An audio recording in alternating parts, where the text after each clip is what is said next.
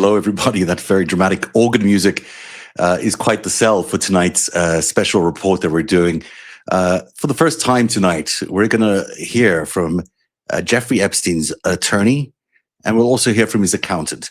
The attorney first, Darren Indyke, the man who served as Epstein's lawyer for more than 20 years, who was named co-executor of Epstein's estate, and who multiple lawsuits allege was a direct participant in an expansive criminal enterprise. He sat before the House Oversight Committee last Thursday for 8 hours, and we're going to listen to all of those 8 hours, all closed-door testimony. This is the first time he's ever been interviewed.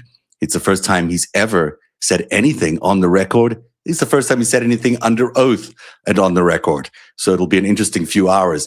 We also today got the Richard Kahn depositions, and those are also about 6 hours. What I'm going to do while we play the first part here with Indyke is I'm going to see if I can cut down the Richard Kahn stuff. Although, like you, I'm fascinated by every second of this. I'm not really interested in the cut downs, but maybe tonight, because we don't want to be up all night, we might do some of that. Or tomorrow night, we'll do Richard Kahn. Nevertheless, let's not delay Mr. Indyke's moment here. Now, the Indyke deposition came after the Richard Kahn deposition, so we're playing it in reverse order. But what he told the Congress and what he told the commission there is quite hard to believe, because he said he had no knowledge whatsoever of Jeffrey Epstein's crimes. He says he'd known Epstein. He says if he'd known Epstein was abusing and trafficking women, he would have quit at once and severed all the ties. Now, here's the problem with that. The U.S. Virgin Islands Attorney General lawsuit alleged Indyke was a participant, not just a bystander, in what they call Epstein's expansive criminal enterprise. A 2024 class action lawsuit filed by Epstein's victims also named Indyke as a facilitator of the sex trafficking operation. Now, he might have different ideas of what that could be called. Maybe he thinks it's just modeling or whatever. But come on, Richard. We all know what that happened. So, it's interesting to hear. It's interesting to say that, he's believable in what he says. However, is he lying? That's a question for others to determine, and for you, along with us, to decide tonight. Victims say Indyke told them not to talk to police. He's accused of withdrawing hundreds of thousands of dollars in cash for Epstein. He's accused of coordinating sham marriages to keep trafficking victims in the United States. And yet there he is. You'll see him in a second. This is the first real good video picture I've seen of Mr. Indyke. It's very hard up until now to even find photos of Epstein's attorney and his lawyer. And now we have both. So without further ado, let's get into this. I'll be reading your comments throughout, so keep your chats going. I know all of you like to chat with each other. So on Substack is where you want to go for the big group chat. There's probably going to be a few hundred people there, maybe more, on Substack at narrative.org, NARATIV.org. But we're also on YouTube Shorts, and a bunch of other places today. So wherever you're watching, we're monitoring your comments. And because it's long, let's get right into this deposition. Richard Indyke, under oath, for the very first time, Jeffrey Epstein's attorney, we're hearing from him tonight, and this is his deposition. Here is your right hand. Do you solemnly declare or affirm under penalty of perjury that the testimony you give today will be the truth, the whole truth, and nothing but the truth? I do. Do you have any questions before we begin? I do not. We understand that you have an opening statement that you would like to read into the record. I do, if I may. You may. Thank you. Good morning, everyone. I'd like to thank the committee for working with the Epstein estate over the past 6+ months. As a co-executor of the estate, I have done my very best to cooperate with the committee and to respond to the committee's requests for documents, photographs, and other information relating to Jeffrey Epstein. As you know, the estate produced voluminous materials in response to the committee's subpoena and communicated regularly with both the committee's majority and minority staffs on the timing, scope, and content of the estate's responses. My appearance here today, as with my co-executor's testimony before the committee last week, represents our continuing cooperation with the committee's efforts to investigate matters regarding Mr. Epstein. In addition, Since we were appointed in 2019 by the United States Virgin Islands Probate Court as co-executors of Mr. Epstein's estate, we have fully cooperated with the U.S. Department of Justice's investigation of Epstein-related matters. I'd also like to note the extensive efforts that my co-executor and I have made to address the wrongs committed by Mr. Epstein during his lifetime. At our direction, the estate initiated, developed, and funded the Epstein Victims Compensation Program, the first of its kind established by an estate, which provided a private, voluntary, and non-confrontational means to compensate women who suffered sexual abuse by Mr. Epstein.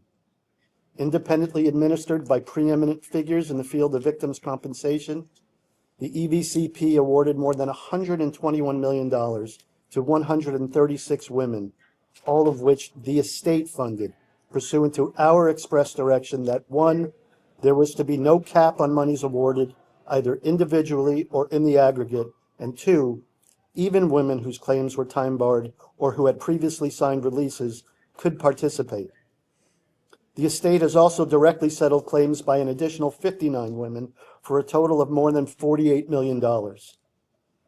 Including the recently proposed settlement in a putative class action lawsuit filed in 2024 on behalf of all women abused by Mr. Epstein, a settlement that the court preliminary approved earlier this month, my co-executor and I have authorized payment by the Epstein estate of more than $200 million to women who assert they were abused or trafficked by Mr. Epstein. Let me be clear. I had no knowledge whatsoever of Jeffrey Epstein's wrongdoings. My complete lack of involvement in that misconduct is a matter of record. Not a single woman has ever accused me of committing sexual abuse or witnessing sexual abuse, nor claimed at any time that she or anyone else reported to me any allegation of Mr. Epstein's abuse. I did not socialize with Epstein, and I reject as categorically false any suggestion that I knowingly facilitated or assisted Mr. Epstein in his sexual abuse or trafficking of women, or that I was aware of his actions while I provided legal services to him. Far from being Mr. Epstein's lieutenant or chief of staff, as I have been incorrectly described by plaintiffs' lawyers and uninformed journalists, I was one of many attorneys who Mr. Epstein regularly consulted, including such noted luminaries as Kenneth Starr, for entirely legitimate purposes. My primary role was to provide corporate, transactional, and general legal services to Mr. Epstein and his companies, and yes, I did so. The press and plaintiffs' counsel have mischaracterized cash withdrawals I made from Mr. Epstein's bank accounts from 2013 to 2017.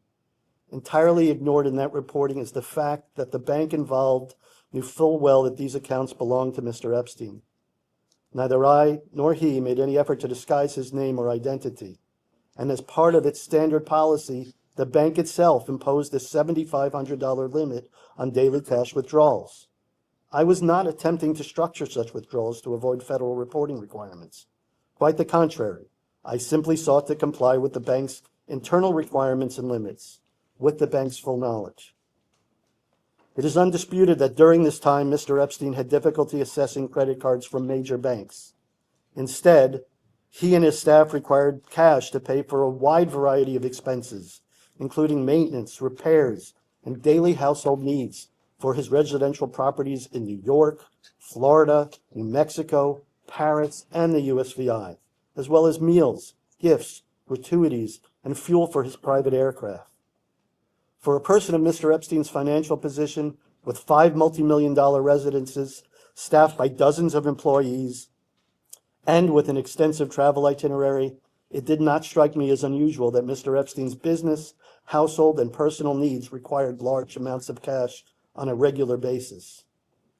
I never believed that the cash I withdrew from Mr. Epstein and his staff was used by Mr. Epstein or his staff for any improper purposes. There have also been allegations of my supposed involvement in facilitating forced or sham marriages between women in Mr. Epstein's life. Those allegations, too, are 100% untrue. I did not arrange, assist, or facilitate any marriages between acquaintances of Mr. Epstein, nor was I aware in advance that such marriages took place. Same-sex marriage has been legal in New York since 2011, with this passage of the Marriage Equality Act. I did not consider it appropriate to interrogate anyone as to the reasons for their decisions to marry or the bona fides of their relationships. I don't mean in any way to condone or excuse Mr. Epstein's reprehensible conduct. Quite the opposite, I condemn it wholeheartedly. Had I known that he was abusing or trafficking women, I would have quit working for him at once and severed all ties to him. The truth is that I did not know what Mr. Epstein did after hours, what he did behind closed doors, and what he did in places where I was not present. I first met Epstein in 1996 when he was already a highly successful businessman. After he pled guilty in 2008 to procuring a person under the age of 18 for prostitution, Mr. Epstein appeared to me to be devastated and extremely contrite. He was adamant that he had no idea that anyone involved was underage, and personally assured me that he would never again let himself be in that position. I believed him, and I made the mistake of believing that Mr. Epstein would not again commit a crime. I deeply regret doing so. Most importantly, I feel horrible for the women whom Mr. Epstein abused. While my professional association with Jeffrey Epstein has subjected my family to death threats and malicious personal attacks, I don't expect the members of the committee or of the public to feel sympathy for me. But I am left trying to explain what many people who knew Jeffrey Epstein have noted after his death. He led two entirely separate lives, his professional one and the other, a private, personal one that caused many others to suffer. That I did not know what my client did in his private life may be difficult for some to believe, but it's true. Thank you.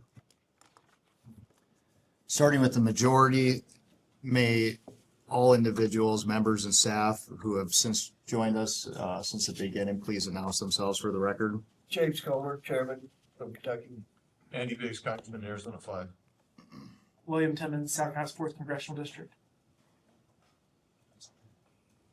Dave Mann, California 47.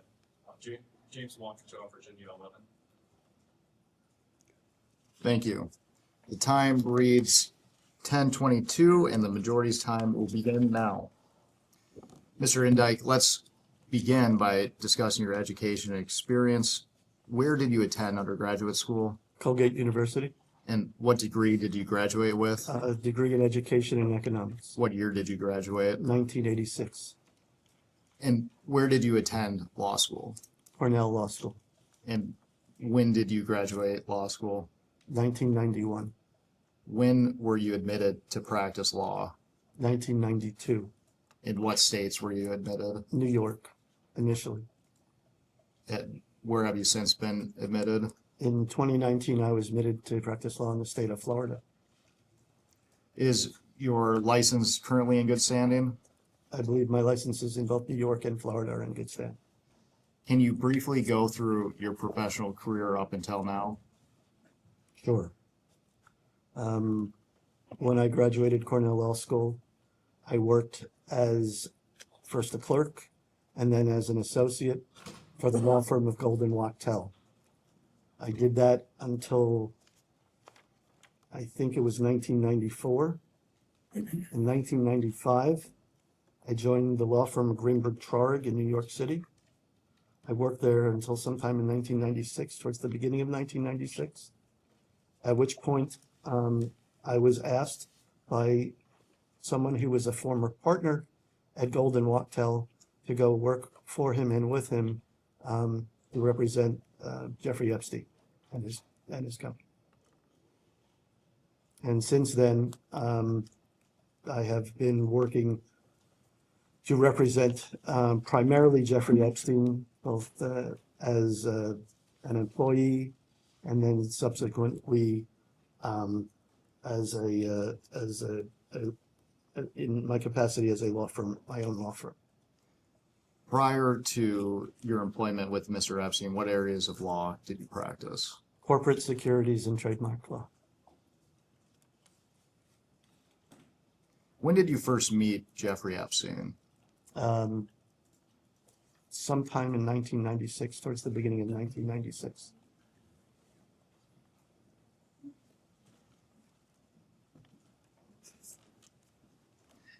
And Mr. Indyke, I understand that you're hard of hearing, so we're going to try to speak up. But if you could also speak up as well, for everyone in the room. Sure. So let's begin again. When did you first meet Jeffrey Epstein? It was, I believe, towards the beginning of 1996, Where did you meet him? at his office in New York City. And why did you meet him at that time? Prior to my meeting Mr. Epstein, the partner that I worked for at Golden Wachtel had asked me to come work with him to represent Mr. Epstein. And as part of me doing that, he wanted me to meet Mr. Epstein in his office. So I did so. And for the record, I missed this. Who else was present during this meeting? I don't recall, it was many years ago. That partner may have been there. So it would have been him and Mr. Epstein, I think. I don't recall anybody else. And what did you discuss with Mr. Epstein at this time?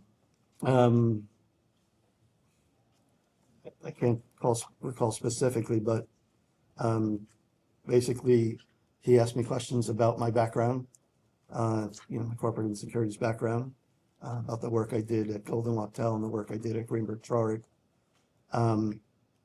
Told me I'd be doing similar work for him. Prior to meeting Mr. Epstein, what did you know about him? Very little. When I worked at Golden Wachtel, I understood that he was a client of Golden Wachtel. And I understood that the partner that I worked for at Golden Wachtel had done some work with him along with one of the named partners, Bob Gold. But that's the extent of what I knew about it. And what you testified to was all related to his business. Did he have any reputation outside of his business as it related to young women or girls at this time? Not that I knew of. What were your first impressions of Mr. Epstein? I was slightly intimidated because he was explained to me to be a very wealthy man. I was not very wealthy, and I was very young at the time. And he was explained to me to be a very successful businessman. My impressions for him was that he was no nonsense. He seemed pleasant enough. Nothing more than that. What did you understand his job to be at this time? I understood that I would be providing support and assistance to the partner that brought me in connection with representing Mr. Epstein's business interests. And you mentioned that I think, Jack, did you ask what did you understand his job to be or your job to be? Mr. Epstein's job. Yeah. Oh, I'm sorry. Forgive me. Mr. Epstein's job, my understanding was that he was a financial consultant for wealthy individuals. Did you know who his clients were at this time? No. Just to be clear, you mean before he took the job? Correct. We've had a member join. For purposes of the record, Jasmine Crockett, Texas 30. Mr. Indyke, recognizing that we'll discuss more specifics later, can you briefly describe the nature and extent of your relationship with Mr. Epstein? I was one of Mr. Epstein's many attorneys. My role was primarily a role as a corporate and transactional attorney. My role was to review documents, summarize documents, analyze documents, critique documents, draft documents, in a wide variety of areas. Investment documents, private placement memorandums, subscription agreements, option agreements, warrant agreements. Let's see what else. Registration rights agreements, stock purchase agreements, rights of first refusal agreements, all of those and the kind of side letters for investments, all of those in the investment field. There were times when he would do some trading, and my role was to review the trading confirmations. And to the extent there were documents required as a precursor to the trading, like interest swap agreements, things like that, I would review the interest swap agreements. To the extent that I had any comments on those, I would give my comments on those agreements. If Epstein was going to buy or sell a business, there were times when I would be required to draft basic business agreements or letters of intent, or review a purchase agreement or a sale agreement, and critique it and summarize it and provide any evaluation of it. Epstein had aircraft, and his clients had aircraft. I was involved as an attorney in connection with the acquisition and sale of aircraft, fixed wing aircraft, helicopters, rotorcraft, both new builds from manufacturers like Sikorsky, and sometimes when they were resales of the aircraft. Also, there was lots of real estate that was being acquired and sold during this time. So I would work with local counsel. If it wasn't in New York, for example, I would work, and sometimes even if it was, I would work with local real estate counsel in the acquisition or sale of real estate, anything from large acreage ranches to islands to townhouses to apartments to homes, any number of parcels of real estate. And in connection with some of the real estate that was acquired, there was a lot of construction going on during the course of my representation. And that construction would require architects and design. So I would review AIA architectural and design agreements, again, summarize, critique, evaluate. I would review proposals, just make sure that the proposals for any particular building or design were incorporated all of what I understood to be the kind of the roles or the program for the building that was to be done. There was construction management agreements that had to be reviewed, general contractor agreements that had to be reviewed. Sometimes liens would come up. So all of those things would have to be reviewed. From time to time, when a new asset like an aircraft or a helicopter or even a large boat would be acquired, a new entity would be formed for that asset, because that asset was a large, tended to be as an aircraft. Aircrafts could fall out of the sky.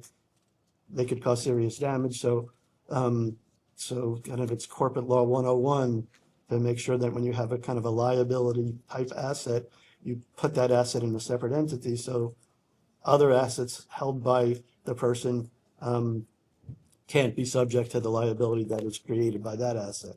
The same holds true for, it's kind of normal operating procedure, particularly for people in high net worth situations, when you would take on a new investment, or there would be an investment program, you would form a separate entity for that investment program.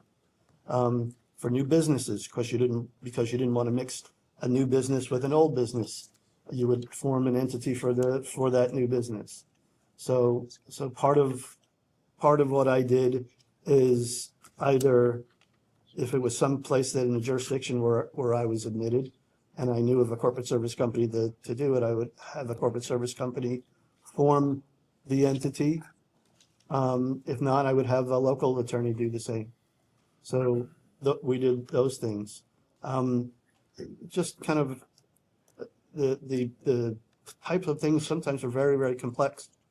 There was just to give you an example, there was a project that required connecting one of Epstein's islands, because he had two, that island to the St. Thomas mainland, and that required the manufacture of a 15 kV cable with fiber optic capabilities by this Italian manufacturer. So I would have to work on that agreement with the manufacturer. And then we'd have to do, I'd have to work on a separate agreement for the installation of that cable across the span from St. Thomas mainland to the island. And then you'd have to work on the local, to step down the cable, you know, all the work that the electrical contractors had to do to connect the cable to the island. And then there was also permitting that I had to work with local council who handled the permitting, and local environmental consultants to do the permitting to lay the cable on the ocean bed. So lots of different things like that. There was, I think that's, yes, I just have a couple of questions related to the number of attorneys. You mentioned there were a number of attorneys working in-house essentially for Mr. Epstein. Is that correct? no, it was a number of attorneys that Mr. Epstein engaged. Okay, so how many were actually working in-house? At which time, sir? Give me an example, early on. Early on, 3 attorneys, And then as time went on, 2 attorneys. And then ultimately, nobody was working in-house.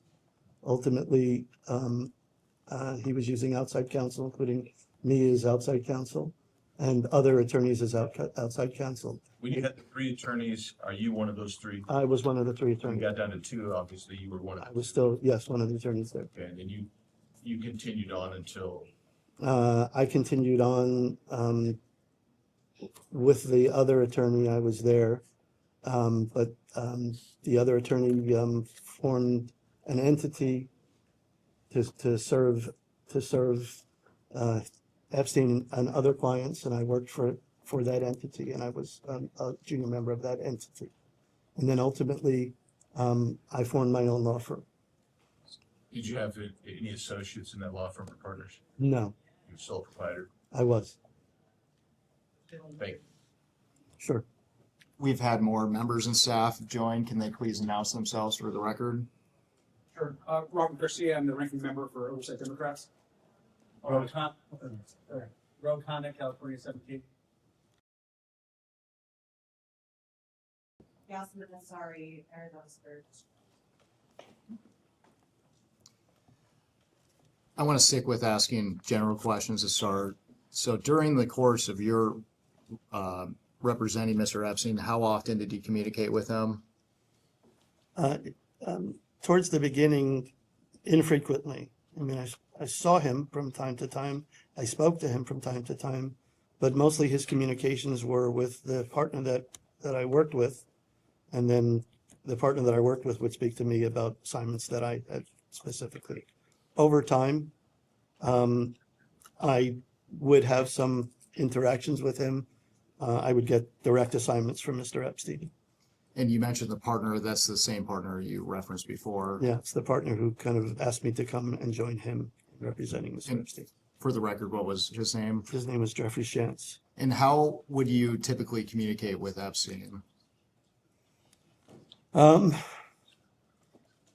which time? During the course of your relationship? Okay, so, kind of multifaceted. Sometimes I would get messages. Sometimes, I would get a communication through the partner. Sometimes he would be in the office and I would meet with him for 2 minutes, not a lot of FaceTime. And get a specific assignment. And then sometimes I would get a message from his assistant saying something that Epstein wanted from me. And towards the later end, I would meet with him when he no longer had an office in New York. Towards the later end, I would meet with him.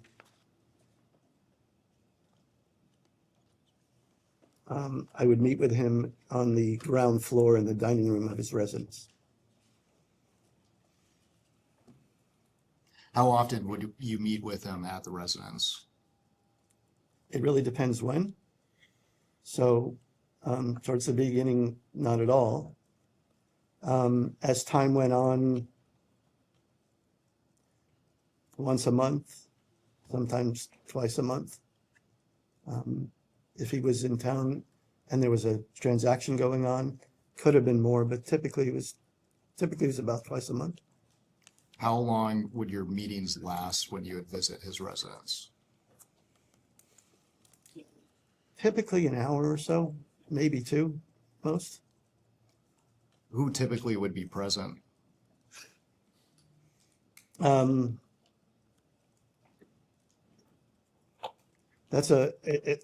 is no kind of typical thing about who would be present. It really depended on the transaction and the specific matter that was, or matters that I was meeting with him about. And I can hear you just fine, but there's a lot of people in the room that are struggling to hear you. So I'm sorry. however, however much you can speak up, Okay. is very helpful. Yes. But I just want to focus on who was present. There are women that have been identified and deemed as assistants of Mr. Epstein. Do you recall them being present at these meetings? I recall women coming into the meeting, delivering a message to him, sometimes bringing some food to him, but generally his personal assistants were not in the meetings.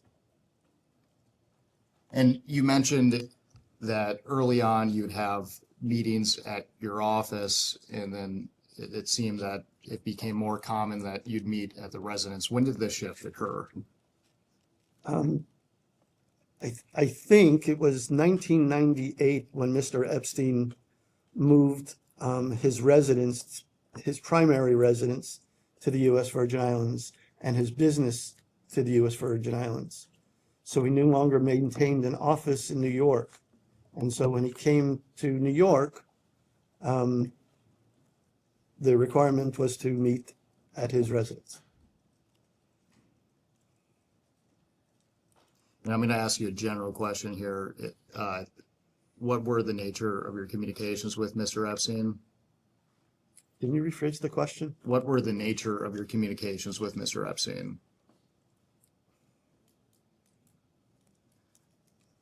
I'm trying to understand. That's very general, and I don't really know. What Were you're the asking me. nature of your communications always related to the furnishing of legal services? Yes. So, for the record, did you ever have any communications with Mr. Epstein related to young women or girls? No, absolutely not.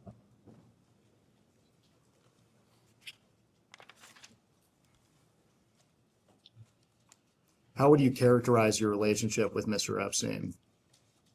It was strictly a business relationship, strictly a legal relationship. For the record, at any point, did you consider Mr. Epstein to be a friend? No, Did you ever spend time with Mr. Epstein apart from your duties as his attorney? I never socialized with Mr. Epstein. I never spent any time with Mr. Epstein other than when I was there for a status report or a legal project for Mr. Epstein. Did you ever consider Epstein to be a mentor? I did initially, and I could tell you a little story about that. When I Please. first started working for Epstein, I got this assignment, and I can't remember the transaction that I was working on, but I got this agreement, and he told me I needed to get it reviewed and critiqued, and I mark it up, is the word that they use, mark it up and give me your comments to it. I think I had 24 hours to do it. So I went back to my office, spent a very long time in my office, probably till like 11 o'clock, 12 o'clock that night, marking the thing up. And when I gave it to him, it was full of red. It's completely red. And I thought I'd done a fabulous job in marking up an agreement and showing all the ways the agreement was defective. When he looked at it, he kind of looked at it and said, well, what am I supposed to do with this? So I have a transaction that I have to get done within the next week. This is never going to, first of all, I don't know what's real, what's not real here, what's important, what's not important here. I can never get a transaction done if this is what I have to do. So now take this back and go find me the 10 most important things and rank them in order of importance to me. And I learned a huge lesson from that. And he taught me about being a practical lawyer, not just, a lawyer that's finding every possible theoretical kind of loophole in an agreement. So in that respect, I thought he was very helpful. And so that's, and he had other kind of advice to me like that. Those types of things in being a lawyer to, don't guess at things that I don't know, tell them what I don't know, tell them what I do know. And if I don't know, tell them I don't know. Those are the types of things that he taught me to do as a lawyer, which were helpful to other people that I was working with as a lawyer. Mr. Indyke, that's helpful advice. You don't be just technically proficient to help facilitate the deal. But when you were working with him, you never sat down and had a drink. You never sat down and smoked a cigar with him. No, Never. Two things. He doesn't drink, doesn't smoke, but that wasn't our relationship. You didn't ever say, come along to having a cocktail party after work, come on, nothing like that. I was never invited to a single dinner party that he hadn't had a few. Okay, thank you.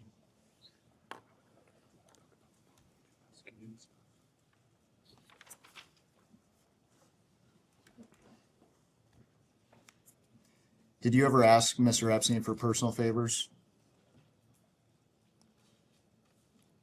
Let's see how to answer that question. I asked him for help when I was, I think it's my first year or so. Sorry, my first year or so when I worked for him. I don't remember the exact time period. My wife and I were having fertility issues. Infertility treatments were quite expensive and they weren't covered by insurance. So I had asked him if it was possible for me to forego the insurance, and in lieu of the amount of money that he was paying for insurance at the time, if I could take that money and apply it towards the cost of infertility treatments. And at that time, his response to me was, absolutely not. You should keep your medical insurance and I will pay for your infertility treatment. Subsequent to that, it didn't work. And it didn't work, I think, 4 other times. Subsequent to that, without me having to ask, he would tell me, when are we doing the next one? And so Epstein paid for all of our infertility treatments until we were able to conceive. This time I'd like to introduce what will be marked as Majority Exhibit 3. And this is a letter sent in 2008 by Mr. Epstein's criminal defense lawyers to prosecutors in Florida when Epstein was under investigations for crimes committed against minors. This is a compilation of statements from various employees of Mr. Epstein, all attesting to his good character. This document is base number EFTA 2857458. And I would like to direct your attention to page 13. We're specifically looking at the bottom, and page 14, and I will give you a moment to review.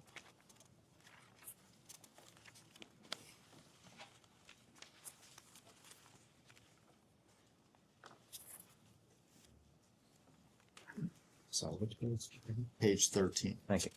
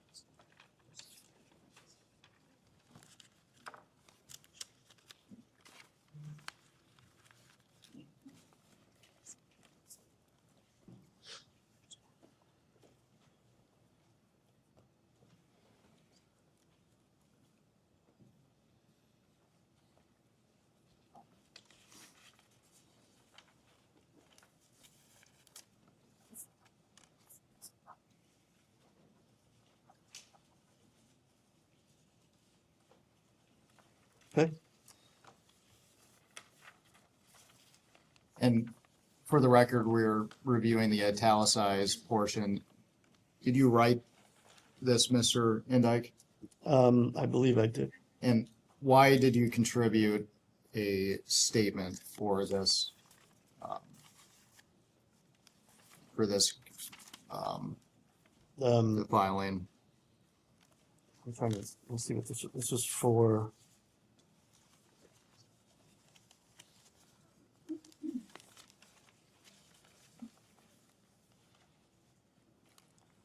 I believe I was asked by defense counsel to contribute a statement for him. So there's a part where you mentioned that Mr. Epstein had provided emotional and financial support. Is that in reference to what you previously described as help for infertility issues? Yes. And for the record, again, why did Jeffrey Epstein offer to pay for these services?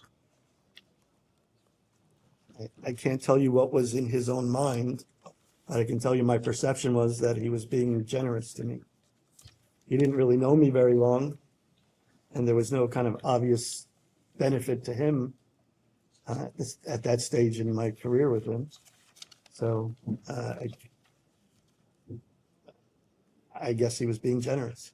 I will say this, that, you know, in the years that followed, he did this kind of thing for other employees, friends, acquaintances. He appeared to be generous. He appeared to understand that his money could do good things, and he appeared to use his money to do things like that for people. Did he provide you any other support besides the infertility support? Can you be more specific in terms of a time frame? Well, we're looking at this character reference around this time, 2008. No, but you know, that was a big deal, obviously. It was a very difficult time for my wife and I, and it was very meaningful to me to have that support. We've had another member of Congress join. Can she please identify herself for the record? Sure. I'm Congresswoman Melanie Stansbury from New Mexico. But Mr. Indyke, Yes. it's a poignant letter that you wrote here. Did you see in the whole packet that was submitted as the defense for Mr. Epstein before it was submitted? I don't recall. Were you aware what the charges were pending at the time that you wrote your statement? I'm trying to remember when this statement was written. It was kind of fluid at that time. Well, you knew that there was some kind of criminal allegation against him, which is why there was a criminal defense attorney that was asking you to write the letter, right? Yes, there were criminal allegations You against know him. what the allegations were. Again, it depends at what time we're talking about. My understanding, Again, can you please speak up for the mics, I guess? I'm sorry, I'm sorry, Mr. Indyke. no, my apologies. I'm sorry, I'm not speaking loud enough. My understanding basically that the allegations against him at the time, I think at the time that this was going on, and you know, forgive me, it was a while ago, but I think the allegations at that time, this is the state investigation in Palm Beach, were that there were massages at his house. Some of those massages wound up sexual in nature, and that at times it wound up being the case that there were some underage women there in the massages. So you understood that those were the allegations or the nub of the charges at the time you wrote your letter. I did understand that those were the allegations, but if I could talk a little bit more about that, I'd like to, if that's okay. And I'm sure they're going to get into that. I just want to ask one other question. You wrote the letter, criminal defense attorney asked you to write the letter. Did you ever discuss the charges with Mr. Epstein before you wrote your statement? No. You never talked to him once about these allegations before, even though you just described somewhat of what you knew about him.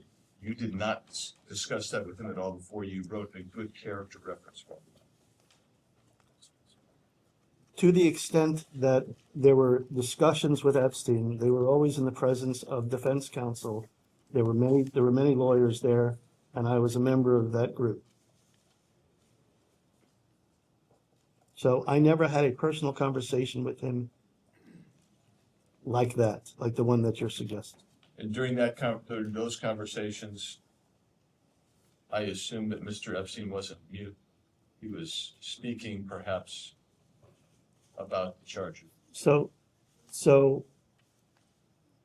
well, a couple of things. I want to talk to you about them, but I will say this.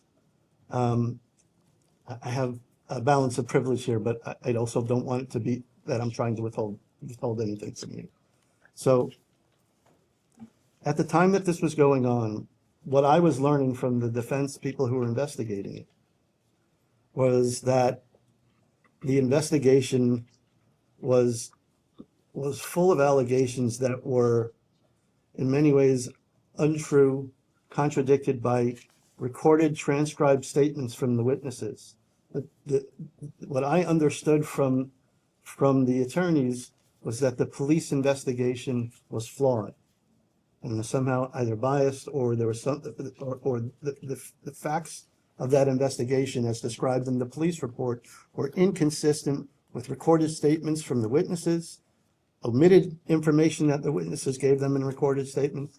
There was even, if I recall, there was even in the police report reference to a trash pull where the police report indicated that they found a sex toy in the trash pull. And it later turned out that what was identified as a sex toy was in fact a broken salad utensil. And so, but when the police used the information from their report in their affidavits and their arrest warrants, they kept the part about it being finding sex toys in the garbage pull, but never mentioned the fact that it was later found to be a salad utensil. There's also no mention in that police report about the fact that Epstein had been adamant that he didn't know that anybody was underage.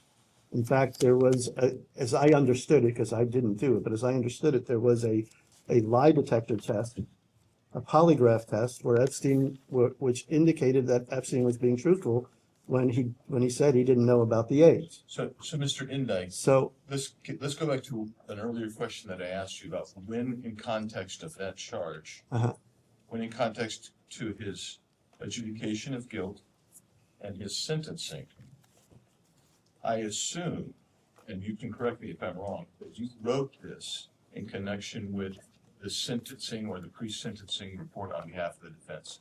Is that accurate? I don't know for a fact, but that's not what I recollect. Okay. I think this was done previously. So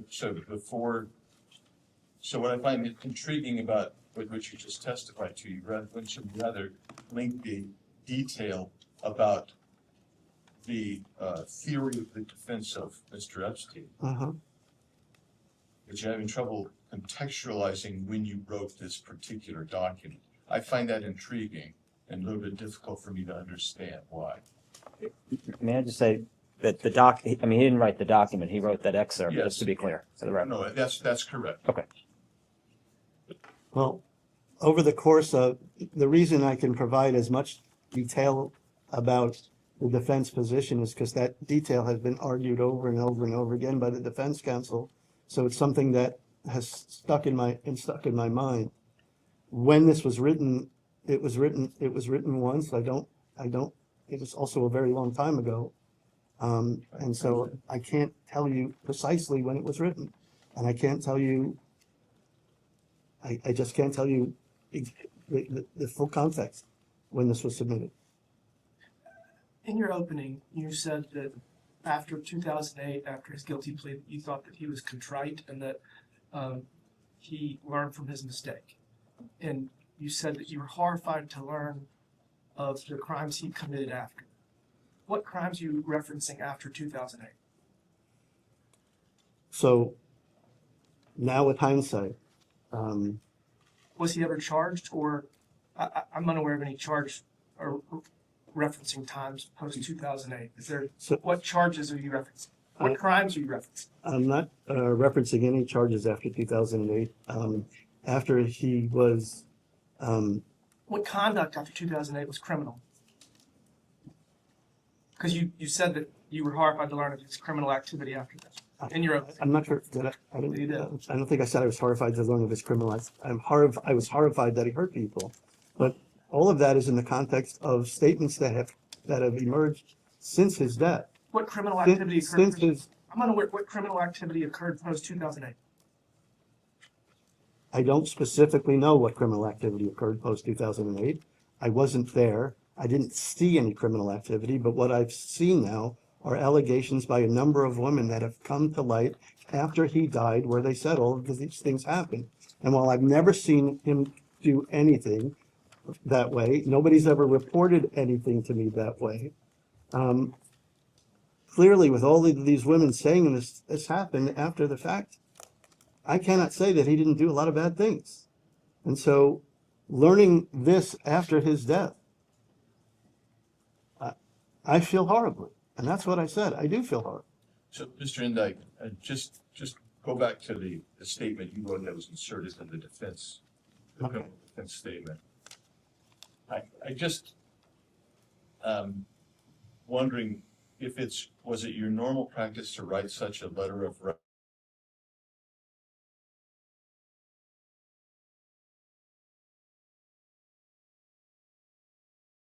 of what you were saying and the allegations and the context with which you were being asked to write that? I mean, did you know why you were being asked to write that specific statement? I knew that people were saying, were making allegations against him, which were contrary to what I had observed in him. And the truth is that I felt, they asked me for what he had done that was just.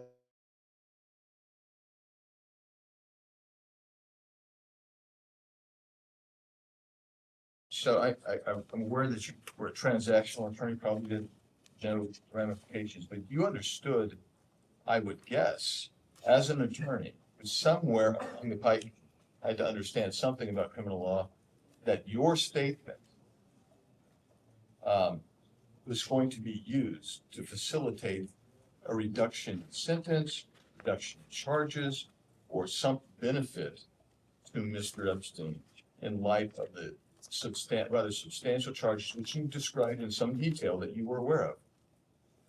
At the time that, first of all, this is the first time anything like that ever happened to me.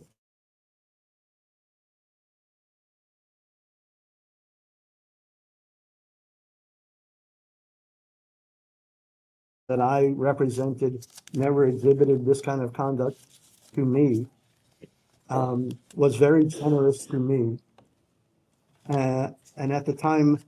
But even though he May I was finish, generous sir? to you, May I finish? even though he was generous to you, you understood this was going to be used to facilitate either a reduction in sentence or reduction in charges. But I also understood, the answer is, I understood that it was I didn't know it was going to be used for a reduction of charges or reduction of sentence. I understood it was going to be used to give to law enforcement as a character reference for him. Okay, I did understand that. And so why would you give a character reference if not for a reduction of sentence or reduction in charges? I mean, that's why you would give something like that to a police agency, is it not? That's not what was going on. That's not what I was thinking at the time. All right. It wasn't. Mr. Indyke, you had Yeah. referenced attorney-client privilege. I just, for the record, if you wish to assert any privilege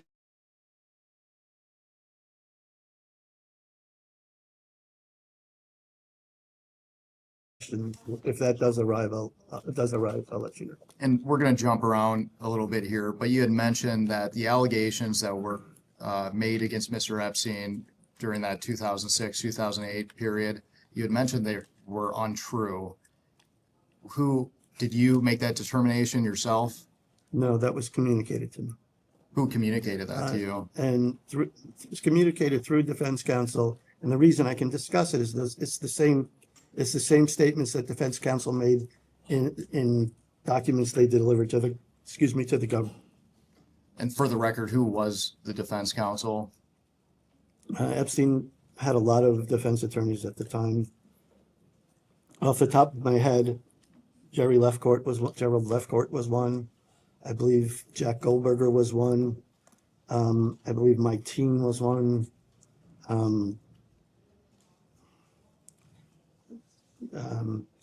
Dershowitz, Alan Dershowitz, I think I mentioned. Lily Sanchez. I'm trying to remember who was involved at that particular time. Cheryl Reich, I believe, was an attorney, a criminal defense attorney of his at the time. Guy Lewis also. Martin Weinberg, the attorneys came on at different times, so I can't tell you exactly who came on when. In addition to defense counsel, did Mr. Epstein hire private investigators? I don't know that Mr. Epstein hired private investigators. I believe the defense counsel hired private investigators. Why were private investigators? Oh, sorry, Roy Black. I want to add to that. Roy Black was part of this as well. Why were defense or private investigators hired? Not being a criminal defense attorney, and not being participating at the time that they did this, because I came in after. I didn't hear anything about the allegations until about 2006 or so. Much of the attorney's work had already been done by that time, including, I think, the hiring of private investigators. So the actual reasons as to why, I don't know, but I think my assumption at the time was that's kind of what you do as a criminal defense attorney, is you bring on a private investigator to find out information so that you can have a full idea of what you're defending. For the record, did you ever work with these private investigators? At some point, I did communicate with private investigators, I think, for payment. But and I'm sure I must have had conversations at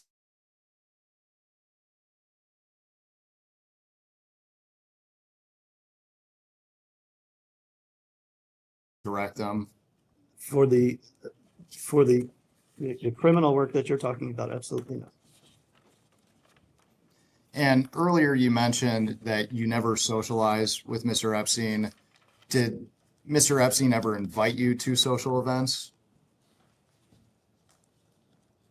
I was invited one time, and it was the only time, to not a social event with him, frankly, but there was a Victoria's Secret fashion show. I was invited one time, and that was the only time. I think I saw him there once, but I certainly didn't socialize with him there. And it wasn't just me, it was me, Jeff Shams, who I worked with. So the attorneys were invited. And But other than that, no. I never was invited to a dinner. I never was invited to a show. I never invited to a movie or anything with him. No.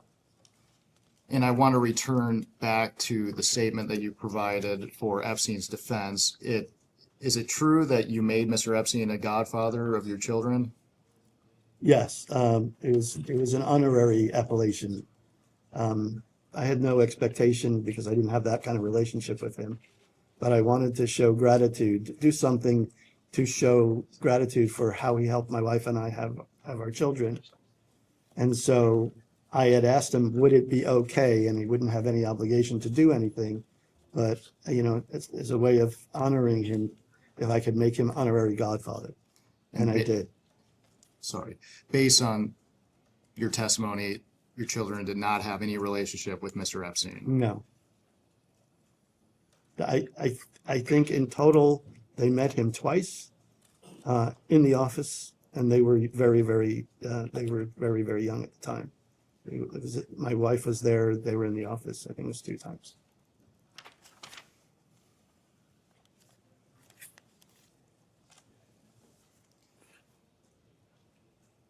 Would you have entrusted Mr. Epstein to care for your children? To care for my children? No, I wouldn't have trusted anybody to care for my children. Who is Ghislaine Maxwell? Ghislaine Maxwell was an associate of Jeffrey Epstein. When did you first meet Ghislaine Maxwell? Sometime after I started working representing Epstein in 1996. What did you understand her relationship to be with Mr. Epstein? My understanding in it, at the time, my understanding was that she was largely kind of an overall household manager. Epstein even then would travel from different households, and Ghislaine was responsible for making sure that the households were managed properly, that they were supplied properly, that the employees there were doing the cleaning and things like that. That was my understanding of her role. I learned at some point that she had been a girlfriend of his, though I do not believe at the time that I was there that she was a girlfriend of his. And you mentioned that she would manage Mr. Epstein's properties. Did you ever understand her to have any role in arranging or scheduling masseuses for Mr. Epstein? No. She never talked to you about paying masseuses? No. How often did you interact with Ghislaine Maxwell?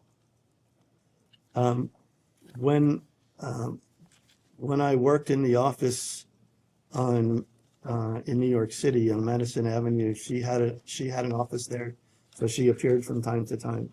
She wasn't in my section of the office, but she was there, so I would see her. I would say hello, that kind of thing. And it wasn't super frequent, but I saw her. I saw her there. As far as your day-to-day and the legal services you were providing, did you have any interactions with her? At times I did. Again, most of my stuff was very specific. It was transactional. So there were times, I believe, Maxwell purchased a townhouse. So I did work for that townhouse, the purchase of that townhouse. I believe she had me look at an agreement or two. I can't recall which agreements off the top of my head, but I believe she had me look at agreements or two. And sometimes she would convey requests by Epstein for me to do some kind of a transactional or corporate work for that. And you mentioned the acquisition of the property. This past week, we had Mr. Khan testify, and he said that there were accounting work that he did for Ms. Maxwell, and she, I don't want to mischaracterize his testimony, but said effectively that she didn't pay. Did she pay you for the work that you did for her? No, it was done, to the extent I did work for her, it was at the authorization of Epstein. Would you consider Ghislaine Maxwell at any point to be a friend of yours? No. Do you believe that Maxwell facilitated Epstein's access to minor victims? I don't know.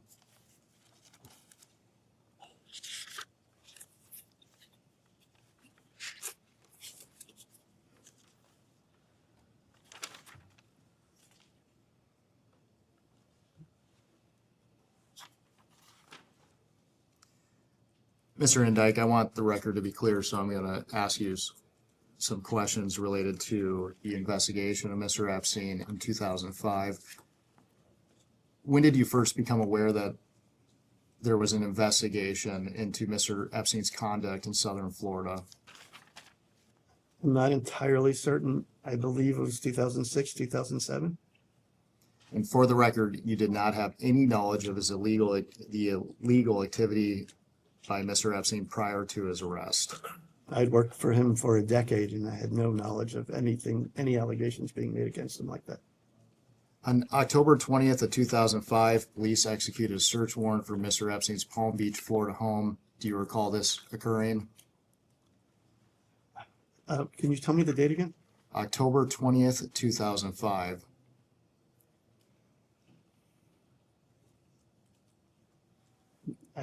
I don't think I knew contemporaneously. Palm Beach detective Joseph Ricari spoke out about his belief that Epstein was tipped off about the raid since multiple computers expected to be at his house were missing when the search warrant was executed. To your knowledge, did anyone tip off Jeffrey Epstein to the October 20th search warrant in Palm Beach? I don't know.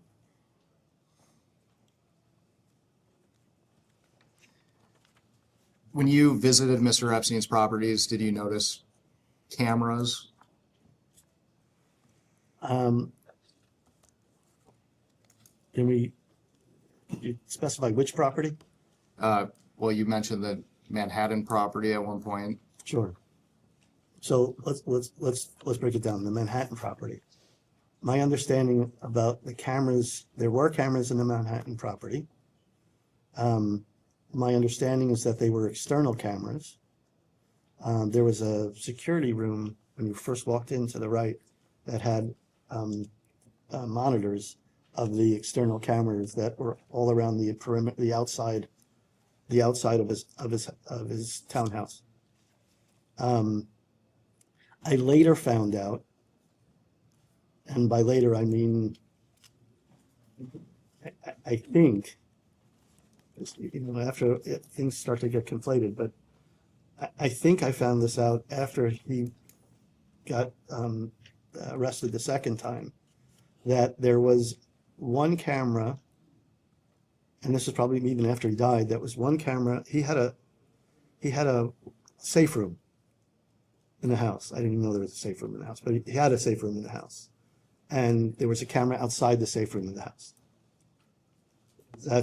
Those are the cameras that I knew about in New York. In Florida, there was much made about, and I think it was in the press. Again, a lot has gone on and lots of reports have come out since then. But I believe in Florida, there was a reference to cameras in his house, but there were cameras, as I understand it, that the police helped put in there because there was concern that somebody was stealing from him. So they put the cameras, I think, in his desk on the ground floor, and I wasn't sure if there was maybe one in the garage as well. But those are the cameras that I knew about.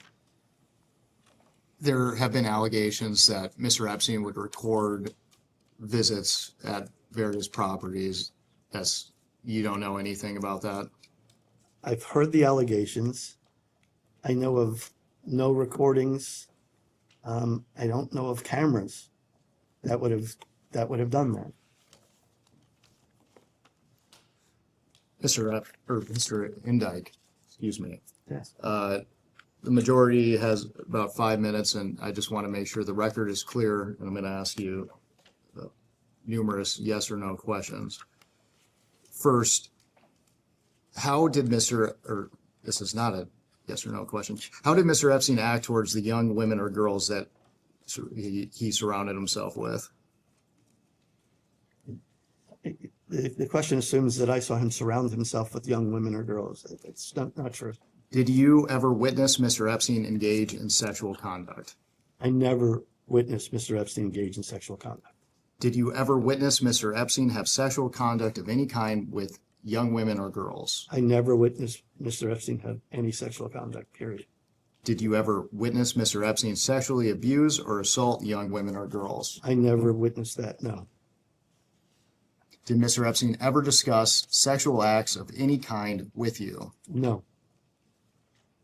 Was it common for Mr. Epstein or Miss Maxwell to bring young women or girls to any other place where the two of you would meet?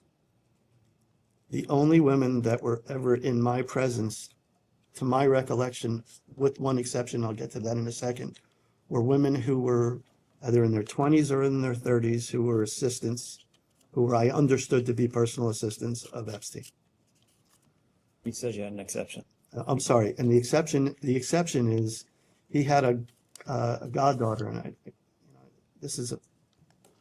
I don't know that I feel comfortable giving her name, but he had a goddaughter that I believe he had seen from time to time, and I had met from time to time. A couple of times, I think, because she would, when I was in his when I was in his home, in his dining room. She had come into the dining room. Can I just be clear? So the exception was that's the only person who you saw as a minor female in his presence? Correct. Okay, just to be clear. Who are the assistants that you're referencing?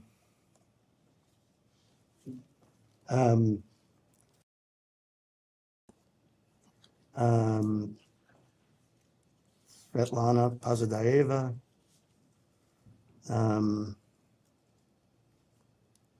There was a woman by the name of there was another woman by the name of, trying to remember. If you have some names, I could tell you if I recall them or not. And we'll have more specific questions. Okay. Did Mr. Epstein have children of his own? To my knowledge, no.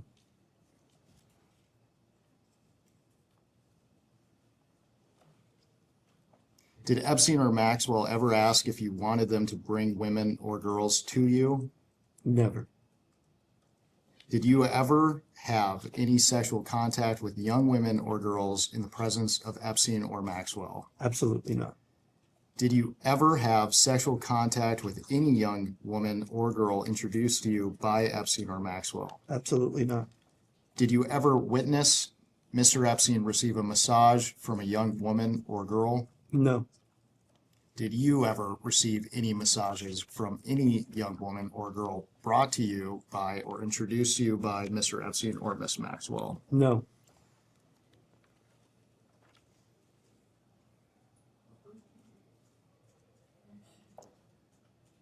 We'll go off the record.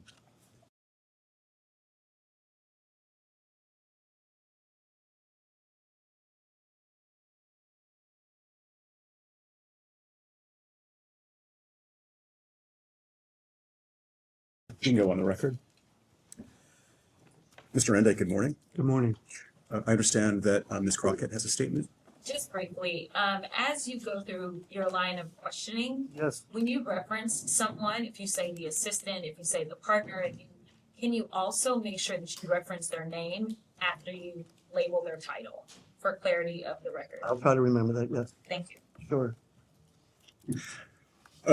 Mr. Indyke, I'm going to revisit some of the areas that you discussed with my majority colleagues in the previous round. In doing that, I don't want to make you repeat yourself. I just want to make sure that we have as clear a record as possible. Okay. So going back to the time when Mr. Epstein first hired you, did you have a title? Attorney? And if I understood your testimony correctly, you were the sole proprietor of an entity called Darren Indyke PLLC. Is that right? Darren K. Indyke. Darren K. LLC. And I don't think did I give that name? But that is. Thank you.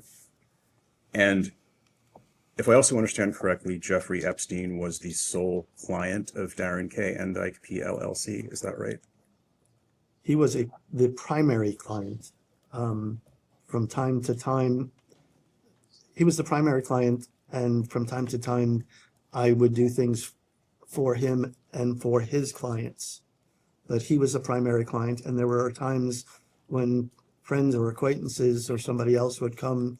I wouldn't take on jobs very often because the expectation was that I would be available at all times, and that I would get projects for Epstein, and sometimes it's for Epstein's clients. I would get a project, and the expectation was as soon as that project came to me, that would be the most important thing I did, and I would get it done very quickly.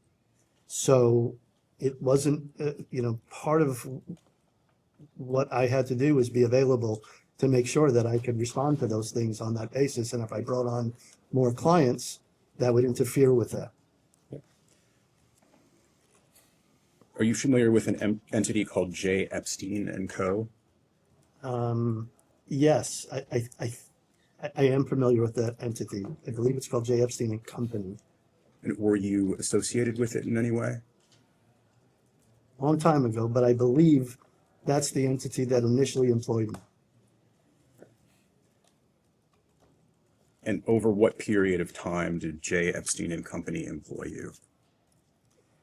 I don't remember the exact end date, but it was from 1996 for 3 or so years.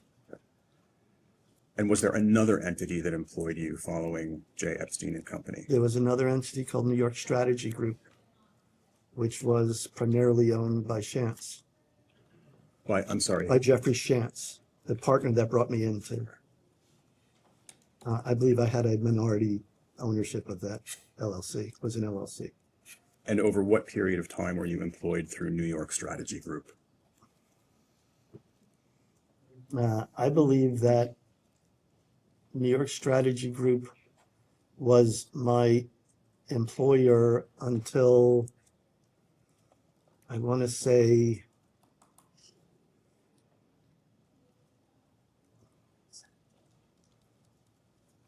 (2006 or 7). And at some point, I became the primary owner of New York Strategy Group. And when did Darren K. Indyke PLLC come into existence? That came into existence, I believe, in 2008. Again, it was some time ago, but I believe it was in 2008. So does J. Epstein and Company still exist? No. When was it wound down?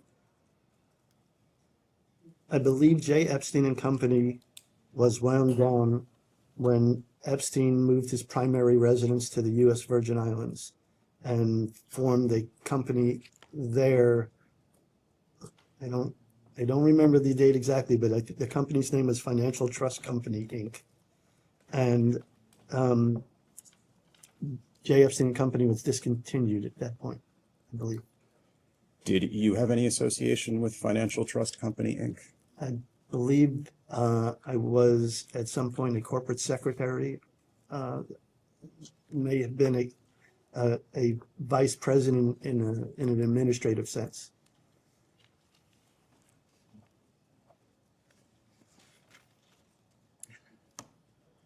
You were asked earlier about your communications with Jeffrey Epstein. Are you aware of Jeffrey Epstein ever using encrypted messaging software or an encrypted messaging app such as Signal?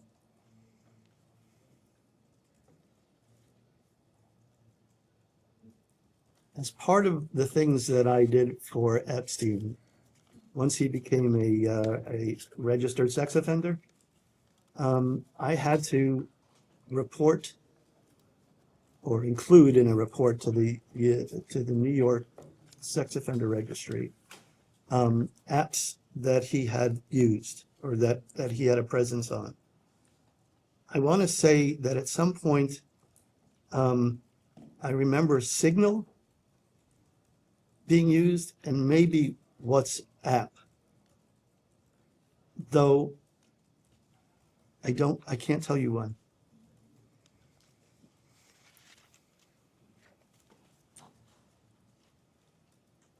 At the time you started working for Jeffrey Epstein, what was his net worth to your knowledge? An approximate number is fine.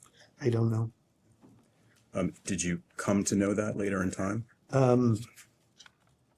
Well, I know it when he died because I'm the co-executor of the estate. I had to know it.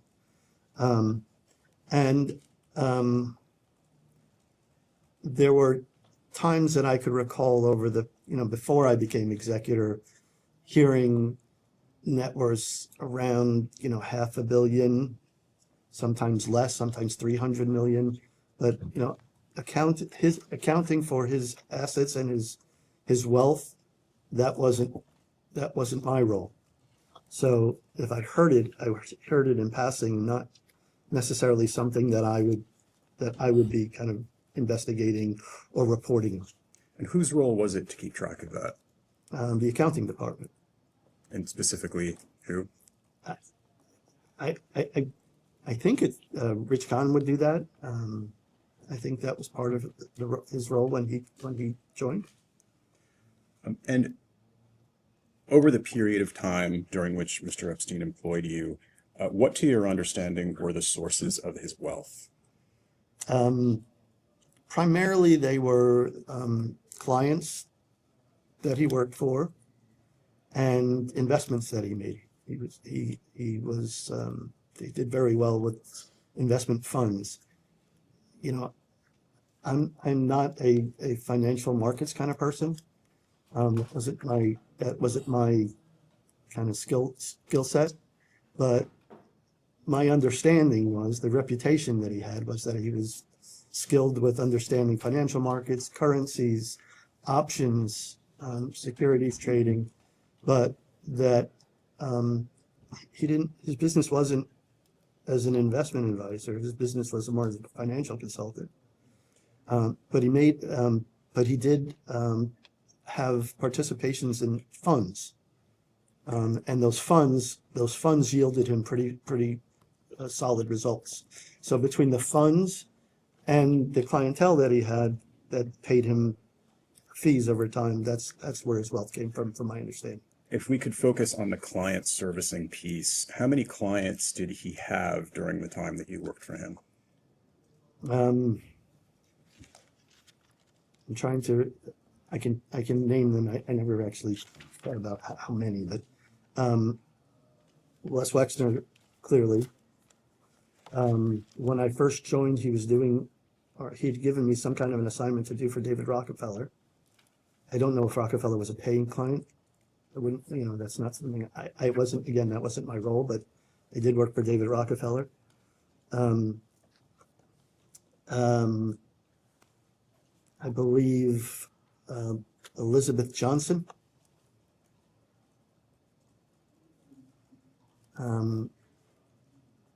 And I know there was work done for Mort Zuckerman.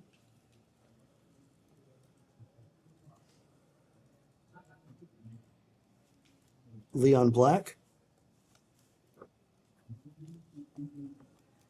I know the Rothschilds. Trying to remember which of them or what entity, but I don't. Would that be Ariana Rothschild? I know the name Ariana Rothschild, and it's possible that it was for Ariana, but I'm not 100% certain. Glenn Dubin? So Glenn Dubin, I don't think Glenn Dubin was a client, like a client in the same sense that Wexner was a client. Dubin, as I understand it, there are a couple of different ways that he was connected with Dubin. Dubin had funds that he invested in and that he made a good deal of money off these funds. I think Dubin, if I recall, he referred Jeffrey to invest in a fund called, I think it's DB Zwern. I don't remember the full name, but that's the fund name. And there was a dispute about DB Zwern that got fairly elevated.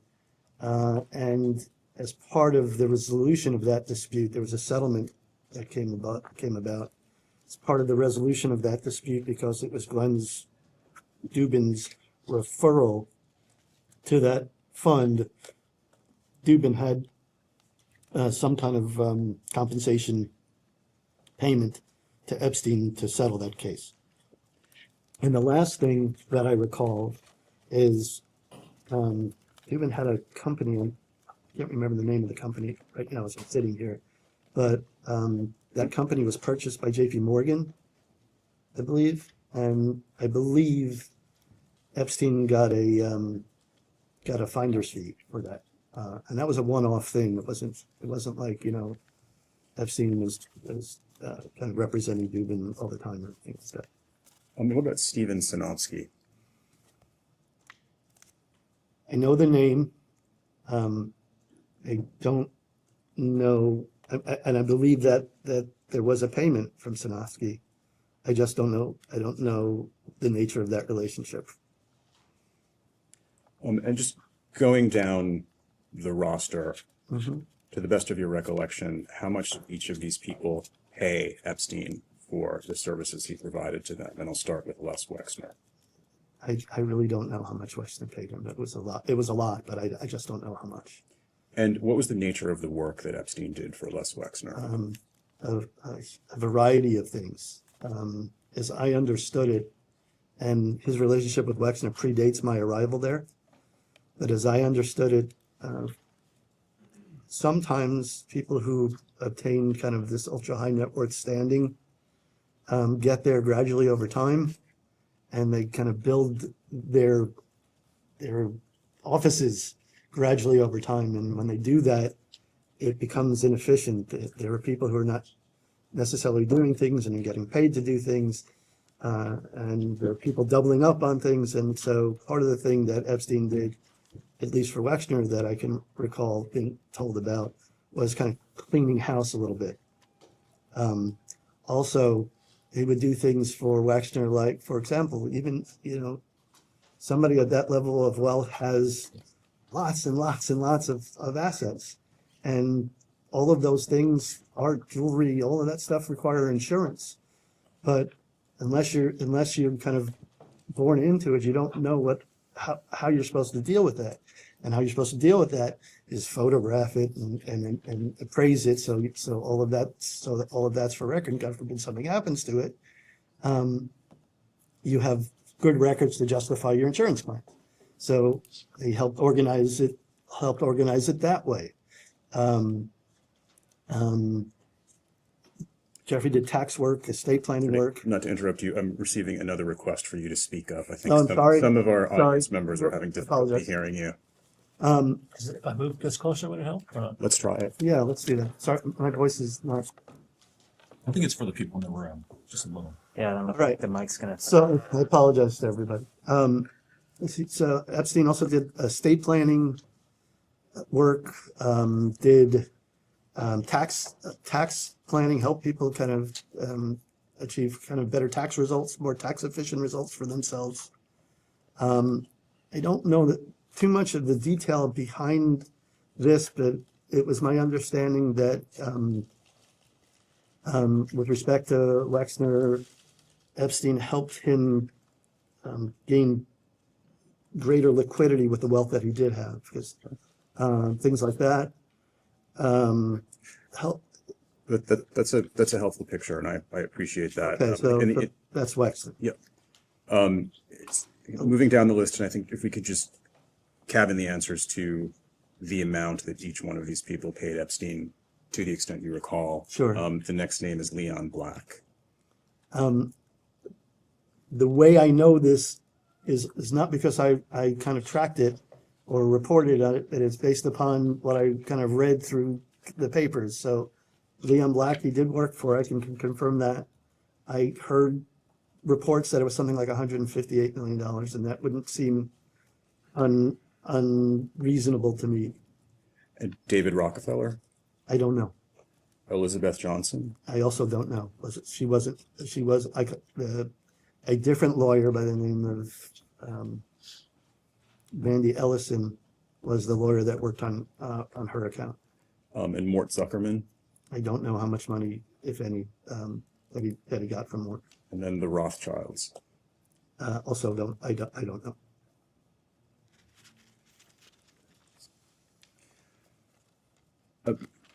Shifting back to the period in time when Epstein hired you. Yes. Were you aware that he had an affinity for young women No. or for teenage girls? No, absolutely not. Did you become aware of that over time? The only way I became aware of the allegation that he had an affinity for teenage girls was once I was kind of learned about the investigation in Palm Beach. Did you become aware at any point that Epstein sexually abused young women and teenage girls? I became aware of the allegation in Palm Beach that there were massages which at times ended up sexual, and that in some cases there were underage people in those massages. My understanding at the time was that he was unaware of their age. That my understanding is that the statements given by the people who gave police statements were that there wasn't force used, there wasn't coercion used, those are the statements being made, not, I'm not testifying it to myself as to what I know, because I don't. But those are the statements, no force, no coercion. And that the conduct was voluntary. Which again, I'm not commenting underage. Okay. I'm not making any comment about underage. Can I just ask if you were asking if he was ever personally aware, or he's talking about allegations, but was your Yes, but question? yeah, whether he- we veered off a bit. So yeah, and Right. I was focused on the personal knowledge. So just to be clear. I'm sorry, I have no personal knowledge of that. We'll come back to that. During your employment, Mr. Khan, with Jeffrey Epstein, did you ever? Mr. Indyke. I'm so sorry, Mr. Indyke. That's okay. I beg your pardon. During your employment, Mr. Indyke, with Jeffrey Epstein, did you ever discuss with him his sexual activity with young women, whether consensual or otherwise? No, Did you ever discuss that topic with anyone else? the topic generally, I'm sure, came up during legal conversations. You were speaking during the previous round about Mr. Epstein's arrest in Florida. When did you learn about his arrest? Again, the timing is a little bit cloudy to me. I don't believe I knew about it until 2006. How did you become aware of it?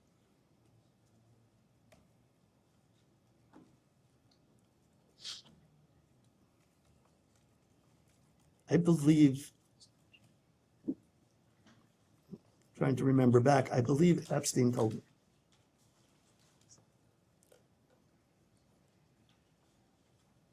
And did that conversation happen in person? It was an in-person conversation. I want to say it was an in-person conversation. And I want to say it was in New York. I just don't remember where in New York.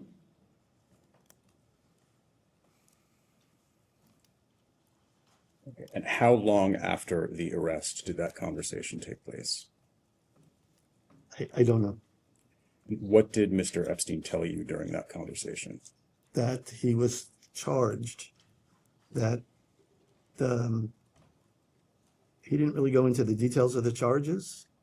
This is more substance of it because I don't remember the specific conversation.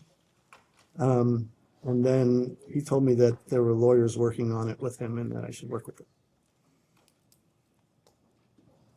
What was your reaction? Surprised and shocked, to be honest. Did you ask him for any additional details about the arrest or the nature of the charges? I think I was so surprised that I didn't think to, and also my relationship with him wasn't so that I could get so deeply personal. And I had never been involved with anything like that before, so I didn't really know what to do.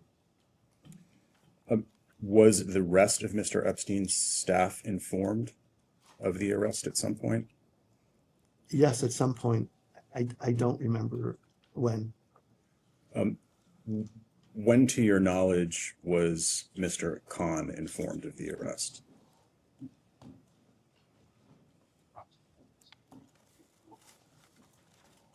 I don't know. Did you ever discuss it with him? In passing, but nothing in detail. What was the conversation in passing? Just the arrest. I think maybe when he lost banking privileges, must have been about the arrest. You know, nothing. Rich Khan and I did not get into detail about Jeffrey Epstein's arrest. What did you discuss with respect to the loss of banking privileges?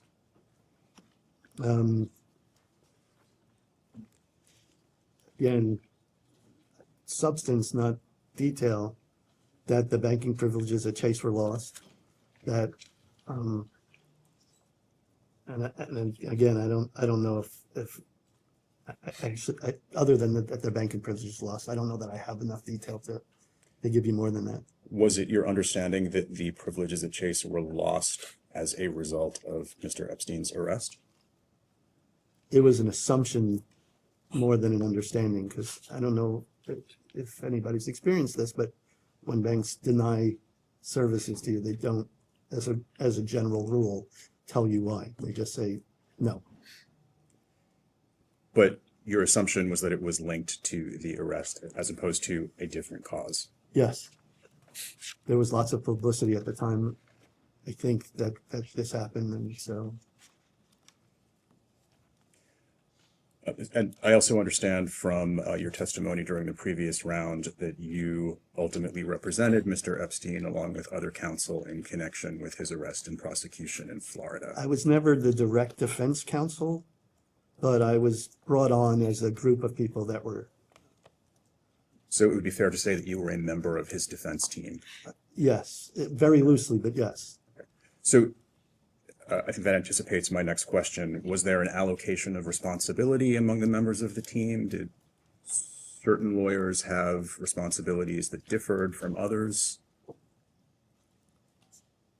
You can't talk about how he allocated responsibility among the lawyers. There wasn't a group meeting like, you do this, you do that, you do the other thing. Based on your observation. My observation was that there was a group of lawyers at the time, all of whom kind of shared information and did things together. My role was kind of specific task oriented. Sometimes I would, if Epstein would ask me, did so-and-so do this yet? Could you ask them to do this, or ask them when they're going to do this? But I believe it was more like a group thing. Some people were better writers than others. Marty Weinberg was a very good writer. Jay Lefkowitz, also a very good writer. But I think as a rule, everybody kind of worked together.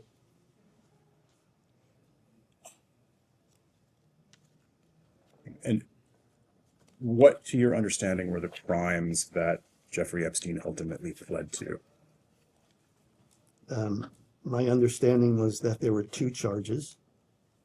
One charge was a solicitation of prostitution, and the other charge was procuring prostitution of someone under the age of 18. And please correct me if I'm wrong. I understand from your testimony earlier that you were aware of the requirement that Jeffrey Epstein register as a sex offender in various states as a result of his plea. Is that right? Yes, I became aware of that fact, yes. And that included New York State? Yes, there was an initial registration in New York. And you were involved in the registration, is that right? Yes, I believe I was involved in the registration. And did you become aware in connection with that Jeffrey Epstein was designated a level 3 sex offender in New York State? The answer to your question is yes. But that was after a round of litigation. The issue was litigated? The issue was litigated, yes. Okay. And were you part of the legal team that represented him in connection with that litigation? Loosely. And was it your understanding at the time that level 3 under New York State law meant that there had been a determination that Epstein posed a high risk of a repeat offense and a threat to public safety? I understood it was a different designation, but I didn't understand that. Broadly speaking, were you troubled by Mr. Epstein's guilty plea and incarceration in Florida? Was I troubled? I was troubled. I guess the answer is yes. It was troubling. The problem I have in grasping and kind of tackling the question you have is not really knowing what it is. You know, it has come to, as it's come to pass. Clearly, he did something.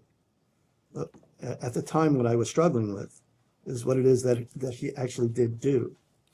I think I went into previously I went into how the police reports were inconsistent with recorded statements, how there were references to items as sex toys, which were broken salad utensils, There was even a statement from, I never heard the statement directly, but I was made aware of a statement made by the lead prosecutor in Florida, who was a female experienced sex crimes prosecutor, that uttered a statement to the effect that there were no real victims there. Now, I'm not saying there weren't. I'm just saying that that's what I heard at the time.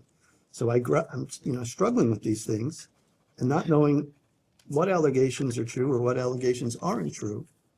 And I know that with respect to his sex offense, the sex offender charge, which was required not by the state, it was required by the U.S. Attorney's Office after the state had kind of convened a grand jury. The grand jury came back with something that, I don't remember the charge, but it wasn't that charge. And the consequence for that charge was mandatory PTI, which was much less than obviously the police chief wanted. And so what happened during the course of the federal investigation is the U.S. Attorney's Office wanted something more than that, and wanted him to plead to charges that would, one, put him in jail, and two, plead to charges that for which there would be a sex offender registration requirement. And the charge that they ultimately said you should go back to the state and make them charge you this was a charge that the defense team had been saying that they didn't have the factual predicate to actually have that charge, but that will do it because that's what you want to get this thing resolved. So the troubling part of it, it's hard for me to know for sure what actually happened, what was true, what was not true. A lot of the allegations turned out not to be true. What about now? Do you have a belief as to whether girls and women were abused in Florida? Well, again, after he after he was arrested the second time and then died, lots of people have come forward. Lots of them come forward who didn't come forward before, who said that they hadn't come forward. But since then, as the co-executive of the state, I've been made aware of many, many claims. And so with that number of claims being made, it's really hard to say that, no, he didn't do anything. Obviously, he did a lot of terrible things. So my view is, I don't know exactly what he did. And I'd say this again, because I want everybody to be clear about this. I didn't see it.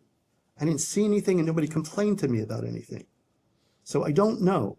But all these people came forward. So obviously there's something there. So your question is, what do I believe now? I believe he did bad things.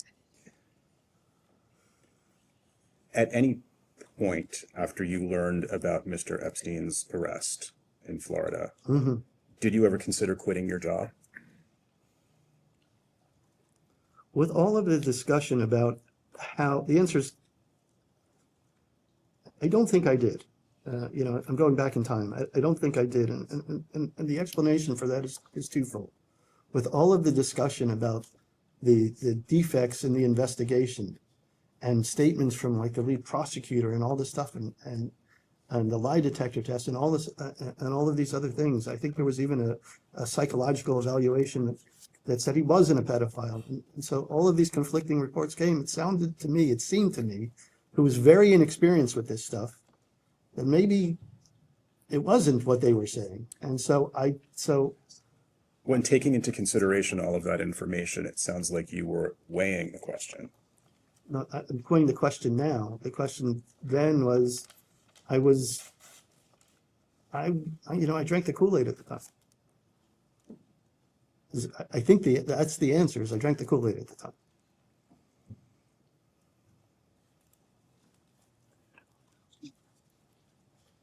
So I think our members have some questions for you, Mr. Okay, Indyke. Great. Mr. Indyke, I have a couple questions. Just to follow up, do you personally believe that girls and women were abused by Jeffrey Epstein in Palm Beach? I do believe that Epstein engaged in bad conduct with women, yes. Do you believe that girls and women were abused? I believe so, yes. Raped? I don't know. Okay. Let me get a couple questions. Mr. Indyke, I want to ask a few questions related to Jane Doe 4 from the case Doe versus Jeffrey Epstein. out of the Southern District of New York. Now, Jane Doe 4 alleged that she met Epstein in South Carolina in the 1980s, and through him was introduced to President Trump, who we know the allegation was that he abused her when she was 13, and these are allegations made by Jane Doe 4. Are you aware of Jane Doe 4? I'm aware of the Jane Doe, the case, Jane Doe. You're aware of Jane Doe 4?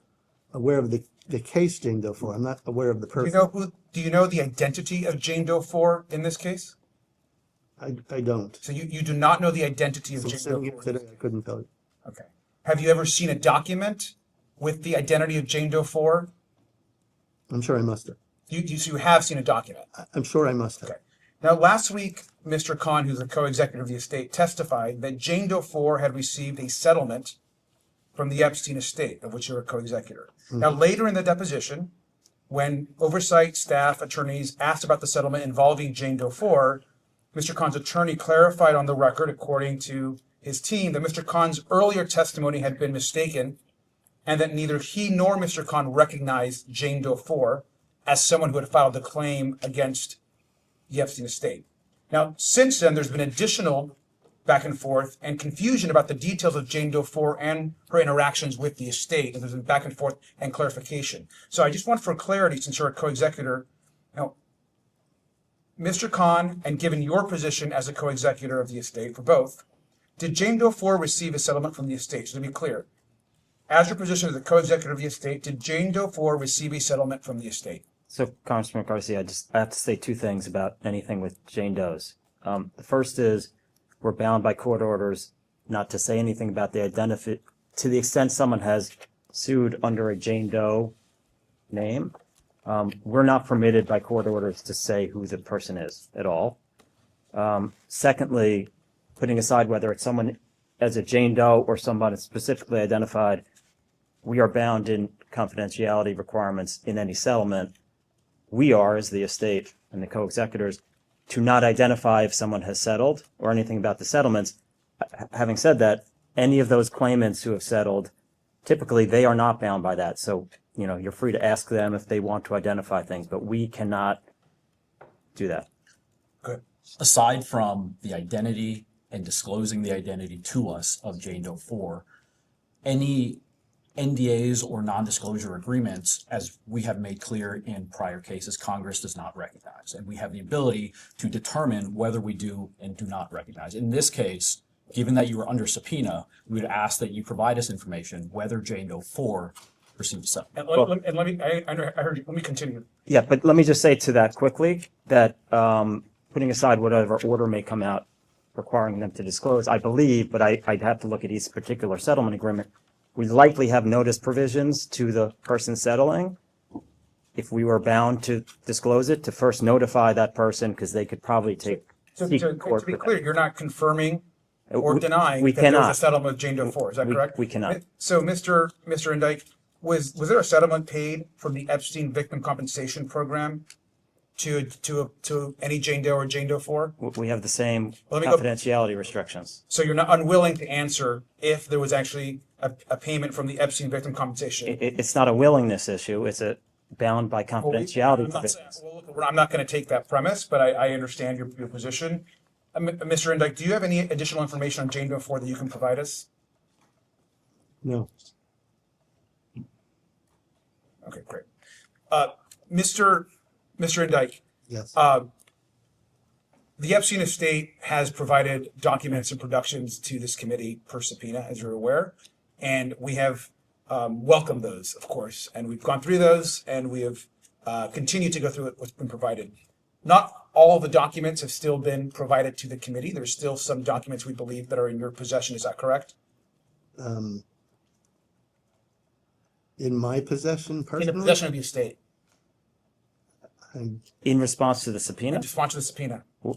I think based on conversations that council has had with both minority and majority staff, we've complied with what everyone was expecting. If there's more that people were expecting that aren't, let us know. Are there additional documents with the estate that have not been provided to the committee within the bounds of the subpoena? Within the bounds of the subpoena? based upon responses, my understanding from counsel is that whatever was agreed upon to be provided has been provided. Okay, are there additional documents within, that the estate has, outside the dates of the subpoena, the subpoena was given, that are in possession of the estate? I'm sorry, outside the date? So there, I so apologize, I'm not sure. the subpoena obviously has dates of when to produce documents, period of time. Mhm. Are there documents in the possession of the estate outside the period of time within the subpoena that are in the possession of you and Mr. Khan as the co-executives of the estate? I'm a little bit at a loss here because, you know, what I did is, what I did and what the So you won't, co-executive. so what you're saying is you won't answer the question if there's additional No, documents in I'm your possession? I'm trying to answer your question, sir. The estate essentially gave the documents to counsel. So I'm a little bit of a loss as to how to answer that question without conferring with counsel and counsel telling me what was it. I think the question is pretty simple. The subpoena has a period of time where you should be producing documents within that period of time. Specified document. Right, specified. We gave you all the documents that were specified. Correct. So my question is, are there additional documents related to Jeffrey Epstein and communications outside the period of time specified in the subpoena that are in the possession of the Epstein estate? That you didn't ask for. That we didn't ask for. So the subpoena didn't say, I give think us all the documents. Correct. The question's really clear. Are there additional documents outside the period of time specified in the subpoena that are in possession of the Epstein estate? I assume so, yes. You assume so, yes? Yes, yes. Okay, thank you.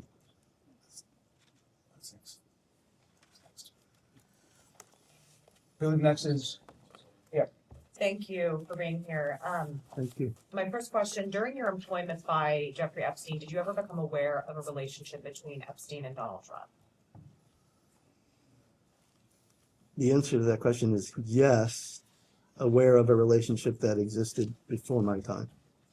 Okay, did you ever become aware of Donald Trump socializing with Epstein during your employment? No. Again, my relationship with Epstein was not a social relationship like that. And I don't believe Donald Trump was ever in the office when we were there in New York. And I don't recall off the top of my head whether or not Epstein specifically met with him while I was employed as an attorney for Epstein. And to confirm, you began your employment with Mr. Epstein in 1996? 1996, yes. And you said before your time, so you're not aware of any relationship between the two men after 1996? I am not personally aware of the relationship they had between the time that I was there, from the time that I was there going forward. Do you believe they had a relationship? What I recall is that at some point, whatever relationship did exist no longer existed. And I recall that it no longer existed because of some dispute relating to some property in Palm Beach. But I can't tell you what that relationship was from the time I was there going forward, because I don't know. So you're saying you were not aware of Donald Trump socializing with Epstein. What about with any women connected to Epstein? I believe that I had learned through a subsequent lawsuit that there was an allegation that President Trump and well, not President Trump at the time, but Donald Trump at the time had some kind of interaction with a person alleging abuse. Some type of interaction? I don't recall specific details of it. When did you become aware of this allegation? I believe that I received a copy of a lawsuit. So when that lawsuit was filed, then I became aware of it. Do you have any sense of when that was, what year that was? It was years ago. I really don't. It was years ago. But you first said you believe that post 1996, Donald Trump and Epstein did not have a relationship, but at some point after that, you became aware of a lawsuit involving Donald Trump and Jeffrey Epstein and an allegation made by him. I believe the allegation in that lawsuit predated the time that I was working for Epstein, I believe. I mean, if somebody could show me the lawsuit, I could read it and see different. The lawsuit was 2009. The lawsuit was in 2009. That's when Trump was deposed, and that's when Epstein was scheduled to be deposed. Okay, do you recall the allegation, the date of the allegation? Have you ever, exactly, they are 90s. Have you ever discussed Donald Trump's connection to Epstein with anyone? Other than privileged conversations that I've had. Meaning with his lawyers, not, is that what you're talking about? Correct. During your employment by Epstein, did you ever become aware of Donald Trump visiting a property owned by Epstein, either in New York, New Mexico, Paris, Ireland? No. During your employment by Epstein, did you ever become aware of the relationship between Epstein and Howard Lutnick? No, I didn't know that there was a relationship between Epstein and Howard Lutnick. So you weren't aware that Mr. Lutnick was Epstein's next door neighbor in Manhattan? Yes, but that I was aware that he was a neighbor in Manhattan, but I wasn't aware that they actually had a relationship. Okay, I believe that's my time. Congressman Newman? Thank you. I'm going to hand you a copy of an exhibit, Exhibit A. And this is a consent order issued by the New York State Department of Financial Services regarding Deutsche Bank in July of 2020. I'd like you to turn to page 16, paragraph 48. And that reads, several of Mr. Epstein's employees or agents had authority to conduct transactions in the accounts on Mr. Epstein's behalf. One of them, Mr. Epstein's personal attorney, was active in withdrawing cash from Mr. Epstein. Attorney 1, on behalf of Mr. Epstein, made a total of 97 withdrawals from the bank's Park Avenue, New York City branch from 2013 to 2017 for personal accounts belonging to Mr. Epstein. So my first question for you, Mr. Indyke, is Attorney 1 here listed, is that you? I believe that's me, yes. And can you explain why you were making these withdrawals? At this time, there was a great deal of negative publicity about. Was this done at the direction of Mr. Epstein? I guess I'll start there. But, all right. Well, I would like him to answer the question. If the question is asked, I know, but he has an answer to a serious allegation. I'm asking first, were these at the direction of Mr. Epstein? Okay. No, I do not believe that they were at the direction of Mr. Epstein. Okay. Do you know what the cash was used for? I don't have a specific knowledge of what the cash in each instance was used for, but I know generally, or believe generally, that when I made cash withdrawals, they were for things, for petty cash to supply the households, for supplies, for cleaning supplies, food. You gave the cash to who then? Just to be clear, I don't think he was done. That's okay. I just want the record to be clear that he had. I know, but you can't. But if he's not allowed to answer the questions, it doesn't matter. Redirect him. Okay, but just to be clear, he wasn't done. If you want to go on, that's fine. I'm asking a follow-up question here, which was the cash. Who actually received the cash? The cash went to the accounting department. Accounting department of Mr. Epstein. So there was an office down the hall from my office where the accounting function for Mr. Epstein and his homes was performed. Somebody from the accounting office would ask me for to go to the bank to get money for the petty cash, and the petty cash would service the various households. There were 5 different households, and I would go to the bank with a check drawn on Mr. Epstein's account. The bank knew it was from Mr. Epstein's account. And I would get the cash and give it back to the accounting department. This is a lot of cash. I just want to note, $7,500 per withdrawal. And that would be 97 withdrawals. That is, over the course of 16 months, a total of over $725,000 in cash. Just to be clear, that paragraph says it's 4 years, not 16 months. 60. Oh, I'm sorry. I misheard you. Thank you. 4 years or so, 16 months. That's a lot of cash, $725,000. It's a large amount of cash. As a lawyer, did that not concern you or raise any red flags? Well, if you knew that Mr. Epstein had 5 multi-million-dollar residences, or 6 actually with the other island, had dozens of staff members, didn't have use of credit cards, all of those residences had lots of rooms, lots of people working there that needed food, that needed supplies, that needed equipment, that needed tools. To your knowledge, was any of that, and I'm only saying this, sir, because I'm running out of time, was any of that money used to give cash payments to women or young girls? I just want the record to be clear that he had not finished his prior answer, but go ahead.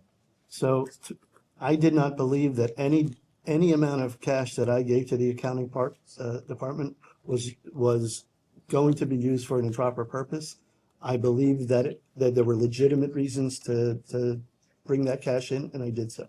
Now, I want to switch topics here. Did you have any kind of written representation agreement with Mr. Epstein for the scope of your services as an attorney, a retainer agreement, anything like that? I believe at some point I did. Now, that's not available in the files that were produced to us. Is that I something don't know that I actually have it anymore. you don't have anymore? Okay. What were the terms of your scope of representation and also your payment agreement with Mr. Epstein? The payment was decided on an annual basis. It wasn't decided. Not upfront, not based on hour? No. Just whatever he decided to pay you, that's what you received? The answer is yes, but he had always been generous with me, so I didn't have any reason to doubt it. He was very generous with you. So from 2003 to 2013, according to public reports, your personal bank account received more than $2.4 million from Epstein, while your business account received over $8.3 million. You also received a loan that was never repaid of $7 million, and a copy of Mr. Epstein's trust showed that he planned to leave you $50 million, 50, which was matched only by his girlfriend, Karina Chuliak. What were you doing for him that made him so generous to you? I think I've already discussed all of the things that I did for Mr. Epstein, which were all legitimate legal tasks. I was working for him at least 6 days a week, sometimes 7 days a week. I was on call 24 hours a day with him. And I was not at liberty to take on other clients in a way that other lawyers in private practice would want to take on clients to continue their business. I'm at the end of my time. That's a lot of money. Yep. Thank you. Thank you. Congressman Stanbury. Hi.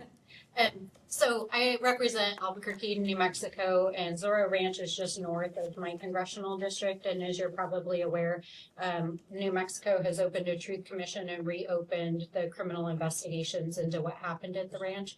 So my questions are primarily fact-finding, less so much about your specific role, but really about the ranch and the investigations and why DOJ asked the state to drop their case. I also have a follow-up question about Trump as well as your work on the defense team. So that's kind of the scope of what I want to ask about. So as I understand it, you helped to manage the assets at Zorro Ranch, is that correct? I wouldn't say I helped to manage the assets. Were you involved in any, Now as co-executor or back then? back then, were you involved in any legal or financial matters over the course of your employment with Jeffrey Epstein and Zorro Ranch? I was, You yes. were. Did you ever travel there? I've traveled to the ranch, I want to say 2 or 3 times. And are you aware that there are multiple allegations that were taken by the FBI of sexual abuse at the ranch? I have been made aware of those allegations, yes. Were you involved in any way, legal or financial, in the defense of Mr. Epstein, either in a state case or a federal case at the ranch? No. You- A civil case? You were involved in a civil In case? a civil case, and I believe there was a case relating to there was a grazing lease that was taken away. But in any of the sexual abuse cases? No. Do you have any personal knowledge or can you share with us why DOJ asked the state of New Mexico to drop its investigation into sexual abuse? I have no personal knowledge of that. I want to move on to a follow-up question on Trump and this suit that was filed by a young woman against both Trump and Epstein for abuse at her house. As I understand it, looking at both the responsive documents that the estate sent us, as well as separately the DOJ's files, it appears to me that these are 2 separate cases. Is that true? Could you repeat the question? So it appears to me that the Jane Doe 4 FBI files that the federal government is tracking, in which a young woman was interviewed 4 times by the FBI for abuse at Jeffrey Epstein's New York estate, is a separate case from the lawsuit that was filed in 2009 against Jeffrey Epstein and Donald Trump. Is that true? I don't know. You don't, okay. Did you help to process the files from the estate that were sent to the committee? The answer to your question is I did. Yes. Okay, so you're aware that in the files there's, No, that I did not. you did not. Who So processed? the files, all of the files from the estate went over to the lawyers with instructions to comply with all lawful requests. So it was handled by an outside firm rather than you? Was handled by the law firm. Okay, did you review the documents? Not the volume of documents that reviewed. But you are aware, as was just established, that there was a lawsuit in 2009, and there's documentation in the files that were transmitted from the estate that actually state that Epstein was scheduled for a deposition in that case, correct? I am aware, certainly aware Yeah. now. I And I was aware generally of the case. Yeah. I think I was aware of, at some point, that there was a request for a deposition. Epstein actually deposed, these are scheduling documents that came from the estate. Was he deposed in that I case? don't believe he was, no. Do you know why? I don't know. Okay, so that goes to my final set of questions, which is, did you personally or anyone that you worked with make any payments or financial transfers to any lawyers, law enforcement officers, DOJ, or state attorneys involved in cases against Jeffrey Epstein for sexual abuse? Say that one more time, because that's a lot to unpack. So, I think just to be clear, because you asked lawyers, so do you mean lawyers for some government in that question? Yeah. Okay, that's. Okay, I'll ask it slightly slower because we are on a time constraint here. apologize. But really what I'm trying to establish, if I may have a moment to establish it, because it's an important piece of the question here, that we're trying to get to the bottom. The overall point here is, why did DOJ and state entities not prosecute these crimes in a more timely manner? And it has been alleged by survivors that they received some sort of payment, maybe there were transfers of money involved. And so let me ask specifics. Did Alex Acosta, as the U.S. Attorney for the Department of Justice, ever receive any money from Jeffrey Epstein, his estate, or any of its business entities? To my knowledge, no. To your personal knowledge, you're saying no, but is it possible that he did? I don't know. Did any other law enforcement agents, that to your knowledge? I don't believe so, but I don't know. But you don't know. Okay, thank you. Thank you. Representative Walkinshaw? Thank you, Mr. Indyke. I want to go back to compensation. So Yeah. when you started working for Mr. Epstein, what was your compensation? It was an annual salary. You remember roughly the amounts? Or was it hourly? No, when I started, it was around, I want to say 450, 400 or so. $450,000 a year. Yes. Okay. And did you, in addition to that, receive any kind of bonus compensation or incentive structure? I don't recall on a year-to-year basis. When I went back to think about it, what I remember at the beginning was about $450,000. Okay. And that salary, I presume, increased over time over the course of 23 years. It did. Okay. And from the time that you were hired until Epstein's death, could you tell us roughly ballpark how much you were paid? Total ballpark between 27 to $30 million for 23 years. Roughly comes out to about $1.2 million a year. So, And there's been reference already to one loan you received from Mr. Epstein. it was a series of loans, but not one. How many? It total, I think, 7 million. I believe that's. Okay. 7 million. And what was the purpose of the loans? Why did you need the loans? Why did he give you the loans? Ultimately, the idea was that I was going to do investing on my own. Did you end up doing I investing? invested in one thing. What did you do with the rest of $7 million? I wound up using it. You spent it. I spent it, yes. Okay. And can you give us roughly the years that you received these loans? 2013, to 2018. So $7 million in 5 years, you made some minimal investment and you spent the rest. I mean, what did you spend it on?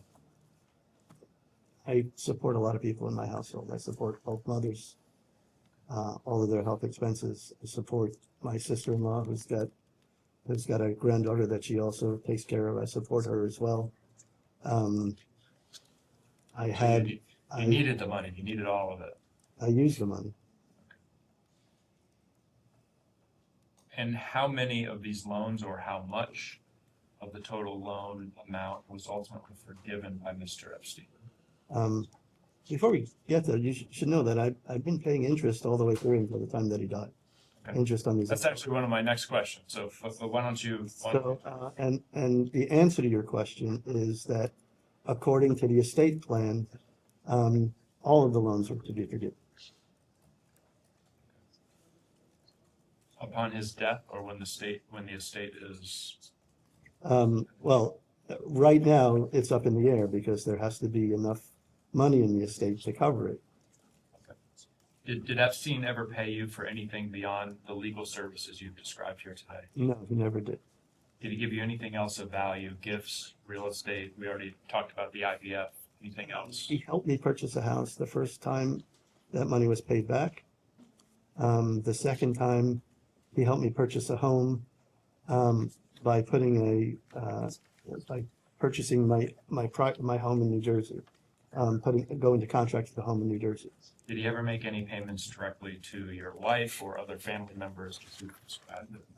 As part of the discussion that we were just having, yes. As part of this? As part of this money. $7 million? Yeah. Some of that $7 million went directly to your wife? The house, for the house. For the house. Okay. And you were asked earlier, shared the IVF treatment funding. Oh, yes, I'm sorry, yes. Okay. That definitely did that. I don't think you gave an amount roughly in terms of what he paid for the IVF treatment. It was 5 times. I recall that at the time, the treatments, the medical portion of the treatments was something like $10,000. And there was also the hormones that required to be purchased as well. I don't remember what they cost.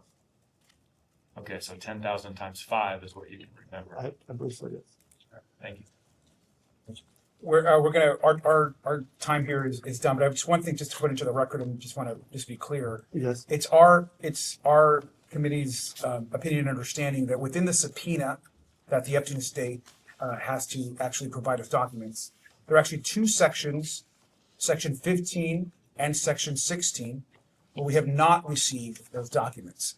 Now, the majority may have directly dismissed those sections with all of you directly. We understand that perhaps the majority feels that the estate has been fully responsive to the subpoena, but it's our understanding that we are still waiting for sections 15 and 16 in the subpoena, and the minority still wants access to those documents. We believe that they're important. So I want to make sure I say that for the record, that we don't believe the subpoena has actually been fully complied with yet. Thank you. I suggest, Congressman, that you talk to the majority because they know the answer to the question. We are awaiting instruction from the majority on those 2 sections. We are prepared to respond to them fully. We have responded fully to every request from the majority and the minority. We are awaiting instruction from the majority, which has been promised to us and not yet delivered. Okay. Well, we look forward to the majority providing their response. We get those final sets of documents. Thank you. We'll go for it.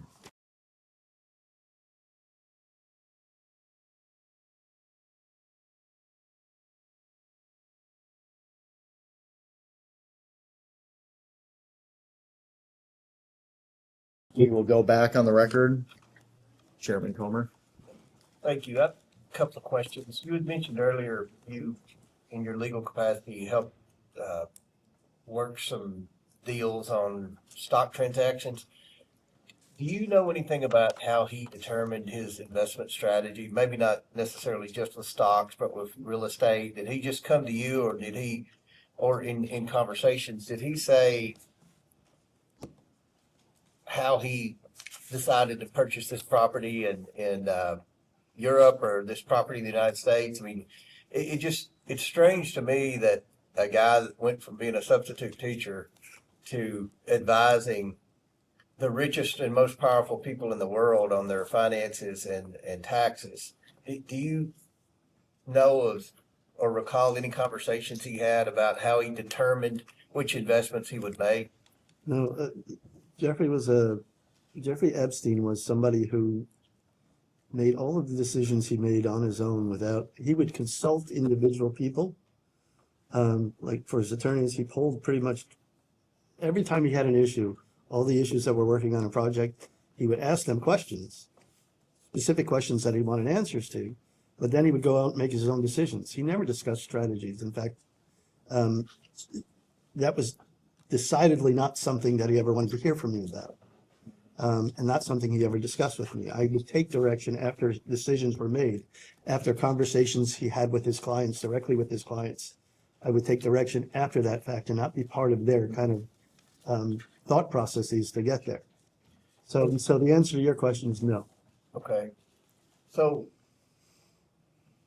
you had mentioned he consulted with other people. Do you know which other people he consulted with? Did he ever say, Bill Gates told me to buy Microsoft, it's fixing to split, or anything like that? This is over a long period of time, and there's not a conversation that I would say stood out in my mind where that's where he got the information for something. Most people who interacted with him, it's my impression that they thought he was very, very smart. Right. They thought he knew a lot of stuff, that he was very knowledgeable about tax law, fairly knowledgeable about estate planning, and people, and about currencies, and people went to him for advice. Did he just pick that up on his own? I mean, he obviously didn't study it in school. I don't know. You don't know? But I know that he worked at Bear Stearns for a period of time. And did, as I understand it, because it's all kind of anecdotal to me, was learned option trading or became very, very successful at option trading there at a time when option trading wasn't such a well-known thing. Right. So he had a head for this stuff. Okay. At least that's the understanding that I have. And I don't think pretty sophisticated, and you're on a time clock there. Like Miss Pelosi's the most recent offender, in my opinion, of stock trading. That's a big issue in Congress, and Pelosi does stock options, and most people in Congress don't know what stock options are. But the concern about members of Congress, or I would include Epstein, trading options is you almost have to have a great deal of confidence that that stock's going to move in one direction or the other very soon. And that's where a lot of, obviously, insiders trade naked options and things like that. You don't ever recall Epstein saying, I'm purchasing this stock option because I know it's fixing to crash in a week. No, I'm sorry. Okay. That's not the thing. That's not something he would ever discuss with me. You had mentioned you set up a bunch of the LLCs, and I understand what you're saying to protect liability and things like that. Did he ever say why he needed to have so many LLCs to protect for liability?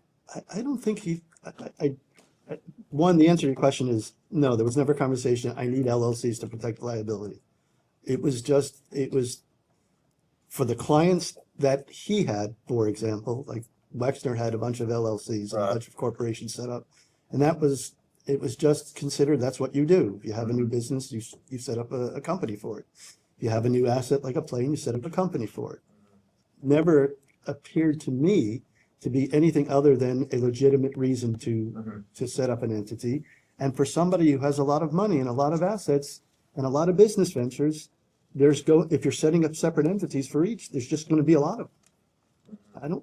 It was never meant to be a kind of a veil. And the truth of the matter is that anybody who interacted with any of these entities always knew that it was him that they were interacting with, or at least my understanding was, to my recollection, they knew that they were interacting with him as the beneficial owner of the entity. The banks did, certainly after 9/11, the banks definitely knew that it was him. How many LLCs would you estimate Epstein had? I don't think I could tell you More than 50?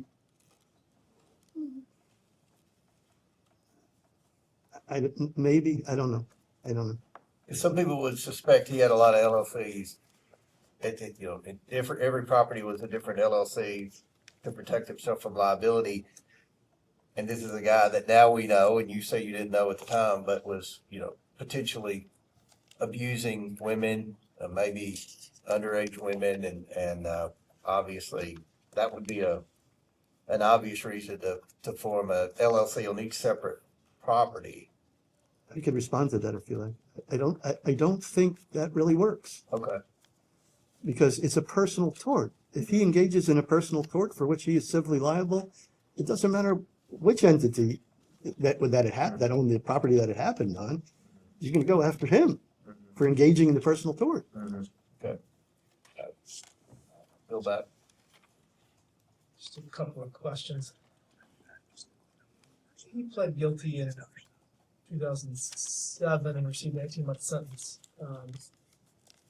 You wrote a letter for his plea for a reduced sentence, or you wrote a part of the letter.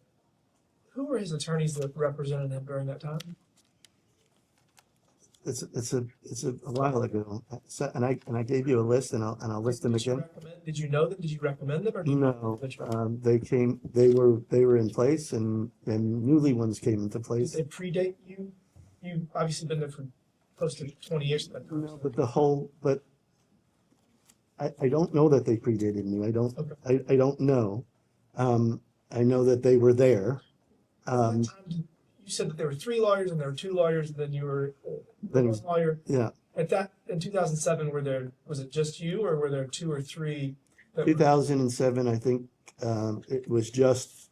I think Jeff Jansen was no longer associated with him, so it was just me, and I think the other attorney that was handling it. Were you involved in whatever the situation you had that allowed him to leave jail 6 days a week for 12 hours a day? That would have been his defense team, Jack Goldberg. That's pretty impressive.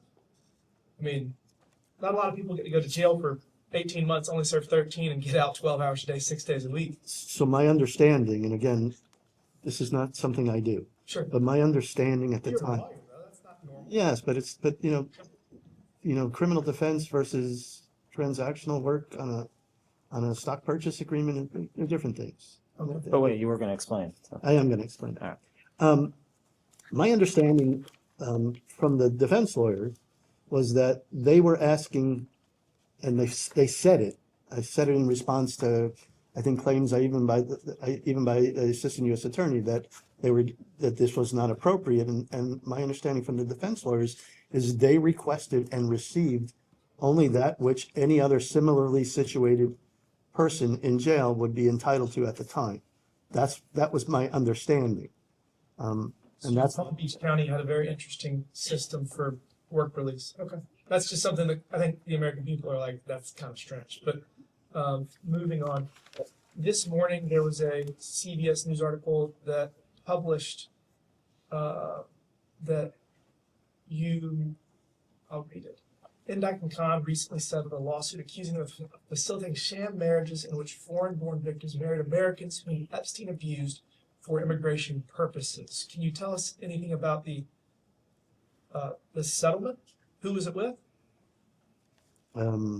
This settlement was in this. It was just a putative class action lawsuit that, and the settlement was by the estate as well as us. It was upwards of $35 million to be paid to those who were abused by Mr. Epstein. How many plaintiffs were there? Can you tell us that? How many? How many plaintiffs? There was one initially. That plaintiff was dismissed out of the case. Another plaintiff came on, and then the second plaintiff after that came on. Is this settlement public or is it private? I believe that they filed a notice of the settlement in the court, and I think the documents. What were the allegations underlying the? Can I just make one thing clear? Because he made about the number of plaintiffs. So that's the named plaintiffs, but it's a Sure. class action. So it's supposedly on behalf of some unknown number. Right, and that class hasn't been certified. What were the allegations underlying the claim?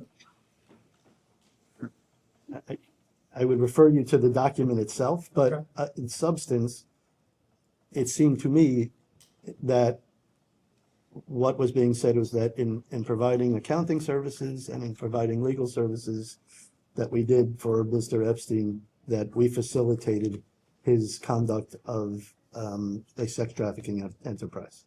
So it seems that there were foreign-born women that their visa was going to expire and they were going to have to leave, or they were going to be overstaying their visa. And the scheme was to get the woman to marry an American. And, I mean, I guess there's a lot of documentation associated with that, and the allegation is that you and Khan facilitated the underlying documents for that. Is that what the allegations were? I don't think that's accurate. And again, I tell you to go please read the complaints to see what they were. And again, I can tell you that I never arranged, I never facilitated. I didn't even know about the marriage. What's your until relationship they with OSA Properties? What's that? What's your relationship with OSA Properties? I don't have a direct relationship with OSA. I don't have any relationship with OSA. Did you ever do any legal work associated with OSA Properties? For example, creating leases for individuals that were living there? I obtained a lease from OSA Properties. So you were a tenant of 301 East 66th Street? At one point, I was a tenant, yes. Okay.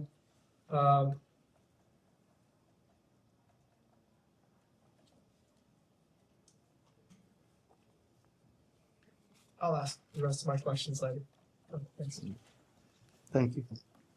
Yeah, Mr. Indyke, Yes. we appreciate your patience. We're gonna be jumping around. Obviously, we have the minority and majority asking questions, and we would like to avoid repeat questions. But I want to follow up first on Chairman Comer's questions as it related to the LLC. From your testimony, it sounds like a lot of the time when Mr. Epstein would solicit opinions, would it be fair to say he already had his mind up of how he would want to proceed, whether it was a particular transaction or the creation of an entity? I don't know that that's true or not true, and I think it would depend on each circumstance. Did Mr. Epstein ever create LLCs or any other entities himself and then later inform you? I have no recollection of him ever doing so. Can I ask a quick question? Did you ever create LLCs for people that were employees of Epstein? Did I ever create an LLC for people that were employees of Epstein? There was an LLC called Lynn and Jojo LLC. That was an LLC that acquired a home that Lynn and Jojo, who were staff members of his, resided in. I believe I had something to do with the creation of, I don't know if I actually did it or if there was a corporate service company that did it, but I believe I had something to do with creating the entity that owned that house. Is that the only LLC that was created? I think if that's an LLC, I think HBRK was an LLC that for Rich Khan. It seems the post-2009 scheme was to entrap women and create a complicated financial, legal, emotional web that they couldn't get out of. And there's allegations that you created LLCs for some of those women, which then, have you ever operated someone's LLC without their knowledge? Well, can I address this idea of this scheme? I know nothing about a scheme. It was never, if I was asked to form an LLC, I formed an LLC. And if I was asked to form an LLC, I would have been told, like in the case of when Jojo LLC, this is for the purchase of the house. And I would have been told this is for the purchase of the house. Now, would it surprise you to know that Epstein was operating LLCs for people that he ostensibly employed without their knowledge? yes, that would surprise me. And you agree that it would be illegal to do things like file taxes and operate that LLC without the individual's knowledge, and if that person then asked for information surrounding that, withholding that would also be problematic. I wouldn't want to express an opinion on something like that unless I actually saw what you're talking about.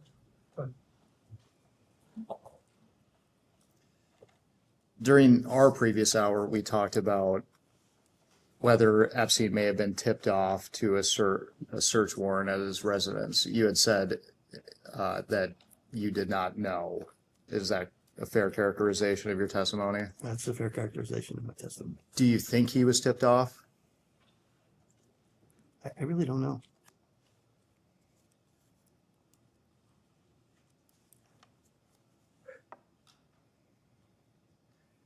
Did you understand Mr. Epstein to have close relationships with government officials in Southern Florida? No. Did Jeffrey Epstein ever inform or represent to you that he was working with any intelligence service of any nation, including the United States? No. Did Ghislaine Maxwell ever inform or represent to you that she was working with any intelligence service of any nation, including the United States? No. During your relationship, did you ever suspect Epstein or Maxwell of being affiliated with any intelligence agency? I never suspected either of them. No. At any time, have you had any affiliation with any intelligence agency? No. You've never. Did you, Barack, live at 301 East 66th Street while you were there?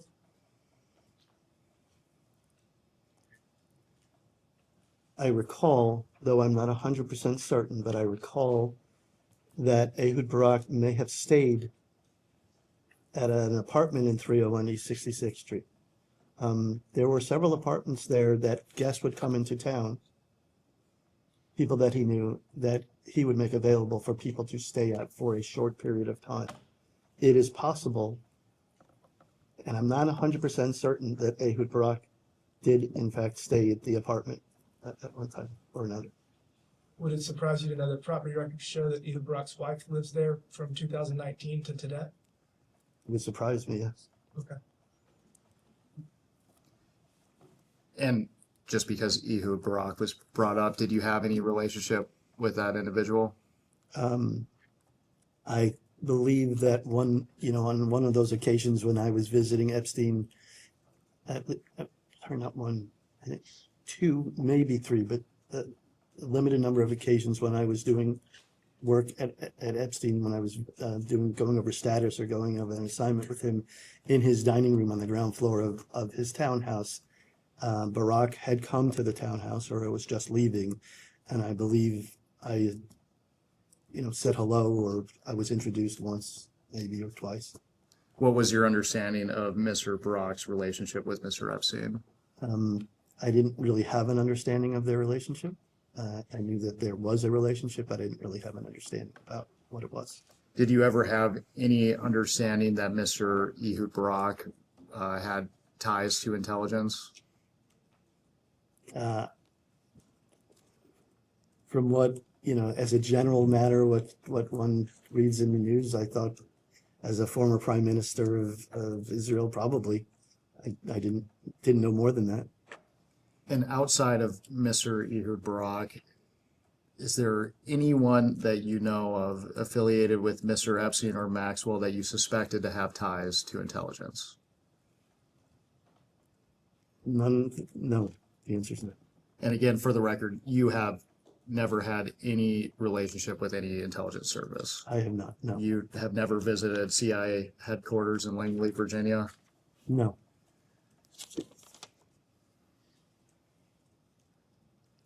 During the previous hour, the minority asked you questions related to your role as Mr. Epstein's attorney. I believe that they discussed at length the compensation structure. I just want to focus on your hiring, and again, recognizing I'll probably make you repeat yourself. It's okay. Is our understanding that you were working with a partner on Mr. Epstein's accounts, and subsequent to that, you and that partner went to J. Epstein and Company? Is that a fair characterization? No, it didn't happen that way. Okay. I worked first as a paralegal, then as a clerk, and then as an associate at a law firm by the name of Golden Wachtel, at which that partner was a partner by the time he left. He left Golden Wachtel before I left Golden Wachtel. after he left Goldman Wattel, I then went to Greenberg Traurig for about a year or so. And when I was at Greenberg Traurig for about a year, I received a call from that partner to consider come working for him, with him, for representing Mr. Epstein. And initially, what was your compensation for Mr. Epstein, with Mr. Epstein? It's a long time ago, but I believe it was around 450,000. What were you making at the law firm prior to moving to working with Mr. A Epstein? little bit less than that, but probably in the 300s. I don't, it's a guess. It's I don't recall it 100%, but it was less.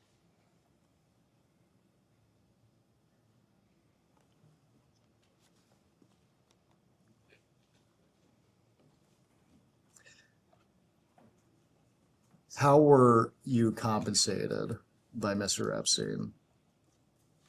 Well, it depended. If I was working as an employee, like I was for J. Epstein and Company, then I was compensated directly by the company J. Epstein and Company.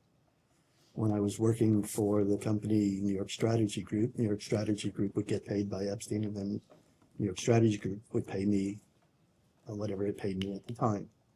And when I was working with my own law firm, I received funds directly from Epstein, or Epstein, or it could have been one of his entities, like Southern Trust Company. And you mentioned previously that you started around 450,000 a year. Yeah. What was your compensation by the time that you finished representing Mr. Epstein during his life? My last compensation that I received for him before he died was, or maybe it was just after he died, it was pursuant to an employment agreement that he signed, was the payment was $200 million. I'm sorry, $2 million, not $200 $2 million, sorry. Did you find your compensation to be commensurate with your experience? I did. I remember, so I went to Cornell Law School. I had a background in corporate and securities law. I worked for an AmLaw 100 law firm. I was on call 24/7 for 7 days a week. And I was expected to get things done very quickly and very carefully. Transactions were very complicated. They involved high dollar amounts. So given all of that, yes, I believe I was compensated commensurate with my experience and with the skill level that I exercised. Did you receive equity interest as part of your compensation? No. Did you ever receive gifts outside of your base pay? I received loans, as we've discussed, and I received, he helped me purchase my house in New Jersey, which ultimately got paid back. And then when I went to purchase the house in Florida, he agreed to purchase my house in New Jersey on a deferred basis, gave me the money in advance, which was used then to purchase the house in Florida. And that ultimately, because he died, that never came to pass. And according to the estate plan, that contract was basically null. Obviously, if there's no money in the estate, that there will be an accounting that has to happen. But Plus the IVF treatment. what's that? Plus the IVF treatment. Oh, plus the IVF treatment. Sorry. Yes. That was a gift. Yes. And during the minorities hour, I recognize that they talked to you at length about the loan. Was the $7 million provided at one time, or was it Over time. Okay. And between 2013 and 2017 is what I believe you testified to? 17 or 18. And did you approach Mr. Epstein and ask him for these loans? I did.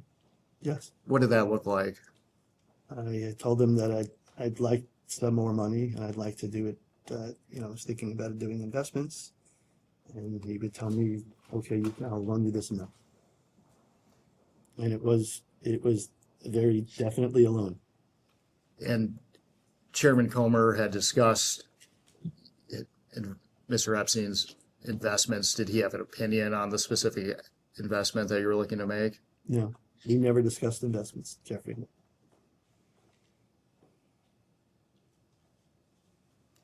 Did you receive any other remuneration we did not cover? I don't think I did. I don't recall anything else.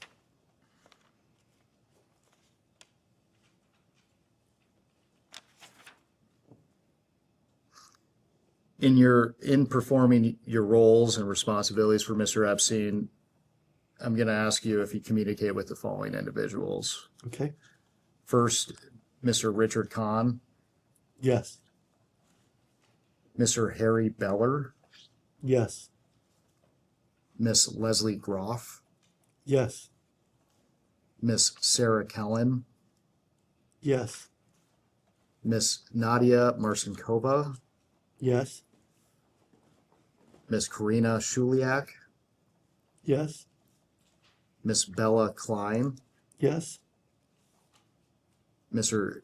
Emad Hanna, Yes.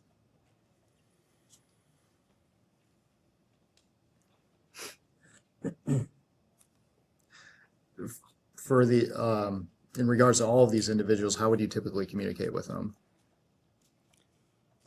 Sometimes personally, for example, Emad at one point, Emad and Rich Khan and Bella and I were in the same office in New York City. Harry too, if Harry Beller, and I believe Leslie was also there. And is that the 301 address? No, originally there was an address on Madison Avenue.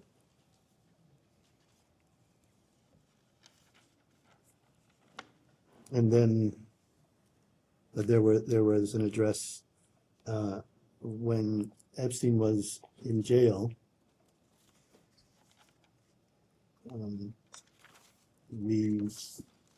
Each of us moved to different offices in 301 East 66th Street for a period of time. And then after he came out of jail, each of us moved to offices in an executive office space on Lexington Avenue. What was Mr. Khan's role? He was an accountant.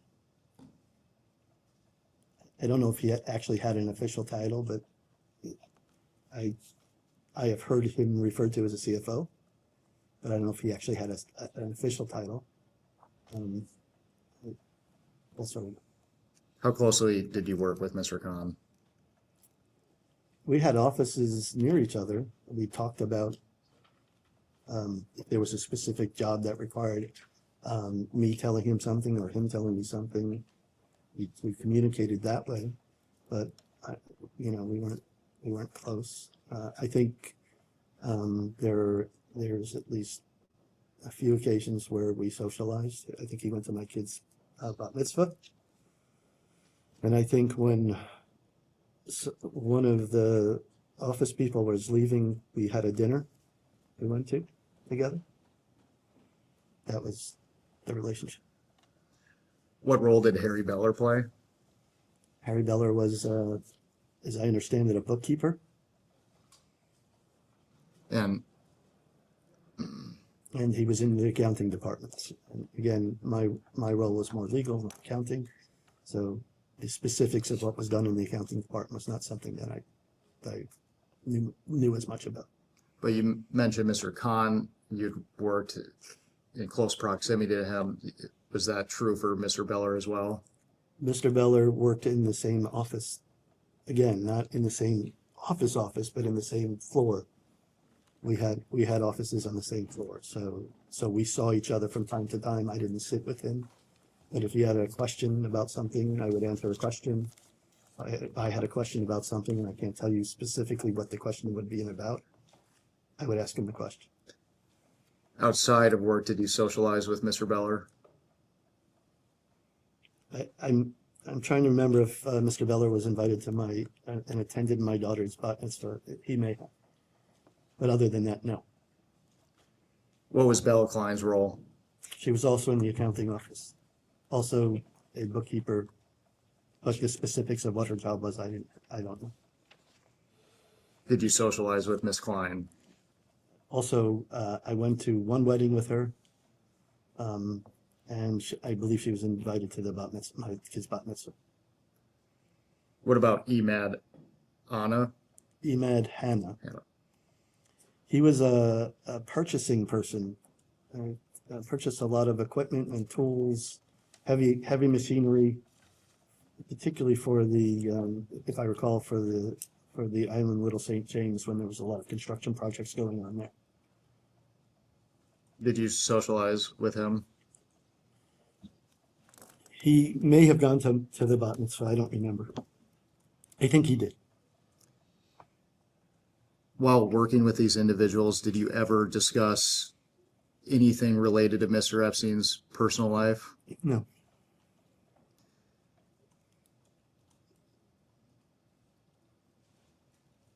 During litigation with JP Morgan, there's been documents that have shown JP Morgan staff making comments that tend to show they may have had some awareness into Mr. Epstein's personal life. One in particular was referencing him hanging out with Miley Cyrus. Is it your testimony today that you do not recall ever having any conversations with the people you worked with that related to Mr. Epstein's affinity with young women or girls? My recollection is I never had a conversation with anybody in the accounting office about Epstein's affinity for younger girls. I don't know that he had an affinity for younger girls. I don't recall ever having any kind of conversation like that. Can I add a name? Arda Bascardis? Arda Bascardis was an immigration lawyer. What degree and frequency did you interact with him? I interacted with him a number of times. How many separate instances? Are we talking a dozen? Maybe a dozen, maybe a little bit more. Was that surrounding immigration cases for his assistants or other individuals?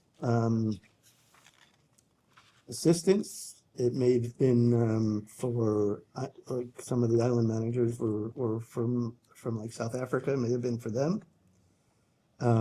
So that would have been a couple from South Africa. What percent of the immigration cases that you worked on were young, attractive women? I don't think it's appropriate for me to comment on attractive women. Women between the ages of 15 and 30. I would say that's a wide range. I'm not sure that very wide qualifies for that range.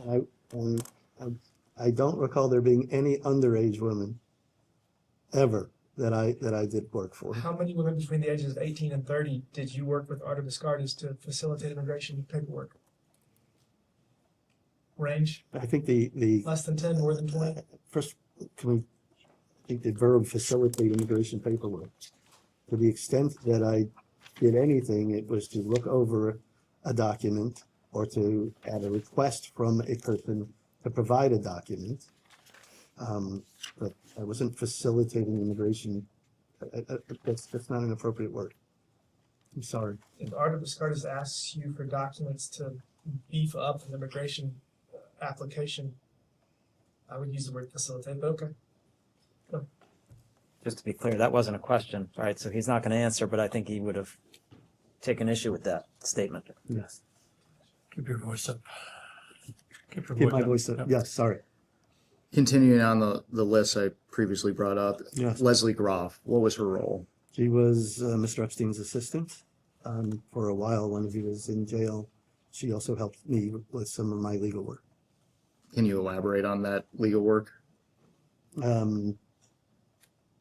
Nothing sticks out in my head today, but to the extent I needed documents copied or if I wanted to send an email to somebody, I would tell her to please send an email to somebody. So you're just referring to administrative work. Correct. Did you socialize with Miss Groff outside of work? Ms. Groff also was invited to my kid's bat mitzvah, and I believe that Ms. Groff went to that one dinner, with when one of the workers in our office was leaving. But beyond that, no. So that's the extent of my socialization. Who is Sarah Kellen? Sarah Kellen, to my knowledge, was one of Jeffrey Epstein's assistants. And what were your interactions with Miss Kellen? From time to time, Sarah Kellen would relate a request.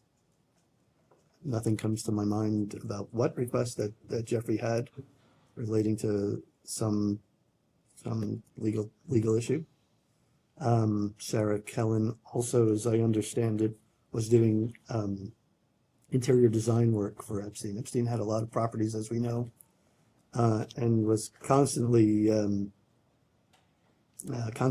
redecorating and changing them. And Sarah was doing a lot of the procuring and for the decorating that he was doing on those properties. And I believe the entity that she did it through was an entity, her business was Sarah, SLK Designs, I think it's something like that it was called. Did you create that entity? I don't recall, but it is possible. Did you socialize with Miss Kellen outside of work? No. Who is Karina Shuliak? I have come to know Karina ultimately as somebody who was a girlfriend of Mr. Epstein. But I did not have that realization until, I want to say, 2015, 2016, around there. And we discussed her in the context of one of the alleged sham marriages. I was not aware that it was a sham marriage. I'm still not sure that it's a sham marriage, but she was one of the people that was married, yes. But you came to learn that Mr. Epstein had a romantic relationship with Karina after this marriage. So the word romantic is for me is kind of loaded. I understood her to be his girlfriend, whatever that meant, and I didn't know what that meant. I don't know what his actual intimate relationship with her was. Did you socialize with Ms. Shuliak outside of your official role? No. We talked about Ms. Groff, Ms. Kellen, and Ms. Shuliak. You understood all of them to be assistants of Mr. Epstein, is that right? Say it again. Ms. Groff, Ms. Kellen, and Ms. Shuliak. Correct. Yes, and Sarah, as I explained, Sarah also did decorating and design work for them. Was Nadia Marcinkova an assistant? To the same extent that I don't know what that meant, I understood at some point, I became aware that Nadia was a girlfriend of Epstein's, but she was also an assistant. When did you meet Nadia Marcinkova? If you had something to show me, I could tell you, but I don't recall when I met her.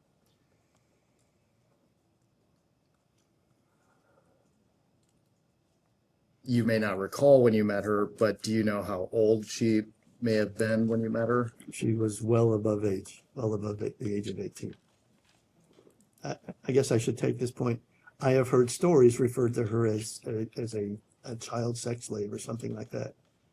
And I will tell you that I do not believe that to be true. I don't think that was true. And as part of the defense counsel's kind of disclosures to federal and state governments in connection with the Epstein investigation, they made it clear that that wasn't true.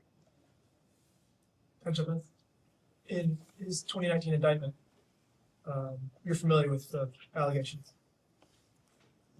If you have a specific allegation, 2005, he was accused of engaging in sex trafficking, human trafficking. If you were on the jury and that had gone to trial, would you vote to convict him given all of your information you have? I'm sorry, can you repeat the question? You were on the jury, it had gone to trial. I'm sorry, for which? For 2002, 2005, Uh-huh. the indictment that you probably have read, if that went to trial and you were on the jury, would you have been in favor of convicting him for the charges with which he was alleged to have committed? Based upon what I knew then, the answer would have been no. What about now? I don't know. $750 million been paid in settlements, close. And you don't know whether 750 million. working towards Bank of America, Bank of America. Yeah. I mean, so, okay, that was helpful. I don't know. Mr. Indyke, I want to return back to, I characterize those women as assistants. What would you, and I'm about to ask more questions related to Mr. Epstein's various assistants. Okay. Do you disagree with the committee's characterization of some of these women as his assistants? To the extent that I knew what their role was, they appeared to me to be assistants. They appeared to be taking messages for him, making travel plans for him, running errands for him. So they appeared to me to be assistants. In the time that you worked for Mr. Epstein, roughly how many assistants did he have?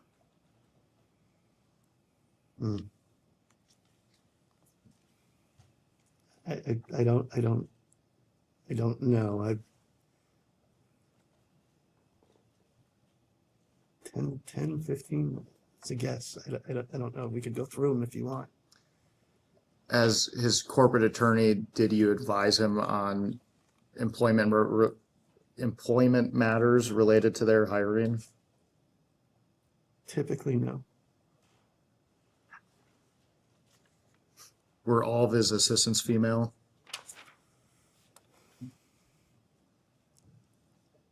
Office assistants, I would say yes, but he did employ people to assist him with like architectural stuff. I can think of one person that was, at least one person that was a man. His chefs were largely men. Household staff there were men as well as women. So I think the answer is no.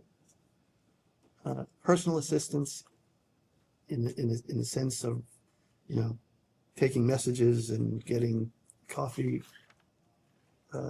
and things like that, I would say yes, except to the extent there was overlap with household functions like, bringing meals and things like that. What percent of the women lived at 301 East 66th Street? I don't know.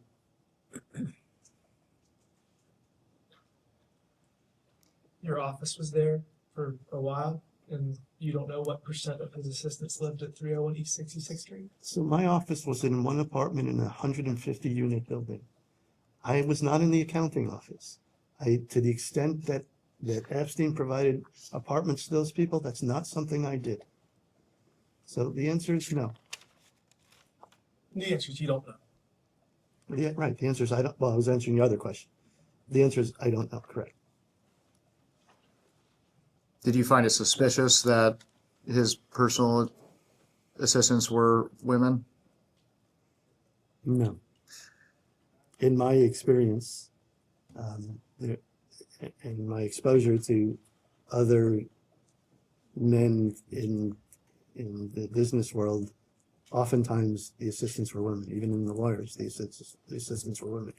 You didn't find it suspicious that the guy that just went to prison for prostitution of a minor had 7 different female assistants and had a very strange situation surrounding all of them? That's not suspicious? That's a lot to unpack there. So The guy that just went to prison for... So if I can answer the question, I'd like to answer the question. The guy just went to prison, was registered as a sex offender. He was under intense scrutiny. So no, I didn't think that if he had women, also he was under intense scrutiny and there was publicity about him.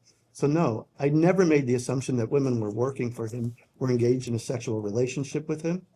And I never believed that he would be engaging in conduct, which with all the scrutiny on him, could put him back in the place where he said he was never going to go to.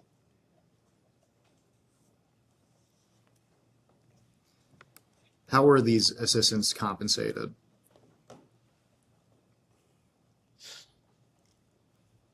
I assume they were paid by check or either as independent contractors or as salaried employees or various entities.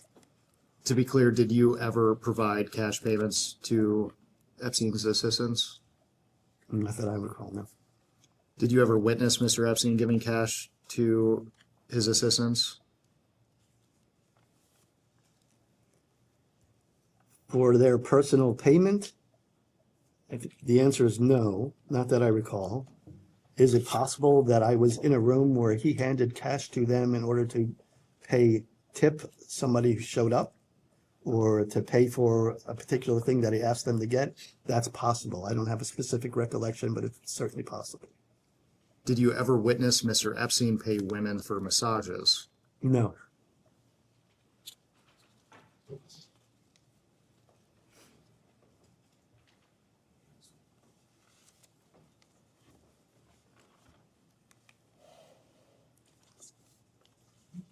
During the previous hour, I believe you testified that you visited Zorro Ranch. Is that correct? That's correct. And how many times did you visit Zorro Ranch? 2 or 3 times. What were the nature of your visits to the ranch? Usually, if I'm visiting a property, and I believe in this instance, it had to do with some kind of either construction project taking place on the property. Oh, and there was one other time, now that I'm thinking about it, when my family and I took a vacation out in New Mexico. Epstein wasn't there at the time, but my family and I visited the ranch just to see it.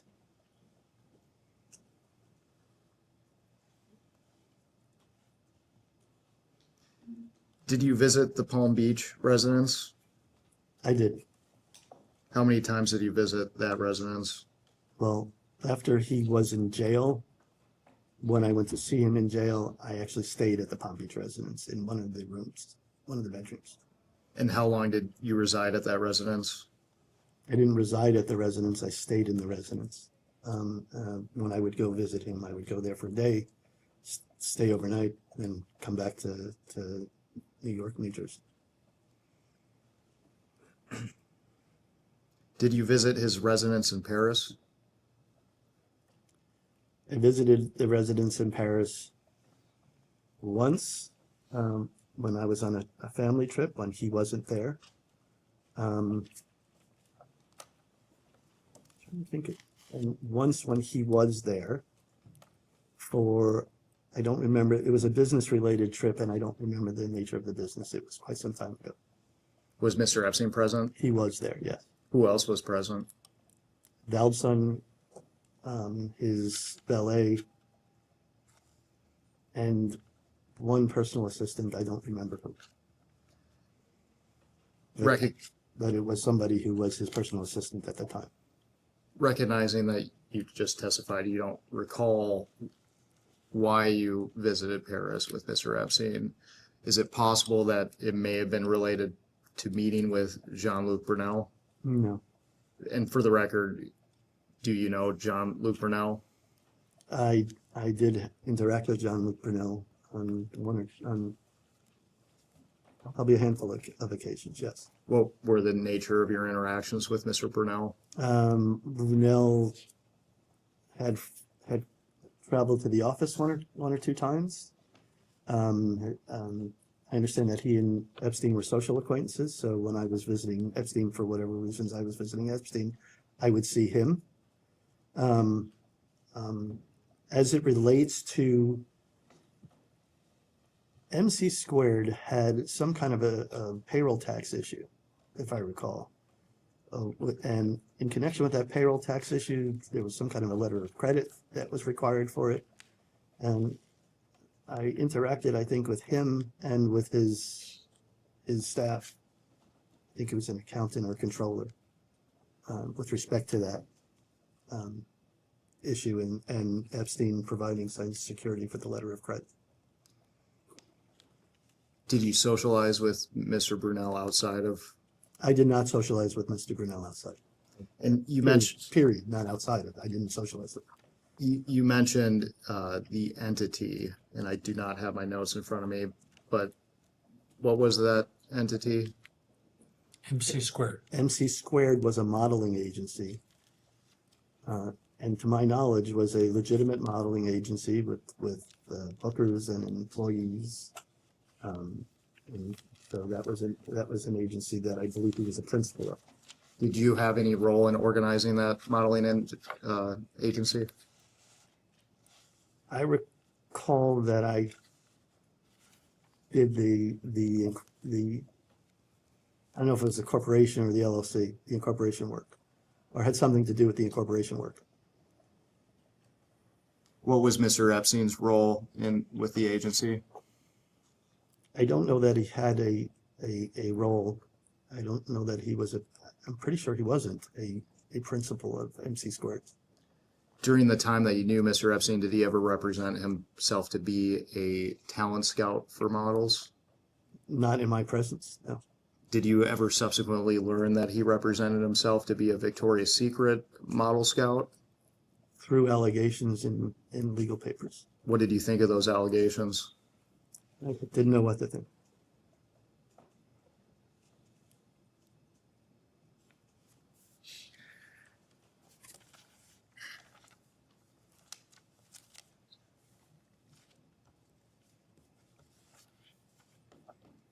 As far as the resident or the properties that Mr. Epstein owned that you said you visited, and you can correct me if I'm wrong, Palm Beach, Manhattan, New Mexico, and Paris, did you have keys or security access to any of these properties?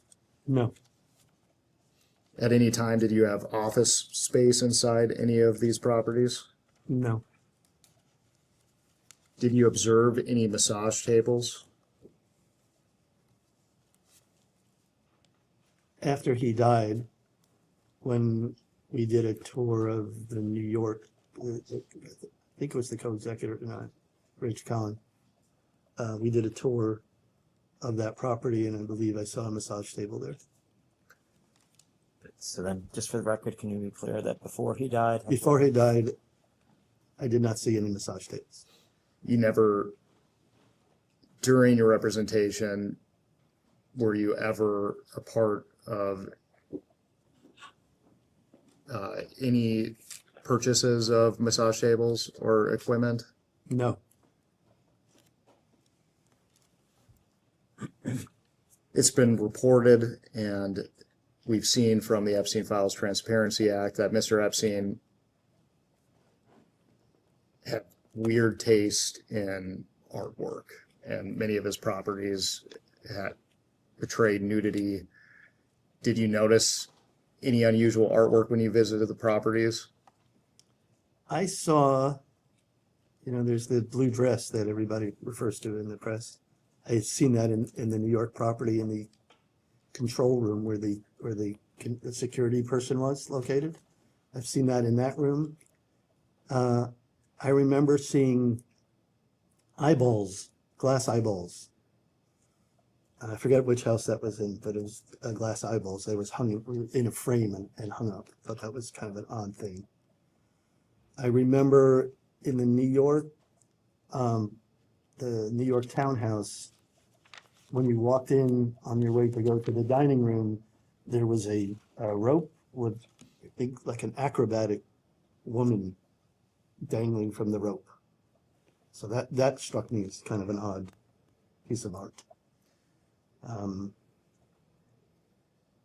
He had an American flag on the dining room table at some point. I think that was art. I don't know. Did you ever discuss any of those art choices with Mr. Epstein? No, my relationship with Mr. Epstein was not such where I would have a conversation about artistic tastes.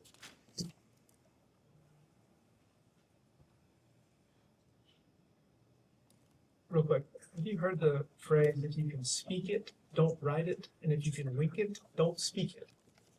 No. Okay. It's a DC phrase people always talk about, not good. But you get the general gist. I think so. I mean, Okay. I think so. Okay.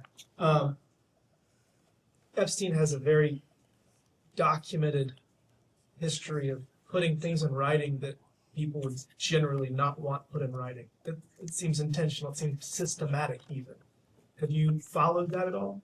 Do you realize that the Epstein Transparency Act shows us all these emails and the way that he documents things really intentionally to create, it seems like he's creating leverage. I mean, do you have any insight into that practice? I don't have any insight into that practice. I've never seen his emails. Why do you think he would document so many things that the people that he was communicating with clearly probably not want that stuff in writing? I wouldn't speculate. I don't know. To be clear on the artwork, did you ever see nude photos displayed at Mr. Epstein's properties? I've seen, in inventorying the estate, I've seen there's naked paintings, naked women in paintings. I believe there was a book of nudes, like a photographic book, one of those big kind of coffee table books. I saw something like that. I think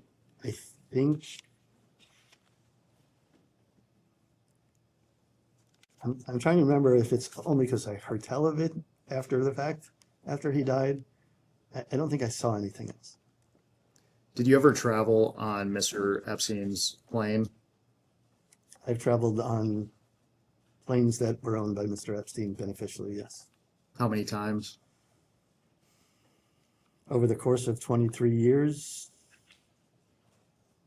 maybe one a year, maybe less than that, maybe a dozen. I'm not sure, but it was not frequent. Was Mr. Epstein always present? On every trip that I went, I think he was present, with the exception of one, when I had gone to. I'm not sure if it was DC or Boston with Mr. Epstein on it. I'm sorry. I had gone either to Boston or DC with Mr. Epstein on a day when I had told him that I was celebrating my anniversary with my wife, and he asked me to go nevertheless. And when we came back to Teterboro for that trip, he said I should take my wife to Atlantic City and take the plane. So that was the one time that I did not travel with him. What were the nature, was it business related? You were always traveling on his plane? Every trip that I took with Mr. Epstein was business related on his plane. It's been alleged that Mr. Epstein would use his plane, or would conduct sex parties on his plane. You never witnessed or heard anything related to sex parties on his plane? I never witnessed any kind of sexual conduct on his plane when I was on that plane.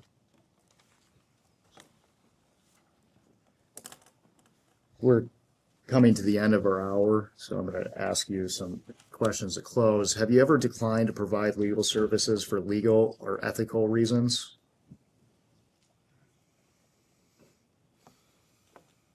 No, I don't think that occasion came up. Have you ever declined to participate in a transaction for legal or ethical reasons? While I was employed with Epstein declined to participate in transactions that he thought were inappropriate for either legal reasons or that he thought could potentially be scams or frauds. So in that respect, yes. Personally, I never had occasion to make that call. Have you ever advised a client to not tell you something? No. Have you ever advised clients about human trafficking statutes? In connection with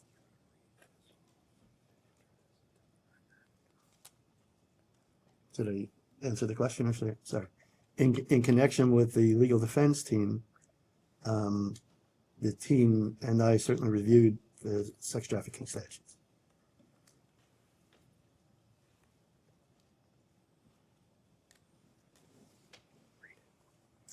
Mr. Indyke, or your lawyers, you discussed this committee's subpoena of documents of the Epstein estate last hour with the ranking member. I believe it was stated that the subpoena is closed out except for items 15 and 16 in the subpoena schedule. Is that correct? 15 has subparts A and B. So one of them is closed out and one of them is not.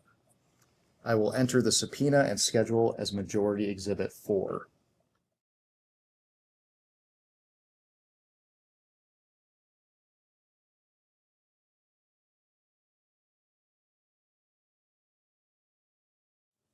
The subpoena is addressed to the estate of Jeffrey Epstein, care of Darren Indyke and Richard Kahn, and it was sent on August 25th of 2025.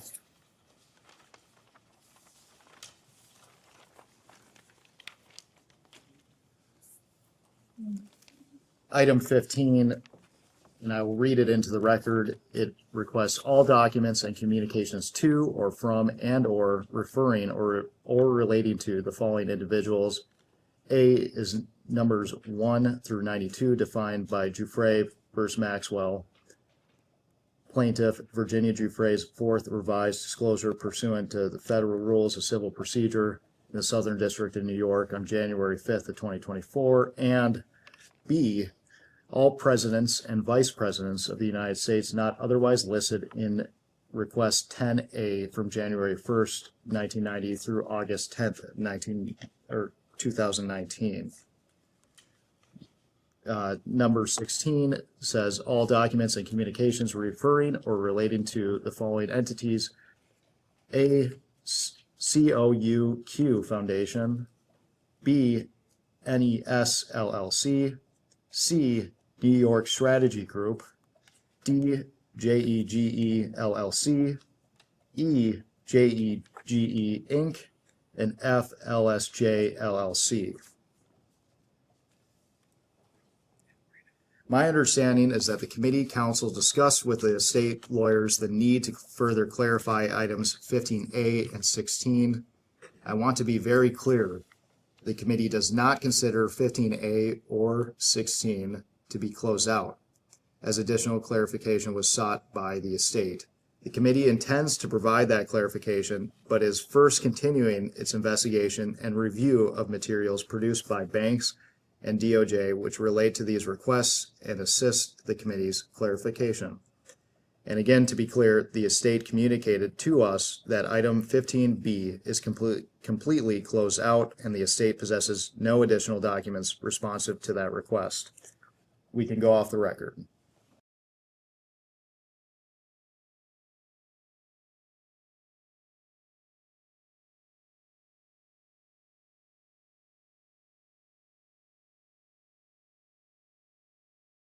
We can go back on the record. Good afternoon, Mr. Indyke. Good afternoon. Are you familiar with the Florida Science Foundation? Yes, I know the Florida Science Foundation. Okay. Were you involved in setting it up? The Florida Science Foundation is the a trade name, for lack of a better term, of the COUQ Foundation, which was an existing foundation that predated Mr. Epstein's conviction in 2008. So, was there a separate incorporation of the entity that subsequently was known as the Florida Science Foundation, as you just explained it? I believe that initially, and I'm not sure why it was done, but one of the Florida attorneys formed a separately Florida Science Foundation, but that I believe that one was never used. I believe the foundation that was in existence was the one that they used. And you don't have an understanding as to why the Florida Science Foundation was incorporated? As I'm sitting here today, I think somebody just did it quickly because they knew there was something going to be called the Florida Science Foundation. They didn't And I don't think that they kind of got direction from anybody and they just did it. I can represent to you that I've seen articles of incorporation for the Florida Science Foundation Yeah. that were filed on November 1st of 2007. Does that sound right to you? Sounds about right, yes. Okay. And that, to my chronological understanding, was after Jeffrey Epstein was arrested and during his plea negotiations with the U.S. Attorney's Office in Florida. Is that right? After he was, November 2007 would have been after he was arrested. And what was the second part of the question? During his plea negotiations with the U.S. Attorney's Office. I think so, yes. To your understanding, was the foundation created, whether in whole or in part, to give Jeffrey Epstein a place to perform his work release? I think the answer to that question is I believe that Epstein wanted work release. I believe that he wanted, during his work release, to do the scientific work that he was doing. He was an avid supporter of scientific research and academic research. And I believe that he wanted to continue that work if he were to get work release. And so I think in anticipation of that, I think it was a Florida law firm I think it was a Florida entity. The one that was incorporated was a Florida entity, is that right? That is my understanding. I believe the Florida law firm just set it up without kind of discussing that with him in detail. And then once the conversation ensued further, I believe that it was determined that the foundation that was already doing that kind of work, like the COUQ Foundation was, should be the foundation that's doing it in Florida. I understand that the foundation had offices at 250 Australian Avenue in West Palm Beach. Is that accurate? I believe that sounds right, yes. Were you ever present in those offices? I was in those offices. I wasn't stationed in those offices. My office was up north, but from time to time, when Epstein was on work release, and I would come down and have kind of the status conversation as to what's going on with the transactions that I've been working on, it would be at that office. How often did that happen?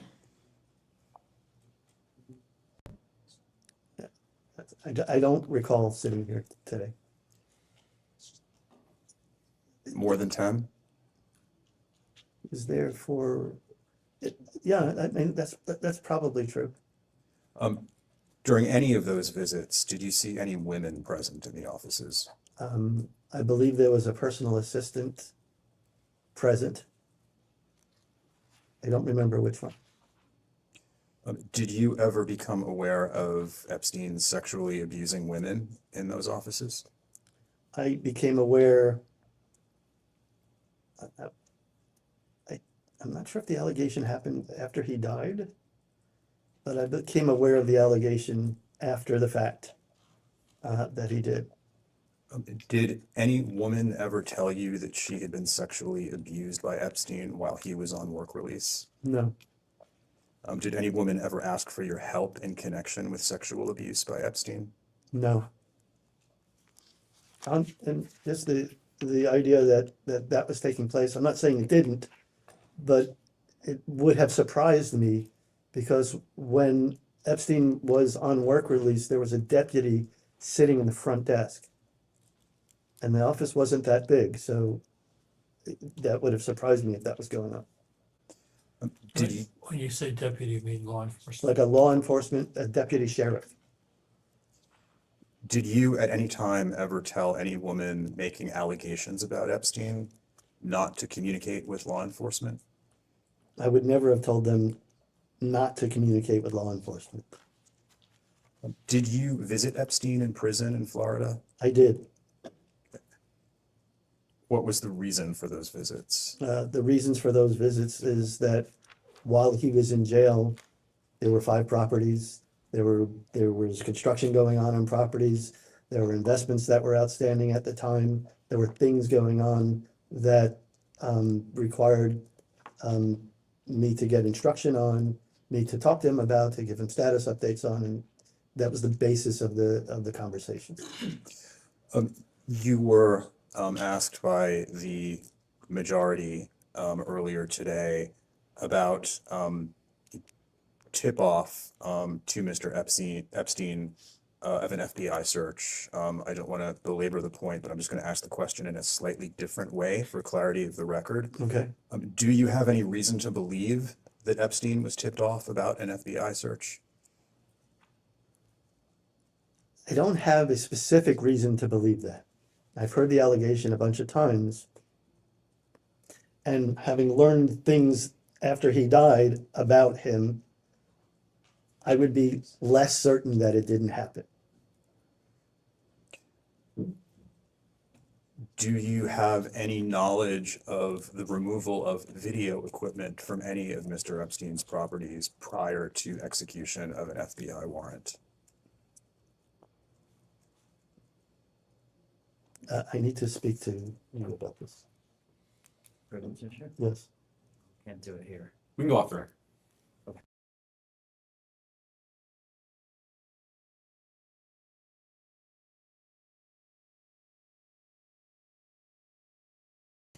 Back on the record. Mr. Indyke, I'll repeat the question. Do you have any knowledge of the removal of any video equipment from any of Mr. Epstein's properties prior to the execution of an FBI warrant? A video equipment? Video equipment. No. So my next question is, do you have any knowledge of the removal of any computer equipment from any of Mr. Epstein's properties prior to the execution of an FBI search warrant? So just before we get to that, you're the one asking the questions, not me, but can we first ask if he has any personal knowledge, and then if you want to follow up, we can. Can you just qualify the question by adding the word personal? Well, that'd be helpful. Yeah. Sure. So, Mr. Indyke, do you have any personal knowledge of the removal of any computer equipment from any of Jeffrey Epstein's properties prior to the execution of an FBI search warrant? Are we gonna talk about a waiver here? All right. So I think he's prepared to tell you what he. Well, that's why I asked for personal knowledge. I want to be clear about. Did you have personal knowledge? So the answer or anything is might have happened? I don't have personal knowledge of the removal of computer equipment. I wasn't part of anything like that at the time. I have no knowledge that it was done. And by personal knowledge, you mean firsthand knowledge? Firsthand knowledge. Okay. Do you have knowledge from another source? Okay, so now, if I can, I think he's happy to answer the question. It may implicate a privilege, but to the extent that it's not going to be deemed as some broader waiver of privileges, he's ready to answer the question. So unless someone's going to claim that that is a waiver of any privilege that might exist. So I think for clarity, I'll just read for the record the minority's position as to privilege assertions today. And that is, as a general matter, Congress does not recognize common law privileges, including the attorney-client privilege. I will further note that the elements of the attorney-client privilege do not appear to be present as to the entirety of Mr. Indyke's communications with Mr. Epstein. Among other reasons, Jeffrey Epstein was a serial sexual offender and abuser. As such, many, if not most, of his communications with Mr. Indyke were utilized to further his crimes. Such communications are subject to the crime-fraud exception to the attorney-client privilege. Moreover, the attorney-client privilege is, in essence, a policy choice. The minority does not believe that this policy supports maintaining any privilege that may exist with respect to a former client, such as Jeffrey Epstein, who is both deceased and perpetrated horrific crimes against numerous victims. Okay, so look, I respect the minority's views. I think the Supreme Court differs with the minority's views on attorney-client privilege. Having said that, one, I don't believe he's going to be talking about conversations with Mr. Epstein. That's not the privilege he'd be asserting. It's in the context of joint defense communications. And as I said, he's actually prepared to give you the answer. So it's not that we're now asserting privilege over it. But I'm stating for the record, this is not, in our view, be deemed as some broader waiver of privilege, regardless of whether you may recognize privilege. If you do, then we may have a different response. Sorry, just so we're clear on your position, are you willing to answer, or is your client willing to answer the question on condition that we accept your premise that the privilege applies, but that his communication is not subject to it? Or just want to make sure. No, I'm not asking you to accept that a privilege does or doesn't apply, because I understand your view to be it doesn't in this context. We disagree. I'm asking you whether or not a privilege applies. Are you going to take a position that if he answers this question, and he does have privileges to assert, that by answering the question, he has more broadly waived any potential privilege in his communications with Mr. Epstein or anyone else on subjects related to Mr. Epstein? I think, Off the record for a sec, please.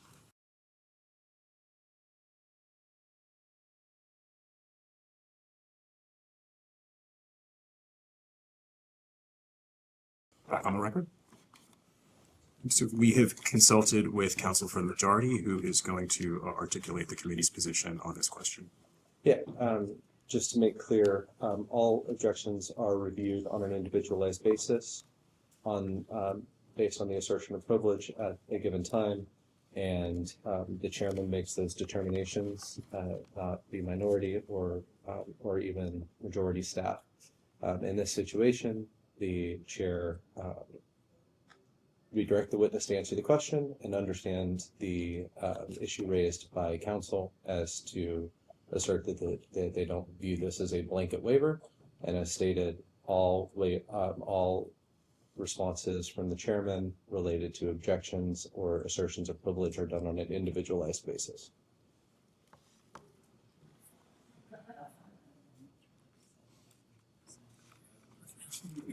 Yeah. If I may ask, just to be clear, and I understand that the decisions are made on a case-by-case basis. I think the issue we're raising is whether people can say that because he answers a question in the context of the one that was asked,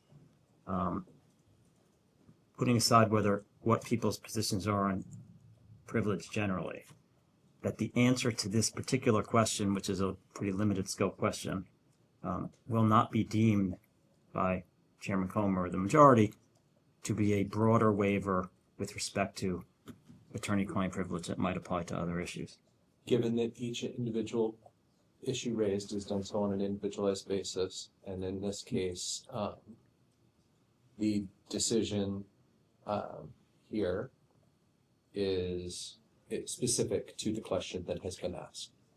And so that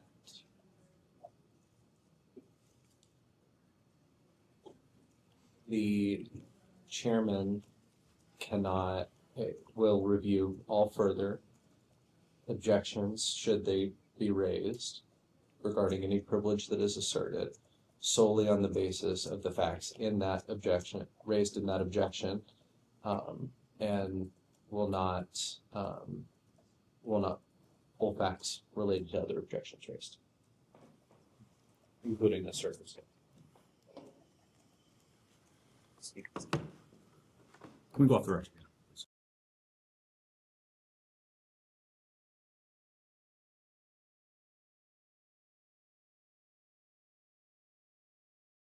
The record. Okay. So we will permit Mr. Indyke to answer the question with the understanding that we have that his answering that question will not be deemed a broader attorney-client privilege waiver with respect to other topics, even if they relate to Mr. Epstein. And on that basis, he can answer the question. Thank you. So during the course of after Epstein's conviction, after he served jail time, through conversations with defense counsel, I became aware that there were computer hard drives in the possession of private investigators. not having done them, not having been participated in that in any way. I don't know when they were removed, when they came in their possession, if they were removed. I just don't know how they came into possession, but I knew of the existence of hard drives. And did you come to know what was contained on those hard drives? No.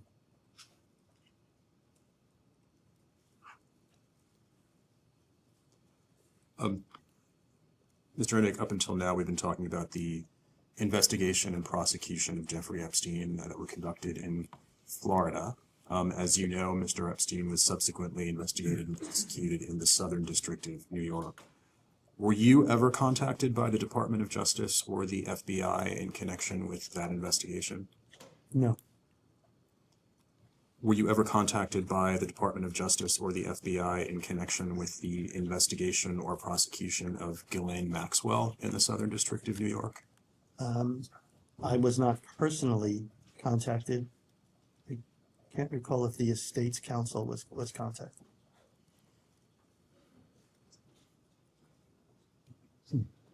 Do you have reason to believe that the estate's counsel may have been? Sitting here today would be a guess, and I don't really want to guess. I don't recall. And I don't recall any conversation subsequent to that. Mr. Indyke, I'm going to shift gears a bit. And as we go forward, I'm going to ask you some questions about interactions with women linked to Jeffrey Epstein. Okay. Before I do that, I'm going to request of the majority that prior to any public release of the transcript or video of today's deposition, that the names of any actual or potential Epstein survivors that appear in any of the questions I pose or any of the answers to those questions, as well as any other information in the record today from which a survivor could be identified, be fully redacted. And with that, you spoke during the previous round about... So just so I'm clear, so I can be comfortable that if we're using the names of a potential victim, and I use the names here, that will be redacted and I don't have to worry about. So this is a request I'm making to the majority, which controls redactions of the transcript prior to its public release. So 301 East 66th Street. Yeah. There were, as I understood from your previous testimony, women connected to Jeffrey Epstein living in that building. Is that right? That's my understanding, yes. How many? I don't know. Did you ever interact with those women? Never in the building, to my recollection. Elsewhere? If they were in his office, yes. And who were those women?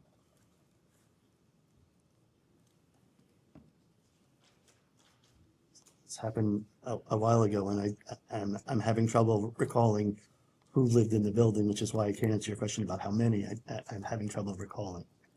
I think Sue Hamlin may have lived in the building, and I interacted with her when in the office, and at times when I visited at Mr. Epstein's home in New York in the dining room on the ground floor. I believe I saw her there and interacted with her there.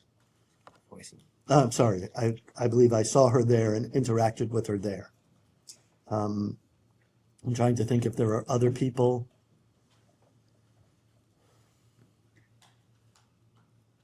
I don't know. This is very hard because I don't know who's living there. And if you had names that you could give me, it would be helpful. We can put that aside for the moment. Did Jeffrey Epstein own the apartments at 301 East 66 that these women were living in? I'm not 100% certain about the relationship because it was a little vague. OSA Properties, Jeffrey had a relationship with OSA Properties, which owned the apartments. I think his brother was an owner of OSA Properties in some form, and I don't know if I believe, I'm not 100% certain because this is not not something that I did, but I believe that the Epstein was leasing a certain number of the apartments. Was Epstein paying rent for these women? I believe Epstein was paying rent for the apartments. The apartments where these women were living? Assuming there were women living there, yes. But again, I can't tell you who was living there. I don't recall, as I said, I do recall Sue Hamlin there. I don't recall who else was living there, but I also think, because I remember there were leases for, was there, now that I'm thinking it through, was there as well, and Shuliak. And those were in apartments, but I don't know if they were leasing directly. I remember getting a copy of the lease, but I don't know who was paying for the lease. What was your understanding as to how these women came to know Epstein? I don't have an understanding as to how they came to know Epstein. Did you ever discuss that with him? No. Did you ever see Epstein in the building? I'm trying to remember when I was living there, or when I was working there. Epstein wouldn't have been to the building. When I was living there, I don't think I ever saw him in the building.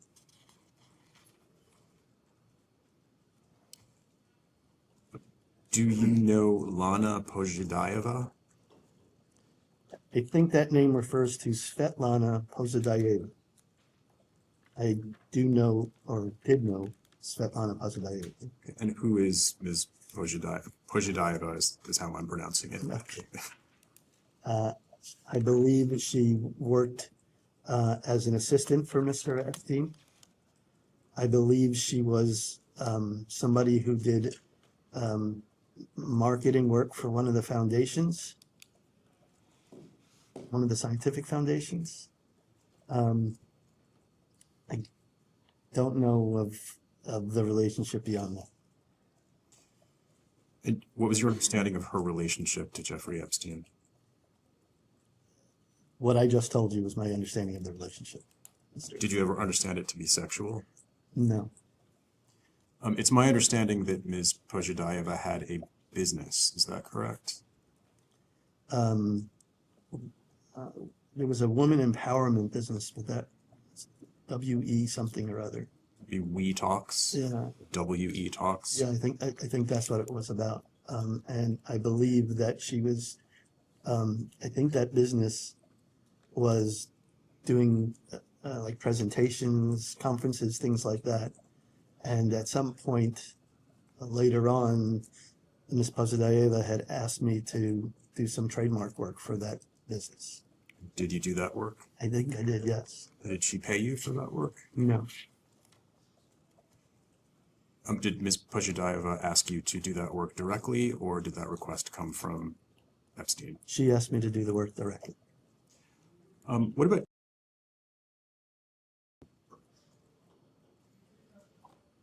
I know the name, and I think I know the person. I think I know that person as an assistant. Have you met her? I believe, yes, I believe I met her probably a handful of times. And again, did you ever understand that she was in a romantic or sexual relationship with Jeffrey Epstein? I had no understanding of any romantic or sexual relationship with Mr. Epstein.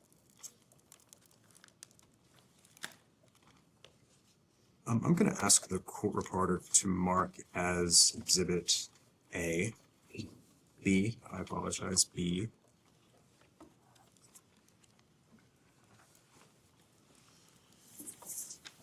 A check dated March 14th, 2019. It appears to be drawn on Jeffrey Epstein's Deutsche Bank account in the amount of $375, made payable to Women's Health of Manhattan. Mr. Indyke, have you seen this check before? I don't specifically remember this check. Is that your signature? It appears to be my signature, yes. Do you recall ever writing a check on behalf of Jeffrey Epstein to Women's Health of Manhattan? I have no specific recollection of writing a check to Women's Health of Manhattan. Do you have an understanding as to what Women's Health of Manhattan is? No, other than what seems to be implied by its name, Which is, some kind of a health service.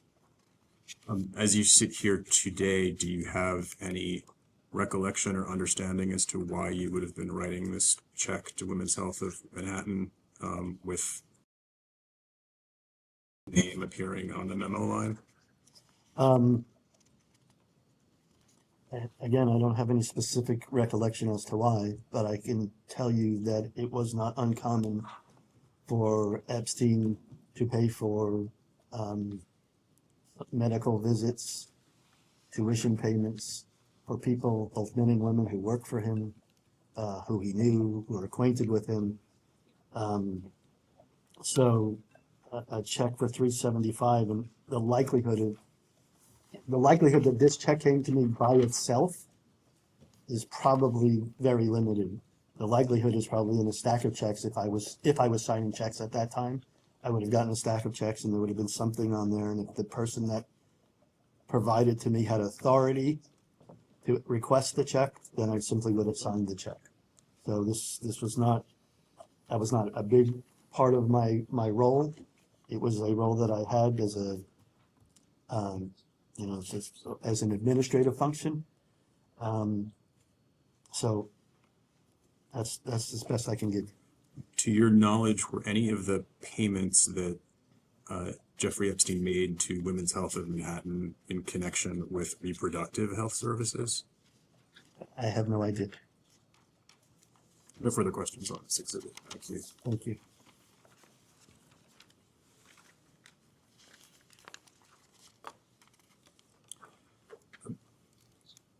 Shifting gears again, in November of 2018, the Miami Herald published a series of articles about Epstein, his crimes, and allegations by additional women.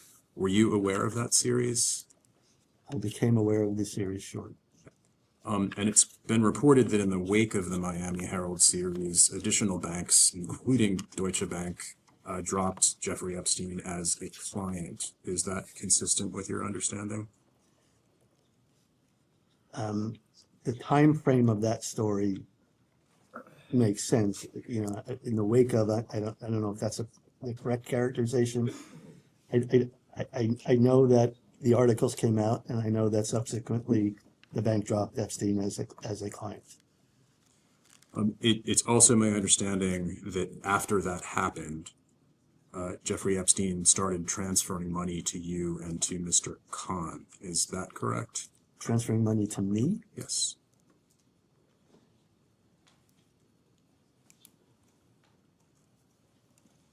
Or either you or to your entity, Darren Indyke PLLC.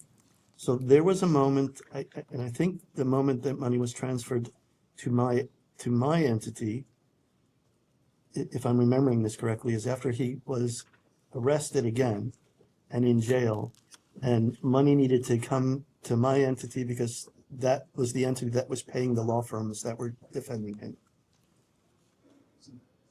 I believe that's what happened. Were there any other reasons for financial transfers from Mr. Epstein, either to you or to entities that you owned? This, other than to pay compensation to me, none that I'm aware of. Mr. Indyke, I'm going to shift gears once again and ask you some follow-up questions regarding Les Wexner. Okay. To begin with, did you ever meet Mr. Wexner in person? I've met Mr. Wexner on a couple of occasions, yeah. What about Abigail Wexner? Met Abigail Wexner on a couple of occasions. And Abigail Wexner is Les Wexner's wife?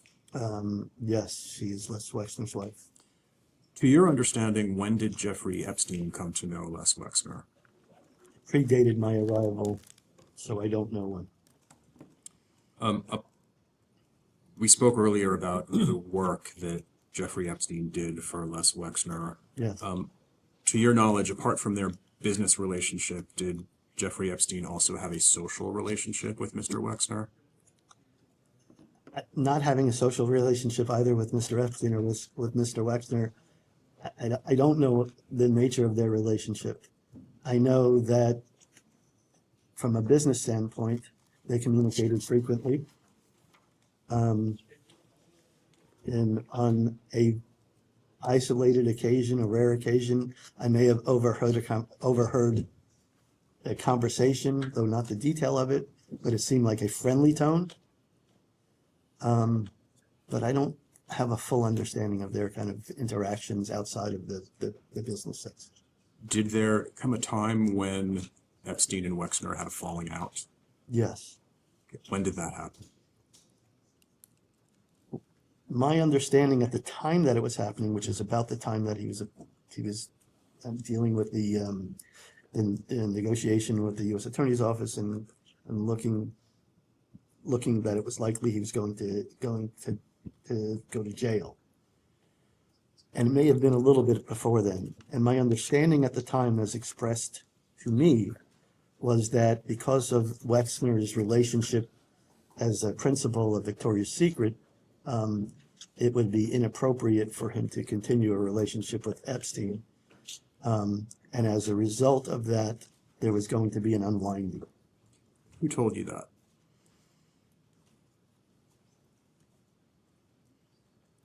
I believe it was Epstein. I believe it was Epstein.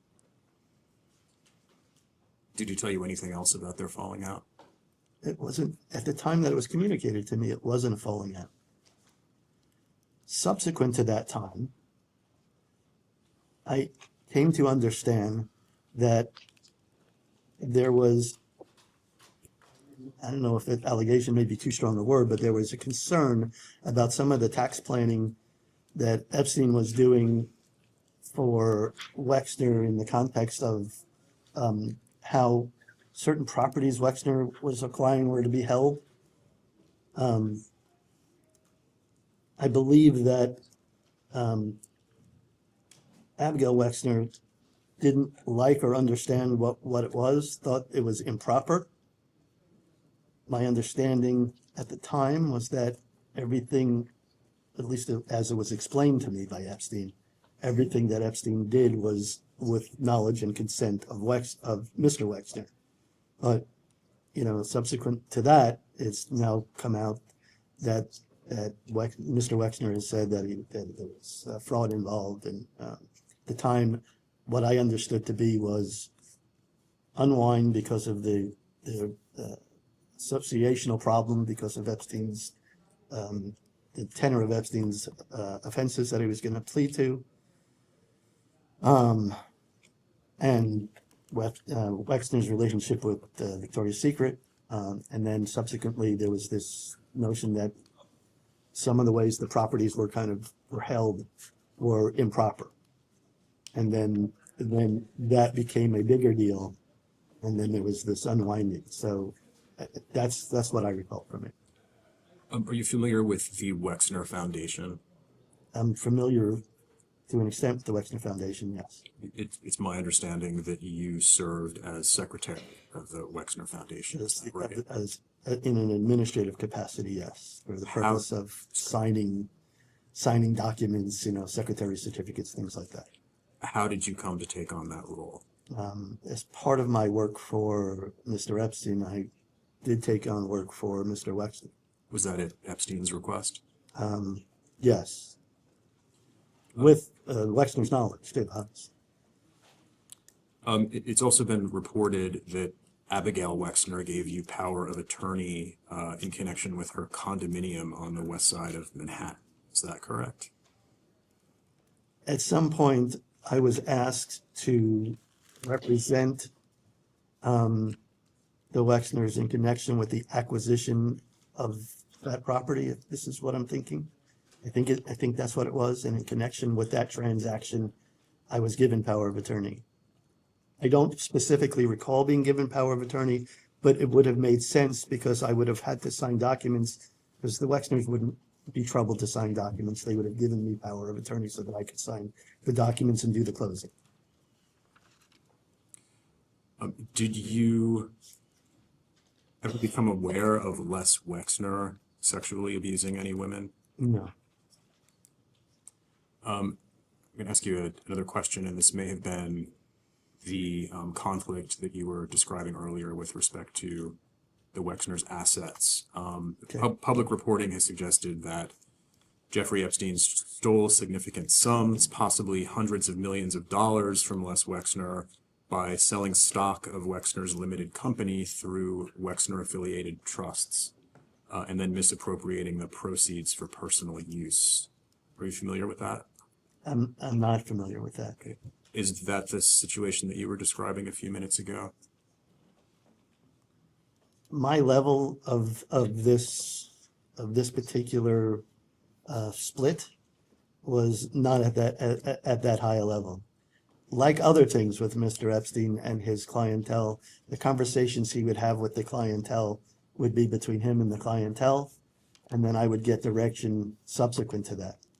So what Abigail Wexner thought Epstein did or didn't do was not something that I had personal knowledge of. I knew that there was an elevated tenor at the time, and I knew that there was a need to unwind, and that it became more, I want to say, urgent because of that elevated sense of things. Are you familiar with a friend or neighbor of Les Wexner named Jack Kessler? I'm familiar with the name. I don't know Jack Kessler. We understand that Jeffrey Epstein at one point bought a house in New Albany, Ohio from Mr. Kessler. Are you aware of that transaction? No, the likelihood is that predated me. Have you ever visited New Albany? When I first started working for Epstein and also started doing work for the Wexner family, I did, yes. How many times? A handful. I don't know exactly. It's a guess.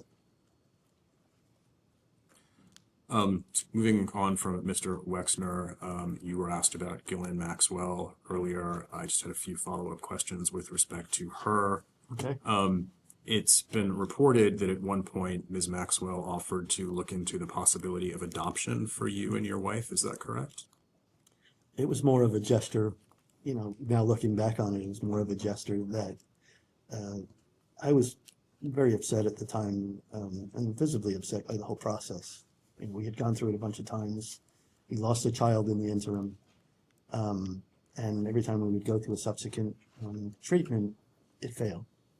So at some point, what I perceived to be sensitivity to the plight that I was going through, Epstein had asked Ghislaine to kind of, again, as I perceived that she was good at organizing things, because she was organizing his household, he asked her to kind of meet with me and Michelle, my wife, and talk to us about what we were looking at, what kind of options we had, and, you know, is there something that could be done to help with any adoptions? I don't think she had any specific knowledge of adoptions or anything like that, but it was meant to be a gesture of sympathy. At least that's how I perceived it.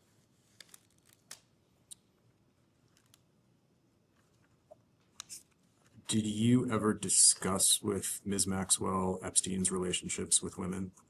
No.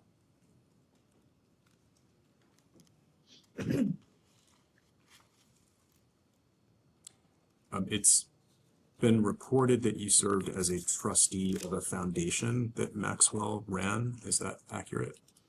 In an administrative capacity, there's typically foundations required a number of trustees. Would that be the Max Foundation? It was some time ago, but that sounds familiar. And how did you come to take on that role? And I believe I was requested to do so by Ms. Maxwell.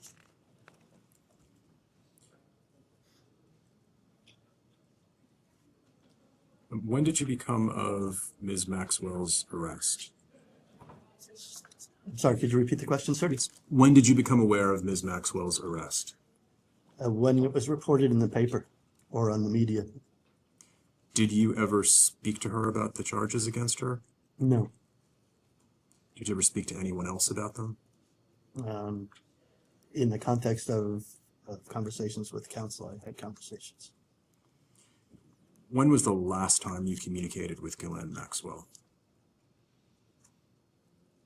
I want to say before Epstein's death, I think. I don't remember exactly when.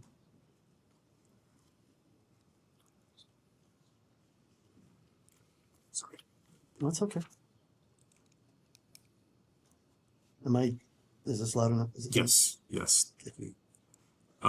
I understood from your prior testimony, just to make sure I have a correct understanding, that your communications with Jeffrey Epstein were related either to corporate or securities work or the real estate matters that you described earlier today. Is that right? Or aircraft, or business acquisitions, or investment acquisitions and funds, and summarizing the funds. But it was legal advice relating to either transactions or subsequently some discussions with counsel regarding the issues that he was facing because of his charges. And what about social matters? Sorry, you're right, should not. I never spoke to Mr. Epstein about his social relationships, his social activity. It wasn't my place, wasn't my role. I'm going to ask the court reporter to mark as Exhibit C an email that we obtained from the website Jmail. It's a thread dated May 25th of 2007. Please take the opportunity to review the document in its entirety. I'm only going to be asking you about the emails at the top and the one right below it on the first page. Sorry, tell me again what you want me to focus on? Yep, so I'm just going to ask you about the email at the top and the one right below it. So 3:36 p.m. and previous 10:27 a.m. You mind if I read the whole chain to Not at all. get a sense of it? Thank you.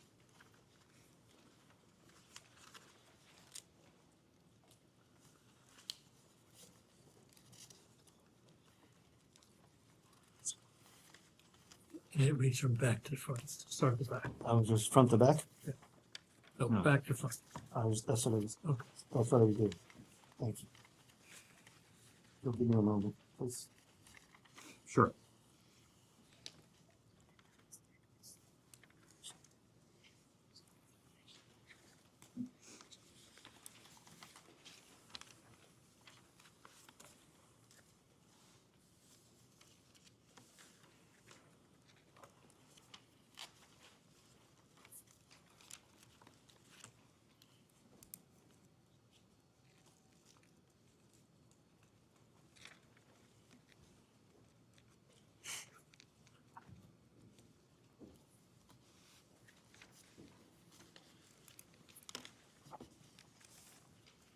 What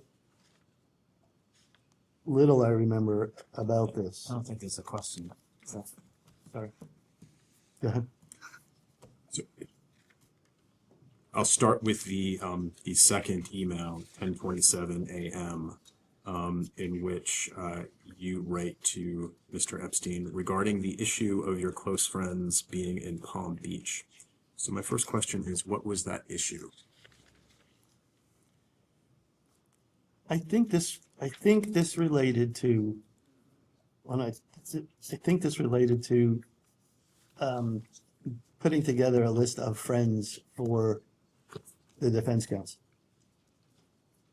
And I believe I was asked to go to get that list. And how did you determine which names to include in this list? I don't recall how I did it, but my guess is that I would have told his assistant at the time. And who asked you to compile the list? I really don't remember. I don't remember if it was him or his defense counsel. And what use was this list intended to be put to? I don't think I ever got that far.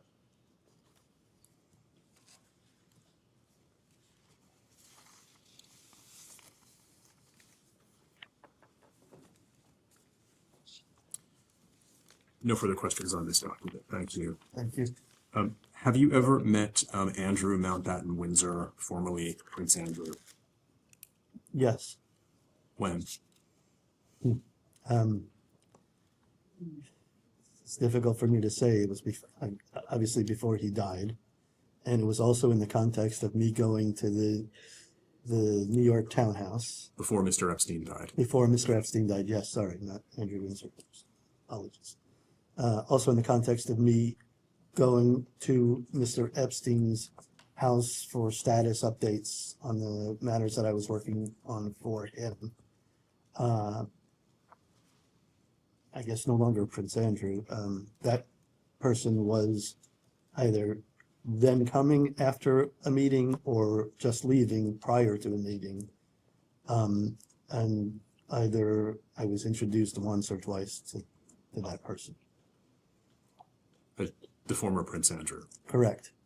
So, sorry, are we talking about more than one occasion? Twice. And were both of these encounters in Mr. Epstein's home? Yes, in the New York townhouse, and they were passing encounters. Was the former Prince Andrew in the company of women when you met him? No. Did you ever become aware of the former Prince Andrew having a sexual relationship with any women connected to Jeffrey Epstein? I became aware of allegations made against Prince Andrew subsequently. At what point in time?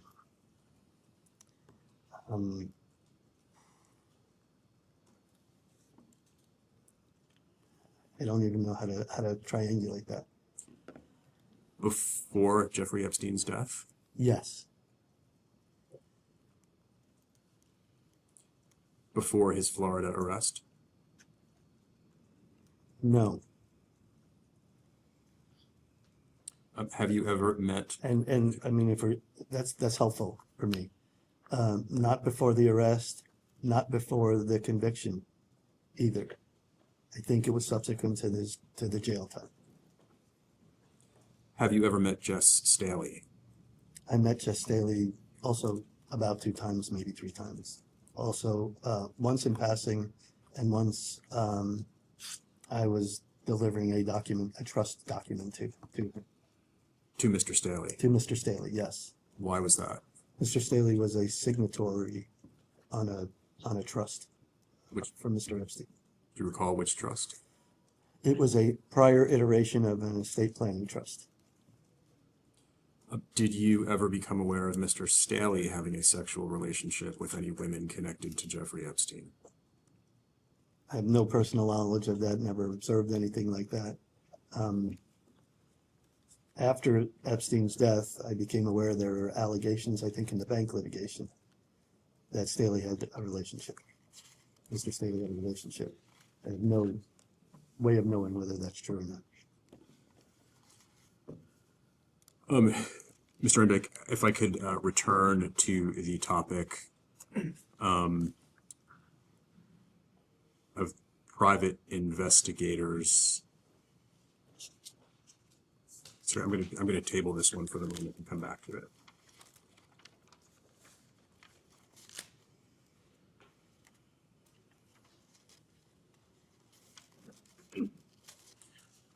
Skipping ahead to Mr. Epstein's death and subsequent developments, when was the last time you spoke with Jeffrey Epstein?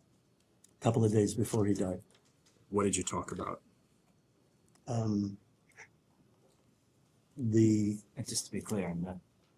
It's privileged. I mean, it was not personal. It was privileged. It was based upon his being in the jail at the time, and it was regarding subjects that one would talk about, like bail and things like that. Okay, so I am going to ask the witness for the substance of those conversations. Those are subject to attorney-client privilege. Yeah, He's I think not so. going to be able to answer the I'm not gonna details on that. Okay, so I'm going to refer that one to the majority for a ruling, and for the record, the question is, what did Jeffrey Epstein say to you during your last conversation with him those 2 days before he died?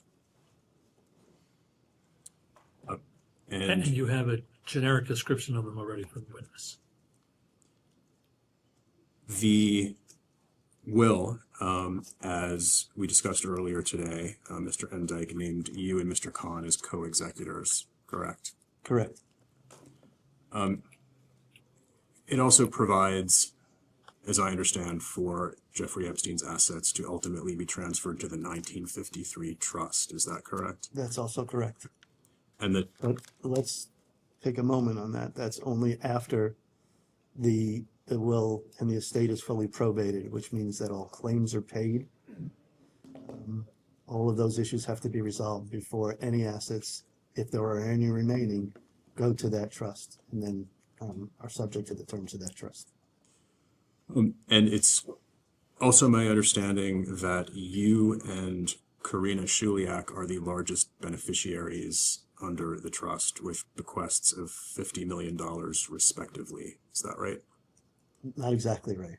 I believe that Karina has several bequests under that will, including the properties, including an annuity, and including another disposition. The total amount of the dollar amounts, I believe, are like $100 million to her, plus all of the properties were to go to her.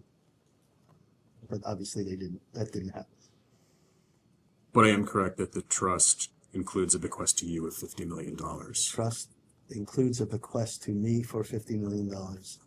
Yes, but that, again, that only comes to play if any money is distributed to that trust, and as it stands right now, certainly that amount's not coming to the trust, if anything.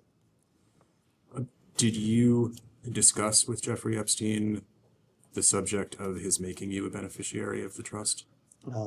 Just briefly, other than that he was doing it, and I should give direction to the attorney that was working on it to make the changes. Do you have an understanding as to why he named you as a beneficiary? No, I can't tell you what was in his mind. Did it surprise you? No, I was a beneficiary in previous iterations.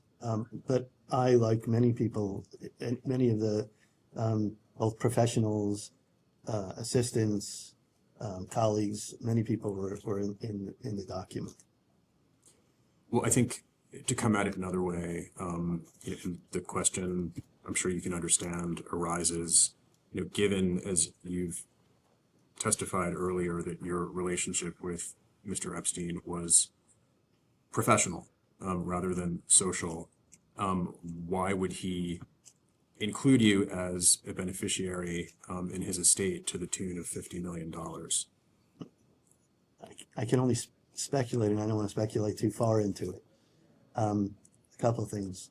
Epstein had a brother, didn't have a lot of friends that he communicated with regularly, which is why the assets in his estate, it seemed to me, were distributed to people that were associated with him on a professional level. I think, I think that the bequests to me, as well as to Mr. Khan, were large bequests because there was a lot of work to be done in this estate, very complex estate, a lot of work, and the estate planning documents didn't provide for payment to us. And I think the idea was for the bequest to be payment. And, you know, for estates of this size, typically the more direct way, the more direct route for this is paying the administrators a percentage of the assets, in this case, well over $600 million for the assets in this estate, and paid over time. In addition, it's anticipated in many instances that both the executors will also be doing other services, sometimes accounting work and legal work and things like that.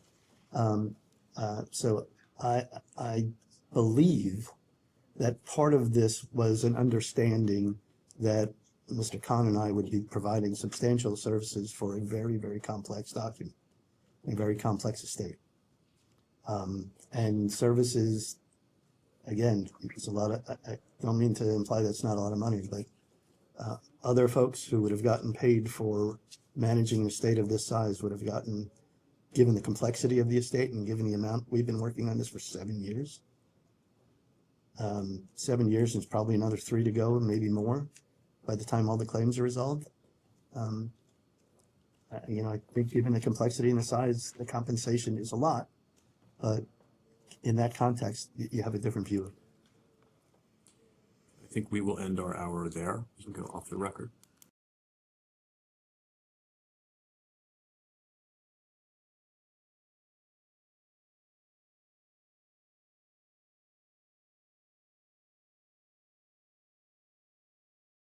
We'll go back on the record. Oh, the minority wishes to make a statement. Yeah, just to clarify, for the record, previous colloquy with counsel over the assertion of privilege as to the question, what did Jeffrey Epstein tell you during your conversation with him 2 days prior to his death? We would like to refer that question to the chairman for a ruling as to the applicability of privilege. Thank you. Mr. Timmons? Thank you.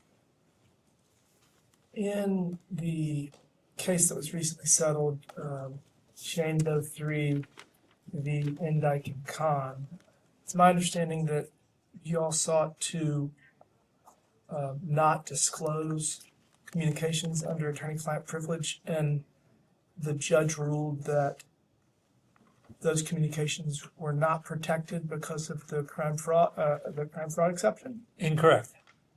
What's your next question? So the judge never ordered you all to turn over any documents because he deemed them not protected because of the crime fraud exception? Correct. Okay.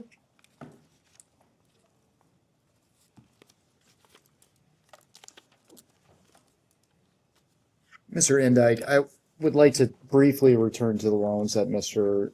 Epstein extended to yourself and other employees. Is it fair to say that it was customary that he would provide these loans to employees? He was generous to many of his employees. And yes, did loan money to his employees. Would you have drafted the loan agreements? It would have been a promissory note, yes. But after, there was a form promissory note that was circulating around the office. Keep your voice up. Sorry, there was a form promissory note that was circulating around. As far as the loans themselves, were the loans ever used to justify large movements of money? No. Were loan agreements ever used to make illicit funds appear legitimate? No.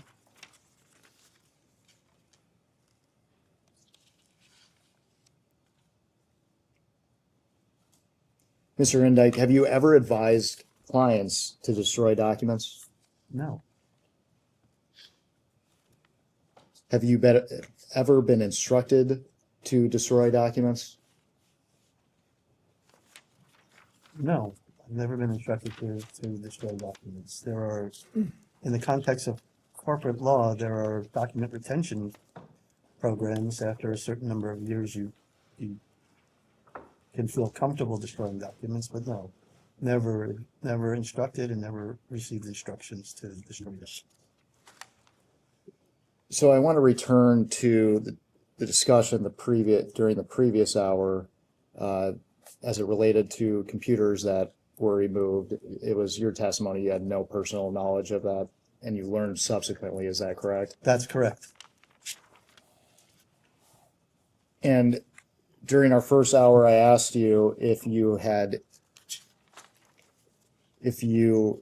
any knowledge that anyone would have tipped off Mr. Epstein to the October 20th search warrant in Palm Beach. I believe that you testified no. Is that right? That's correct.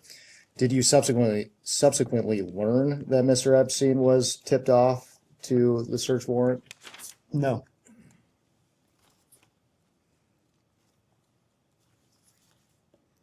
Were you aware that Mr. Epstein had storage units?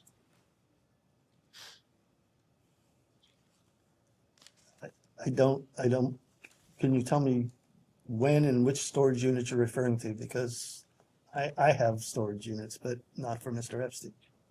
So I want to make sure we're talking about the same thing. Mr. Indyke, it has been reported that Mr. Epstein directed private detectives to hide secret files in storage units across the U.S. Do you have any knowledge of that? I have no knowledge of that. And you haven't subsequently learned that he had any such process for hiding or concealing? Correct. I have documents? not learned that.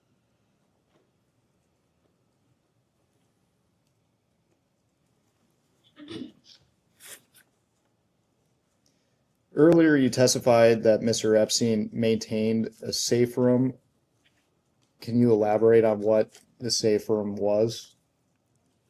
I was not in the safe room. I actually never went inside it, but it was pointed out to me that it was a safe room. And by safe room, what that means is as I understand it, what that means is that if somebody is coming into your house to do you harm, you go into this room and they can't get in the room, and you are there locked in and protected in the safe room.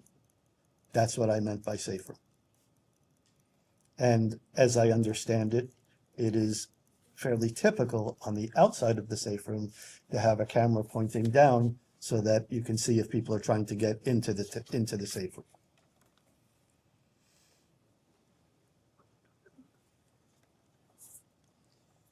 Did you advise him to get a safe room?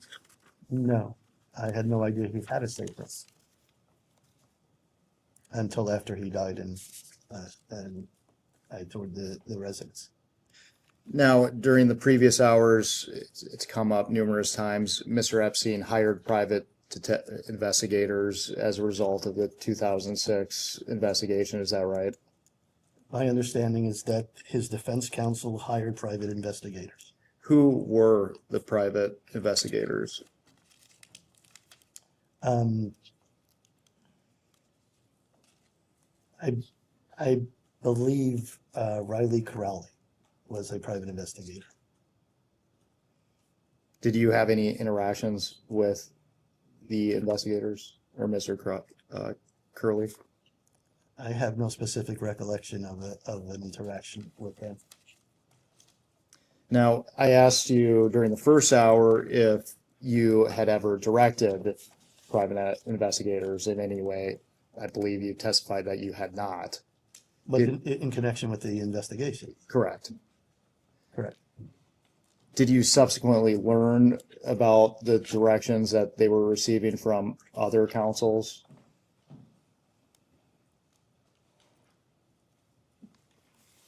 Not in any real substantive manner. I knew that there were communications, or I became aware of there were communications that had happened between them, but I wasn't privy to the content of the communications. It's been alleged that the private investigators were acting in such a way that was intimidating towards those that they were following. You didn't know anything about that? I remember seeing that allegation, and I don't recall where I saw that allegation, and that was, I think that happened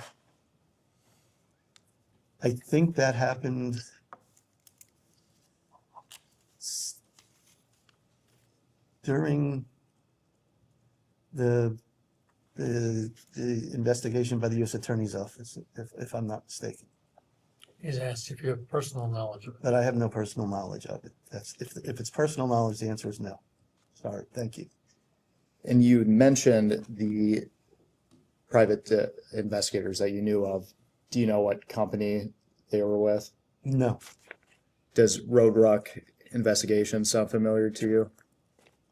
That name sounds familiar to me. It does sound familiar to me, yes. I don't know that it's because of that, but the name sounds familiar to me.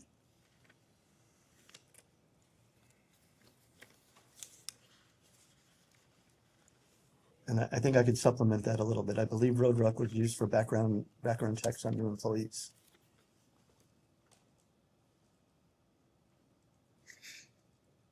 Are there any storage units that were at any time in possession of the trust after Jeffrey Epstein's death? Can you repeat the question, please? Following Mr. Epstein's death, were there any storage units in possession of the trust? Estate, I think, I mean, estate. Oh, the estate. So after Mr. Epstein's death, there were storage units, but the storage units happened after we inventoried the assets and then moved them out of the houses into storage. They were relationships created after his death, based upon, furniture and whatever, clothing and all the stuff that's in each of the houses.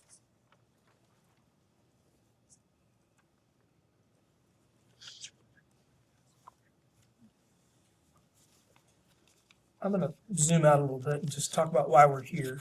It seems that almost 300 victims have been documented, and there's possibly up to another 100 out there. And pre-2008, 200 have been documented, of which 70% of those, these are all approximate, were underage. Post-2008, there have been 70 documented. My understanding is that 0% were underage. To compensate those victims, there's been around $750 million in settlements from JP Morgan, Deutsche Bank, the estate, Bank of America.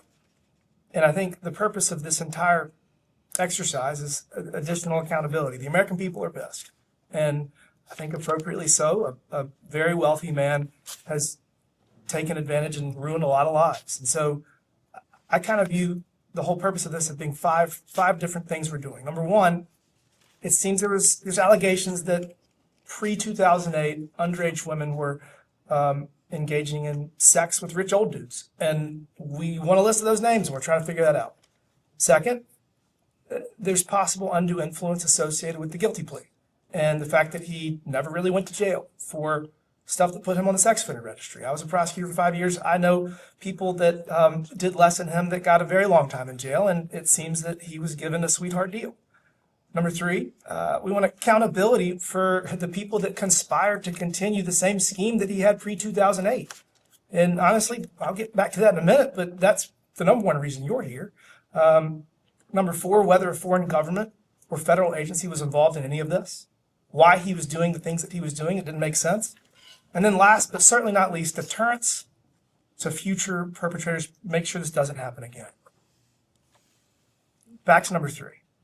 The American people want accountability for people that conspired with Jeffrey Epstein to destroy these lives. And you have been his attorney for decades, and you were instrumental to his operations, his estate's operations, and you've received millions and millions of dollars for that. So you're here answering questions. We appreciate that. I'm going to walk you through the scheme that occurred post-2008, and it's really hard for me to believe that you were not complicit, you were not an instrumental part of his human trafficking operation. So for purposes of words, the only assistant he had was Leslie Groff. Everyone else is a survivor or a victim, whichever one you want to use. He may have called them assistants, but he had a scheme. His scheme was to get them into the United States somehow. Some of them, it was promise of education. Some of it was promise of modeling careers or jobs, whatever it was. And once he got him in, he used a pretty complicated scheme to trap him. And you actually were a part of every single one of those things. Immigration was one. I want to talk to you about that because you said that while you have had interactions with Arda Bascardes, there was just a lot of really shady things that were going on. And so you communicate with him about the 2 marriages for the assistants to each other. And it's your testimony here today under oath that you did not realize those were sham marriages. Just to be clear, because that was a long statement. This I know there's a question at the end. I had to have all You of that don't in want there them because just I'm to going be to set the table. okay. Well, but that's not fair to set a table, not give them a chance to react, but then say. So after that, I have a Let's very simple pause, question. let's So pause. just to be clear, Before you just want them to we'll back answer up. the simple We'll question. back up. We'll back up. Remove my question. For the purposes of the rest of my questions, Leslie Groff is an assistant. Everyone else is a victim or a survivor. And I'm going to ask you about the scheme that occurred after that. If you want to argue with anything that I just said before I ask you questions about the scheme that occurred that you seem complicit in, by all means, say whatever you'd like. That's not a question. I mean, come Okay, so I just ask set the one table. question Okay, and see if very it simple. answers. The question Thank is this: do you believe that the 2 marriages that you helped facilitate with Arda Bascardes were legitimate marriages or not? I don't know. But just because I think you asked that you helped facilitate the marriages. He's already testified. He didn't even know in advance of the marriages. Are you aware of the email in the Epstein files that I can get for you that says from Epstein to him, copying both of you? I think that Arda Bascardes is going to flip on us. So, I mean, what was he going to flip on? How was he? What information did he have that would have caused him to flip on you? Okay, I have no recollection of that email. And let me be clear, I have no belief at the time that I did anything for these marriages that they were sham marriages. I didn't believe It wasn't them. just the marriages. I didn't though. believe, let me finish, please, sir. I didn't believe them to be sham marriages. I didn't have any reason to believe they were. These are women who I believed were associated with these are women I believed to be associated with each other. I wasn't part of their social world. I did not question them why they got married, but they did get married. And I wasn't part of arranging those marriages. Absolutely was not. Did Epstein ever talk to you about trying to arrange marriages with members of the opposite sex to his, the women you call assistants, but were actually survivors or victims? No. Okay. I mean, I'm not even sure what that question was. Did Jeffrey Epstein talk to you about marrying his assistants to other people in an attempt to address immigration fraud? No. Did you create leases for the 6 victims, survivors, at 301 East 66th Street for the purpose of immigration fraud? I did not create leases, number one. It wasn't for immigration fraud that I obtained a copy of the leases from OSA Properties to give to Arda Bascardes. I was requested by the women to get a copy of the lease so that they could give it to Arda, and I did so. Did leases exist prior to that moment, or were they just staying there without a lease? I don't know when the leases were created. Okay. I don't know when the leases were created. But given that this was property that Epstein had an ownership or a leasing interest in, it doesn't surprise me that if they were living in that property, they didn't have a written document. And they needed a written document in order to give it to immigration. So when they asked me for their written document, I asked OSA, do you have a lease? Can you get me a lease? Did you ever change the lease for one individual to include 2 for the purposes of the immigration application? Was one person on a lease, and then because the idea was saying, all right, we're going to marry these 2, well, I don't know that. Did you change a lease that had one person's name on it to change that lease to put 2 people's name on it for the purpose of then giving it to Arda Bascardes for the purpose of then filing for immigration documents? I think I probably did, yeah. Got it. I think I did, yeah. All right. You said earlier that you didn't But, know but where. let's talk about that for a minute, because I know you want to jump to the next conclusion. Let's talk for that for a minute. If somebody gives me a lease and tells me this I need to give for immigration, and it doesn't have both parties to the lease on the lease, I would have said to them, you should put both parties on the lease. We're going to walk through a bunch of questions No, but here, and you're that's going to have an important. answer to all of them. But that's when important. you listen to these answers, you're going to say, "Oh, that's interesting. That could be true in this little narrow scope." But then when you put them all together, it creates a different story. So we're going to keep going. Your story is based upon a hindsight that's based upon allegations that are made now looking back. Correct. And your story assumes that I had knowledge that these women had sexual relationships with Jeffrey, that these women didn't have relationships with each other, and I absolutely did not. Okay? So Okay, you can piece together however you want. We're going to piece it together. However you want. Okay, so But you cannot make something that's not true. These 6 or 7 survivors, when they got to this country, under the promise of a job of education, of modeling, whatever it is, they then have an immigration issue. Except So I don't know. that I don't know how immigration they is- got to this country. I don't know about those promises. I know nothing of that. A lot of this is public record, and That doesn't So mean they- that I have knowledge of it. I'm sorry, but you were imputing knowledge to me that doesn't exist. so then they have to find a way to stay here, and the way to stay here was through this immigration scheme, which you were not overtly complicit in, according to you, but it seems that there's a lot of variables that cause a lot of questions. So let's go to the next one. Businesses. You previously said that you did not set up businesses for any of these victims. And I'm going to ask you again, did you set up LLCs for any of the people that you call assistants that have been deemed victims by many courts? I believe that I testified that SLK Designs is something that I formed. I testified that. Any other LLCs that you created? I don't recall any other So you do LLC. not recall creating any other LLCs for the victims that you call assistants? Are they? I don't recall setting up an LLC for a victim. Number one. Do you Number recall two, setting up an LLC? if you have an LLC that you want me to ask, I have the articles of incorporation, but I'm not going to help the tell people that do tell it. me what they are, and I'll answer whether or not I formed them or had something to do. I know you form formed them. them because you're on the document that Well, created them. then tell me what they are. We're going to move on. Did you take out loans on behalf of the assistants? I'm going to keep calling them assistants, but they're not. The only assistant is Leslie Gruff.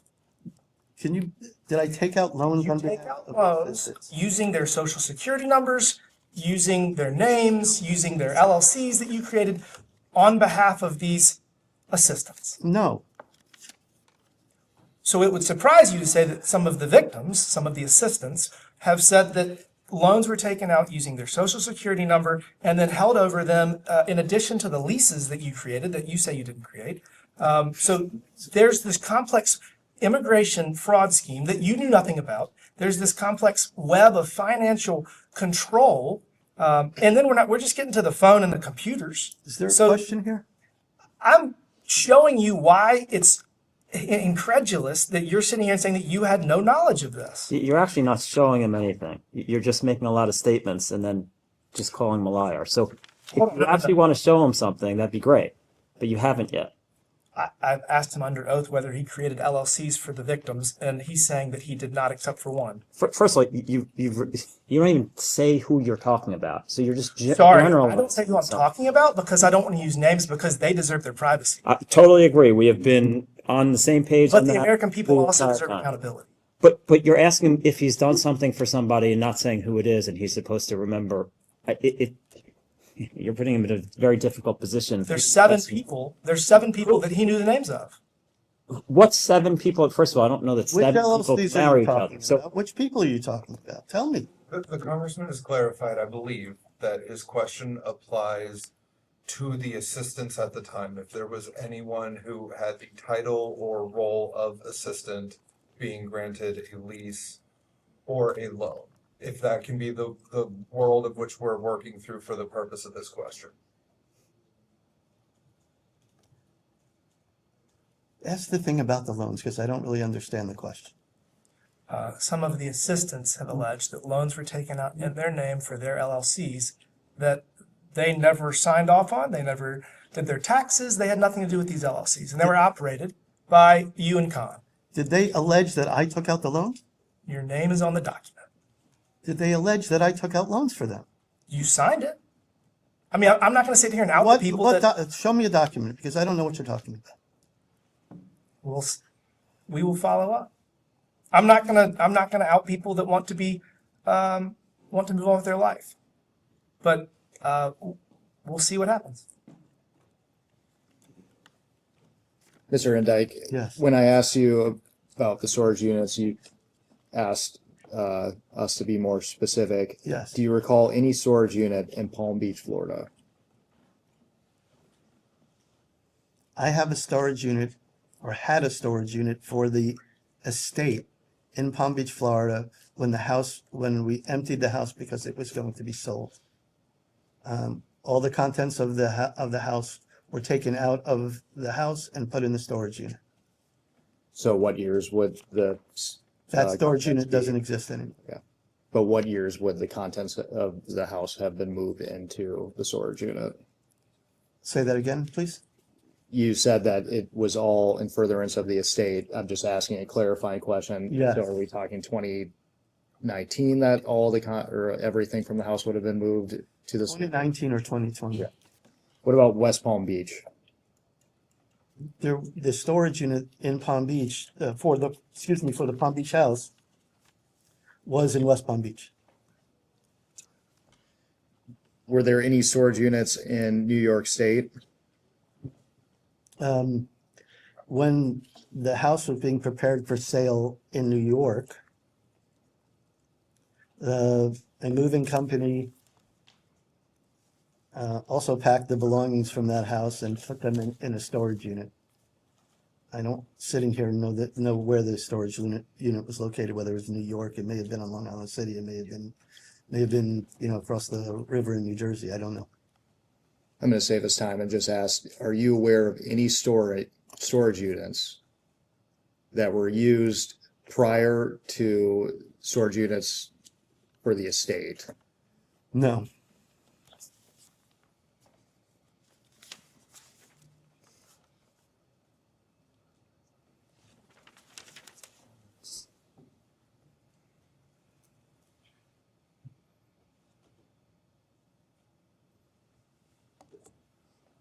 I believe I asked you in a previous hour, but I'm going to ask you again for the sake of these questions. Did Mr. Epstein ever discuss receiving massages with you? With me, no. In the context of conversations with defense counsel, they discussed them, but he never discussed them with me. Were you aware that Mr. Epstein was receiving massages? My understanding, based upon what I learned from defense counsel and the statements that were in the police report, was that there were massages, that some of them ended in sexual conduct, and that some of them involved underage people, that Epstein claimed he didn't know that they were underage, was adamant about it. There was a lie detector test in substance that said that. And again, the statement suggested there was no, or indicated there was no force, no coercion. After Mr. Epstein's incarceration, are you aware of whether he continued to receive massages? No, I'm not aware. At this time, I'd like to introduce, will be marked as Majority Exhibit 5.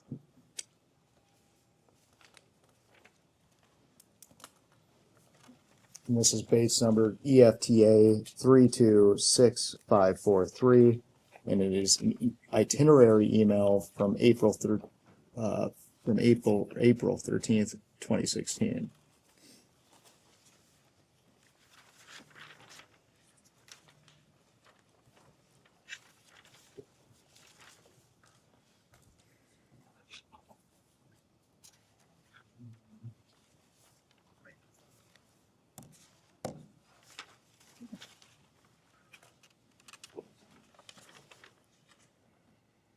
Okay.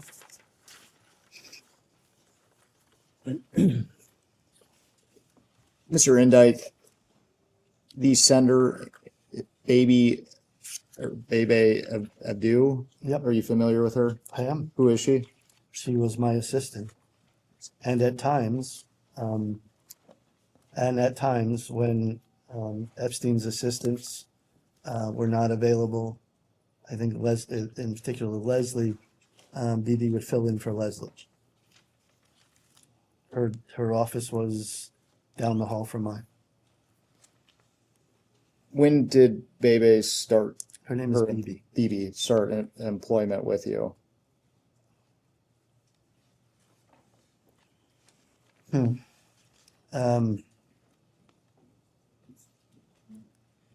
not sure.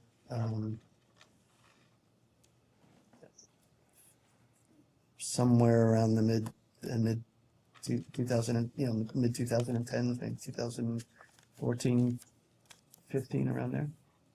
And you mentioned that you would fill in for the She would fill in. assistants for Mr. Epstein. Did Mr. Epstein direct you to hire her? No. I interviewed her, got her name from, I think, Indeed, or one of those job search places. She had previously worked for a law firm. Now, I want to direct your attention just to the April 15th, 2016, and it references a Thai massage course.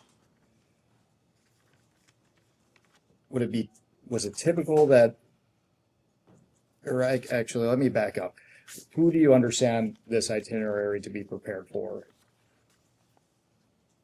I don't have an understanding of who it's prepared for. It's sent to Bibi. Would you presume that it was for Mr. Epstein? It seems like that's right, yeah.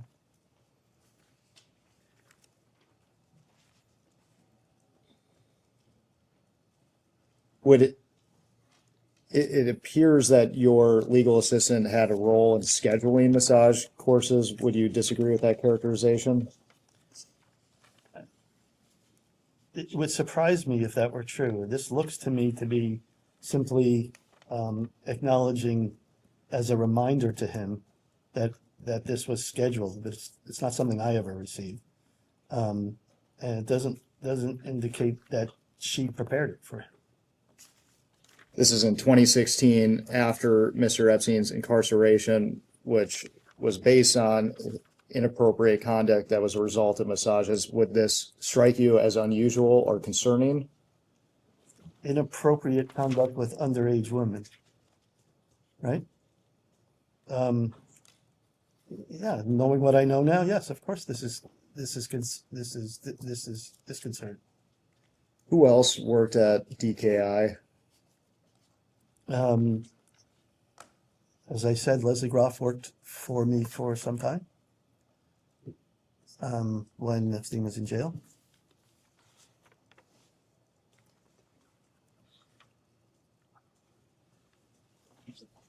And during the minorities hour, you talked about performing legal work for that related to the Wexners. Did you ever perform legal work for Leon Black?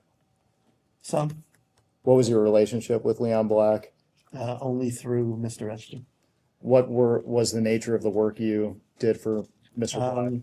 Mr. Epstein did tax planning and estate planning for him, and the transactional work that I did was an offshoot of that work. Did you have any interactions with Mr. Black outside of the work that you did for him?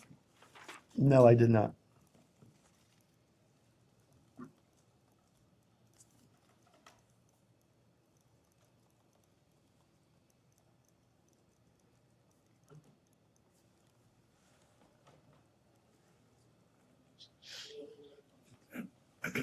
We discussed BB previously, but was she on an employer-sponsored visa? Who? BB? No, BB was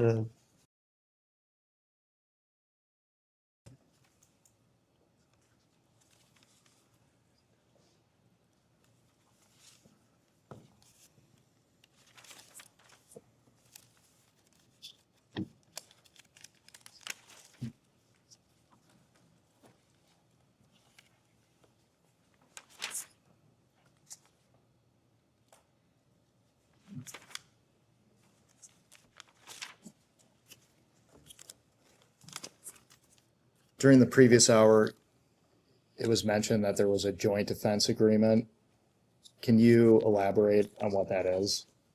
I believe that was referring to the agreement among all of the defense counsel in connection with the investigation and negotiation of Mr. Epstein's issues in Florida.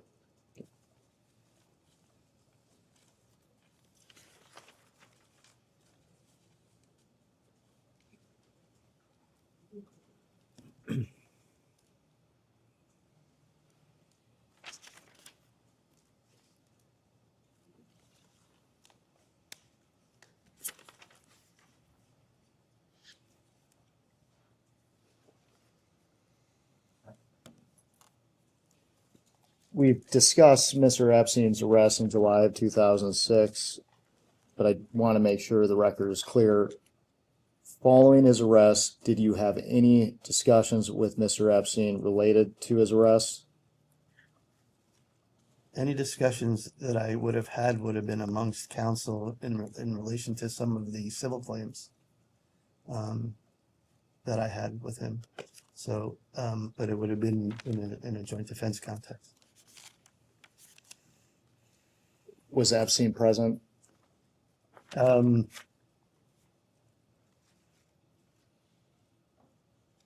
were a number of those conversations.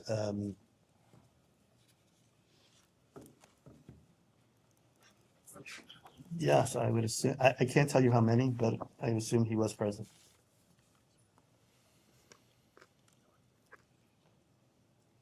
Did Mr. Epstein ever discuss the allegations with you?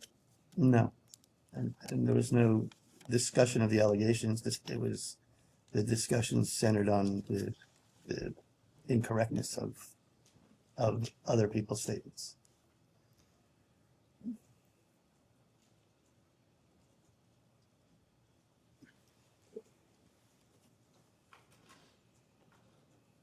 Mr. Indyke, with the benefit of hindsight, were there things you witnessed or observed about Mr. Epstein that could have suggested he was trafficking and sexually abusing young women and girls? I mean, at what period of time? During the entirety of your relationship? No.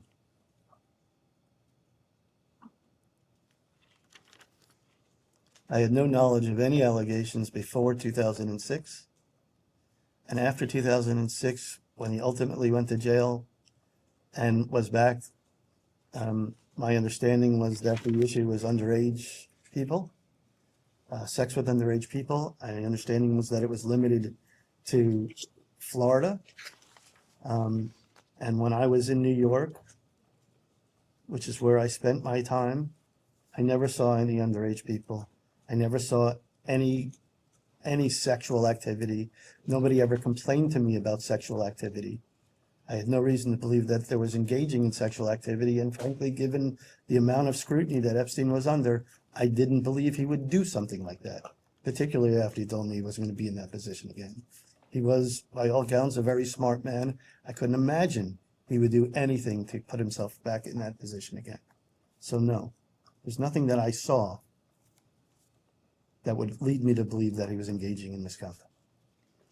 And you've discussed at length the cash that was withdrawn that I believe you had a role in retrospect. Would that have been something that should have raised concerns? Not with the size of his households, not with all of the things that was needed for that cash.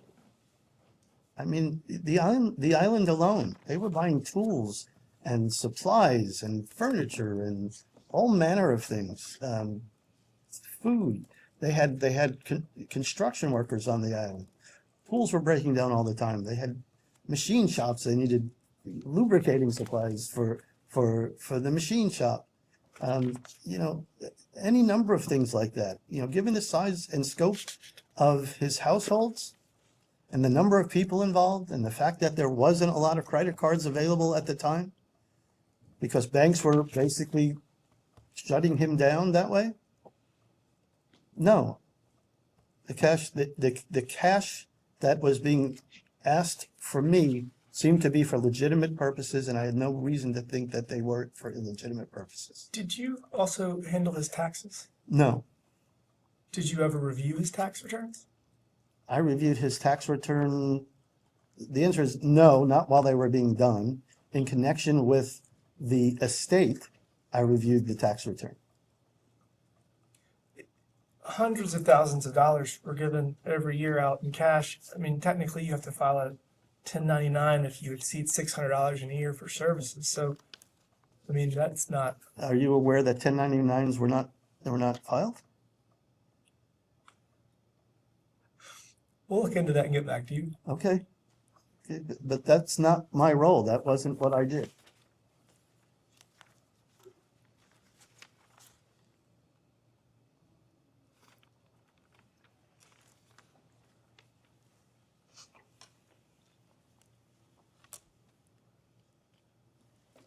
I believe in previous hour, you were asked questions related to visits to the Palm Beach jail while he was incarcerated. Yes.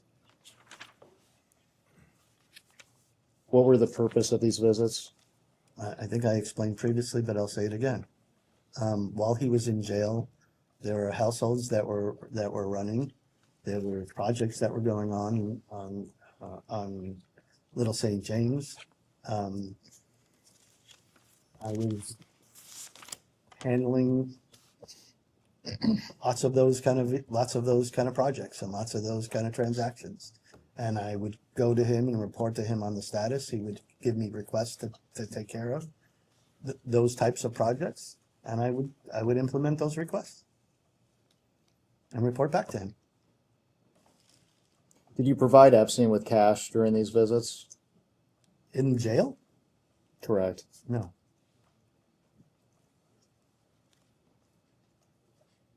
Did you ever bring any other items or packages to Mr. Epstein while he was incarcerated? There was, when he first went into jail, I'd never been to jail before. So when he first went to jail, I believe I had a muffin that somebody wanted me to give him. And maybe a sweatshirt. I'm not sure if I had this, if it was somebody gave me to give him the sweatshirt. But I believe I brought that in, and that was something that I brought in. Did he ever ask you to deliver money or property to anyone outside of jail? No. Other than in the context of a transaction that we were working, but not in the context of anything illicit or improper. During the committee's investigation, we've been interested in the circumstances surrounding the non-prosecution agreement in 2008 and spoke with Alexander Acosta this past summer. Mm-hmm. Did you have any role in the 2008 non-prosecution agreement? Very, very minimal role. I looked at it once, and I looked at some of the language and made a suggestion about some of the language. I don't remember exactly which language. Did you settle victims' claims associated with the crimes pre-2008? Did I settle the claims? Were there dozens of victims that were underage that ended up suing Epstein or the estate, and did you settle those claims? I don't know the number of people that were underage, but there was a list of people that the government provided, and I believe there were a number of those people that filed claims against Epstein, and those claims were ultimately settled. Yes. Were those settled in 2009-10, or were they settled post-death? 2009 and 10. Okay. So you, in fact, did have to get somewhat involved in his alleged criminal activity prior to that to settle the claims. I wasn't involved in his criminal activity. Well, you had to That's a get involved. You had to understand the depths of it because you had to settle the claim on behalf of the state. So that we're clear, people settle claims for all kinds of reasons, including the cost of litigating, the time spent litigating, how much it interferes with your current business. So wait, did he go to jail because he didn't do anything wrong? I didn't say that. Okay, so he did something wrong and he settled a claim. You're saying he didn't, I mean, No, I'm not saying that, and you're putting words into my mouth, and it's actually unfair. What I'm saying is, on a case-by-case basis, you can look at a settlement and see whether or not the claims in those cases have merit or they don't have merit. And while I will never be in a position, I will never want to be put to the task of saying that any particular woman who's claiming abuse wasn't abused, I won't do that. I will say that there were facts that came to light during the defense counsel's investigation of many of these claims, which suggested that some of these claims, that some of these allegations in these claims were not accurate. So which claims were true, which claims were not true, I don't know. I wasn't there. I wasn't in Florida. I don't know what was true or was not true. but you were involved in the settlements. But let me finish what I was saying, please. What I have said is that now it's clear that there was misconduct. Okay? I also was clear that when he was in jail and he looked devastated and told me he wasn't ever going to be in that position again, and told me he didn't know that there were people that were underage, and said this was never going to happen again, I believed him. And I told you in my opening statement that that was a mistake. And I do feel horrible about that. Had I known that he was doing it, I would have walked away. But in the context of all of this, all of the information that was provided, which suggests that a lot of what was being said was not true, and a lot of what was being claimed about happened in the past, after he had gone to jail and after he said he wasn't going to do it again, I didn't have a reason to believe after he got out that he was doing it again. I started out, the first question asked was about this, because in your opening statement, you said, I made the mistake of believing Mr. Epstein that he would not again commit a crime. He has never been indicted, charged. I don't even know if he's been investigated for anything after 2009. I mean, the indictment in 2019 was 2002, 2005. So what criminal activity are you aware of that occurred after he got out of prison that violated your trust? Like that is what you're talking about here. When he died, and it precipitated kind of a flow of people coming and making claims against Epstein. And there were lots of people that made claims against Epstein. And there were lots of people that went to the Epstein Victims Compensation Fund to make claims against Epstein. With that benefit, and as you said, how could I possibly say that nothing happened with that number of claims out there? And given that, that's what I was talking about. So I don't know what's true, what's not true, but I know there's stuff there. What are the crimes that have been alleged are sex assault, are sex trafficking, human trafficking? What else is on the list? I don't know if the crimes are sex trafficking or human trafficking. What I know is that people claimed that he abused them, he sexually abused them. There were claims, I believe, in some of the complaints that were filed after he died about rape. Those are the claims that I did not know about. How many of the victims that have made claims and have recovered from the different funds post 2008 did you interact with on a regular basis in your capacity as his lawyer? A very small minority of them. Dozen? The only people that I would have interacted with were people who were ostensibly assistants. Ostensibly assistants.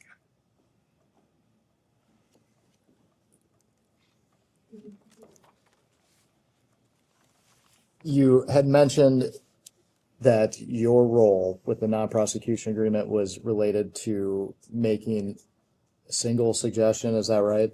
Reviewing the agreement for language, and I don't remember specifically what the language was, but I was one of, I wasn't a criminal attorney. There were criminal attorneys like Roy Black and Billy Sanchez and people who were celebrated criminal counsel that were looking this thing over.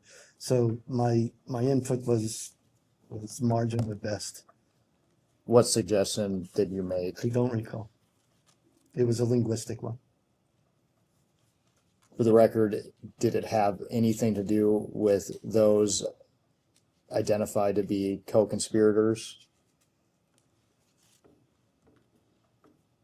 With the language of that, yeah, I think maybe it did, yeah.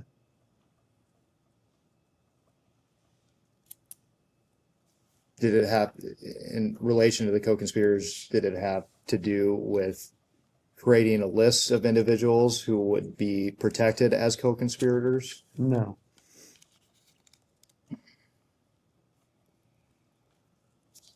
It's been alleged repeatedly that Mr. Epstein used his influence, his connections to powerful figures to curry favor and receive the non-prosecution agreement. Is there anything that, as far as the circumstances surrounding the non-prosecution agreement, that would be concerning in that regard? I don't think so, because my view of the non-prosecution agreement, although based upon what the positions laid out by defense counsel, was probably different than other people. The non-prosecution agreement was based upon attempts to charge Epstein for what the defense counsel were telling the government were state crimes, and what the defense counsel was saying at the time was that the crimes that were actually testified to, the crimes, the actions that were actually testified to, were activities which weren't what was according to the defense counsel, weren't what was intended by the sex trafficking statutes. And so my understanding subsequently came that after they reached this agreement, which none of the defense counsel was satisfied with, that even after they reached the agreement, they were fighting it with Acosta's office a lot. They explained that they went back and talked about how the record was defective. They went back and talked about how the petite policy should make it so that the federal government doesn't get involved in this case. They mentioned the fact that there was a state sex crime prosecutor that made a determination, that there was a grand jury convened that had a determination, and that the federal government shouldn't be involved in this. And again, listed why the statutes that were being cited by the government were not intended to be used in this way. And I think, based on what I recall Acosta saying, was that Acosta wanted to get something out of this. He was concerned that maybe Epstein would be able to beat the charges, and wanted to make sure that Epstein actually did jail time, and also wanted to make sure that Epstein had to plead to an offense that would require him to register as a sex offender. And registration as a sex offender is a lifetime. And those were his goals. And the defense counsel was not particularly crazy about what his goals were, given what the state outcome was. And Acosta, as I understood, and were challenging the deal that was made. So the defense counsel didn't look at this as a sweetheart deal, and that's the view that I had based upon what they were saying to me.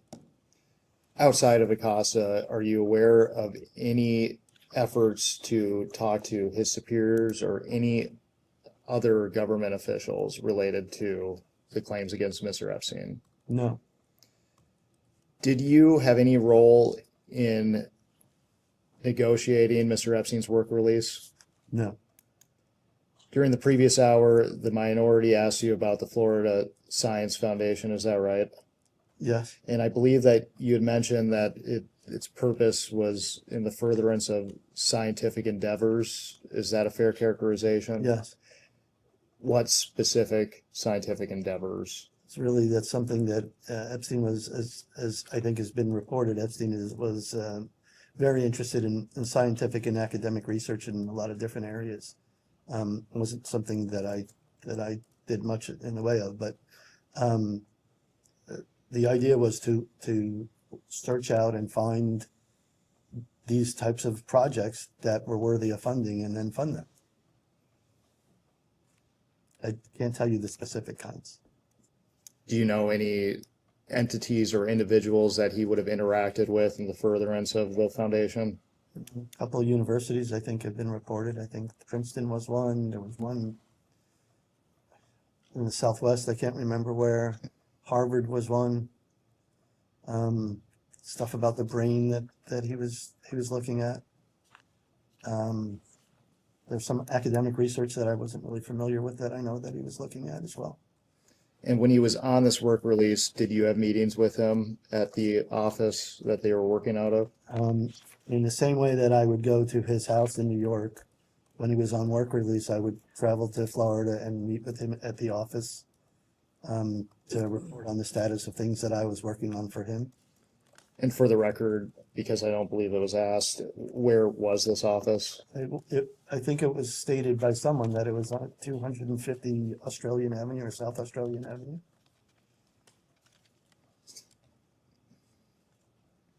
Did you ever, when you visited him at this office, did you ever see young women or girls? I saw people that I understood to be his assistants at the office. Did you have to deal with any issues associated with him registering as a sex offender relative to his different properties? In South Carolina, you can't live in like most places. So did he have any issues with that? Ask me again, please. Once he was registered as a sex offender, he still already owned all these properties. In South Carolina, you're not allowed to live a lot of places, parks, schools, just there's no-go zones. Did you have to deal with any of that associated with his existing properties? I did a little bit, sure, but usually in conjunction with criminal counsel. Obviously, we had to make sure that where he lived in Palm Beach was clear, and as I understood it, then it was. The New Mexico ranch was isolated from other places. The island was isolated from other places, so that wasn't it. And New York also, from what I understood, was not a problem. Are you aware of whether Epstein sexually abused young women or girls while on work release? I was not aware at the time that he was doing anything like that. And as I said, had somebody even mentioned that to me, I would have been surprised by it, given that there was a sheriff's deputy sitting at the reception desk every time that I went to that office. And the reception desk was, maybe the distance from those chairs over there from the office, from where the offices were. So that would have surprised me. I have since learned after his death, I think it was after his death, that there were allegations made that he was having sex with somebody in his office. To be clear, Mr. Epstein did have privacy at this office. The office had a door. It did.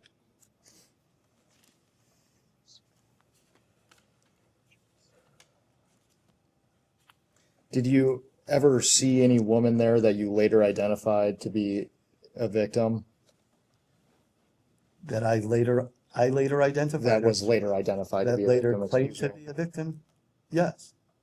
Who? Is it okay that we say it? I believe.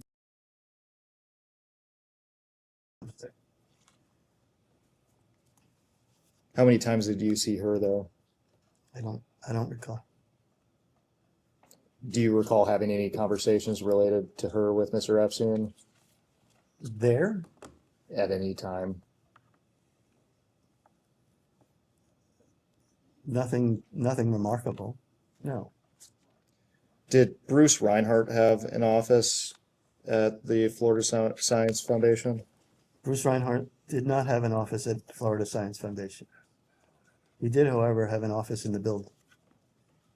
He was an attorney at a firm called, I think, Atterbury Goldberger. I think was the name of the firm. Did he do any work for Mr. Epstein?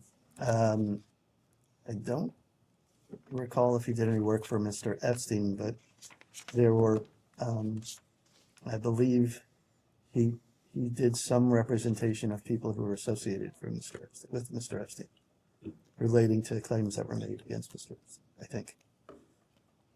Did you ever have conversations with Mr. Epstein about his requirement to register as a sex offender? Yes.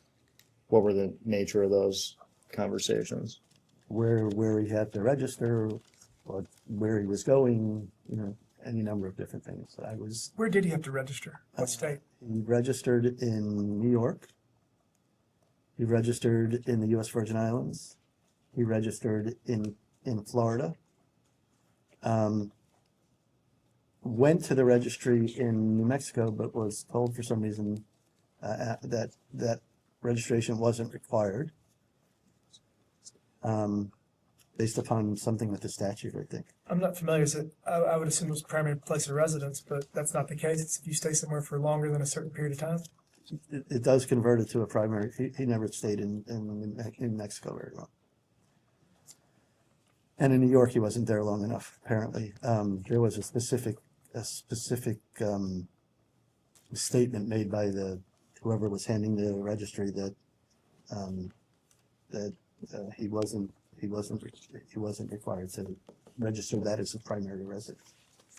Are you aware that Leslie Groff and Bella Klein facilitated cell phones, computers for the survivors, victims that you have referred to as assistants? The word facilitated. Are you aware that they gave them cell phones and computers? For assistance, you mean? We now know they weren't assistants, but Well, yes. I knew them as assistants. Okay. Okay. Are you aware that Jeffrey Epstein would use that to monitor their actions? No. Would it surprise you to know that he monitored their cell phone communications to control them? Now, after what we know now, no, that would not surprise me. Are we about done? I guess I just have one question. It seems like working for him was a huge pain in the ass. I mean, at some point were you like, maybe I should do something else? I was compensated very well, and I worked very hard to do the things I did for him. And those things I did were all business transactional work experiences that I wouldn't get necessarily anywhere else. I was working with people who were billionaires on transactions that were, really interesting transactions. So, yes. Do you think this is gonna be over? Let me just finish what I was saying. Sir, are you a lawyer? Yes, sir. Okay, so you know that when you become a lawyer, you're destined to work long hours for demanding people doing difficult things. I'm in Congress. It's even worse. So I'm sure that's true. So given that was the case, for me, why not? I was there. And I know, you have your own views on that, and I know you want to try to hold me accountable. But I think we all have roles to play. I understand that. Following the evidence. I understand that. Well, you're following your spin on the evidence, not really the evidence. Not my spin. It is your spin on the evidence, because the evidence makes it pretty clear that nobody said anything to me, that I never saw anything. Nobody alleged that I saw anything. Time will tell. All right, I'm glad you guys are having a conversation now, but I don't think there's questions pending. We will go off the record.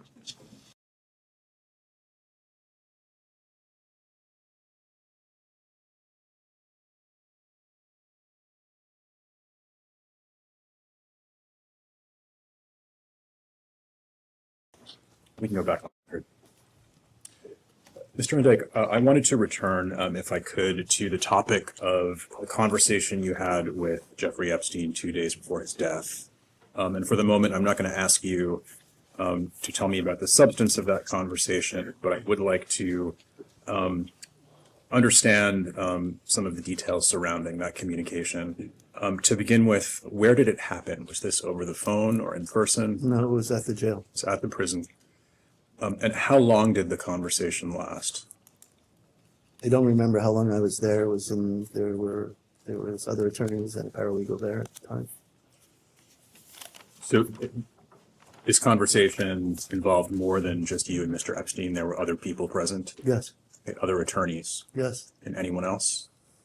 No, just attorneys, sorry, I said a paralegal too. I believe there was. One I paralegal. believe there was a paralegal there too. Who were the other attorneys? These were, might have been Michael Miller from Steptoe. There may have been another Steptoe attorney there, and Epstein had some other lawyers who were new to the thing. I don't know if Marty Weinberg was there or not. I don't remember them. But there was more. There were some kind of associate level attorneys from criminal firms there too. I just don't remember who they were. Okay, and other than the one paralegal you mentioned, were there any non-attorneys present? No. And I understood you to say that you don't have a specific recollection of how long you were in the prison. Different question. Do you have a recollection of how long the conversation with Mr. Epstein lasted? They were just continuing conversations about items that were of relevance at the time. So there was not like a specific conversation. It was talk, stop. So we're talking about a meeting. Yeah. And not to belabor the point, but the duration of the meeting, an hour, more or less? Maybe an hour, maybe two. Okay. Possibly. And again, without getting into the substance of the communications, what were the topics that were discussed? Bail. Requirements. So this is not my thing. So some requirements, procedural requirements with respect to what needed to happen there. I'm not exactly sure what the procedural requirements were, but they were related procedural requirements. There was. When you say procedural requirements, were those legal in nature? Yes, in connection with the criminal case. Trying to think what else. I believe roles of the different attorneys.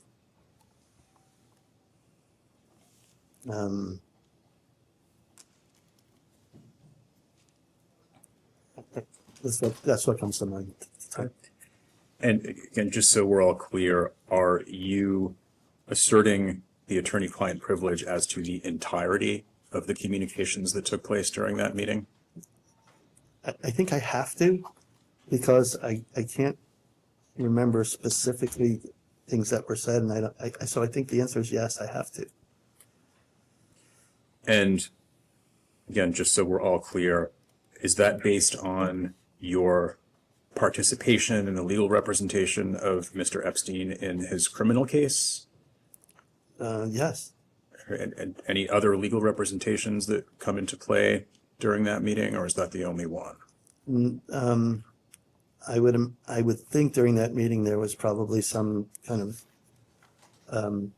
status of projects that were going on. So I would imagine that came up as well.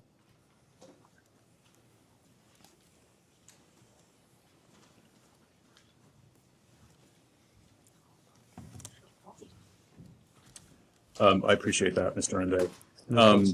I'm going to shift back to yet another topic that we discussed earlier. Okay. And that is the hard drives that you learned through your communications with the Joint Defense Group that had ended up in the possession of private investigators. Okay. Just some follow-up questions to make sure we have a complete understanding with respect to that issue. So to begin with, I understand from your testimony during the previous round that the private investigator you were referring to was the firm Riley Corrali. Is that correct? I think so, though I'm not 100% certain, but that's a name that stands out in my head. To your knowledge, were there any other private investigators involved? Based upon what I heard today, Roadruck may have been involved. And to your knowledge, how did the private investigators obtain those hard drives? I don't know.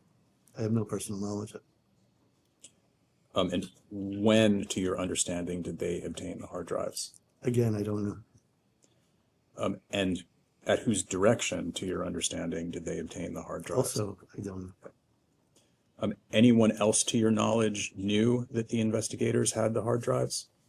Other lawyers in the defense group. Keep your voice up. Sorry, other lawyers in the defense group. And how many hard drives in total did the private investigators have? I don't know. And to your knowledge, were those hard drives ever provided to law enforcement? I don't know. But my sense is that no, that they weren't. Were the contents of the hard drives ever described to you? No. As you sit here today, do you have an understanding of what they contain? No.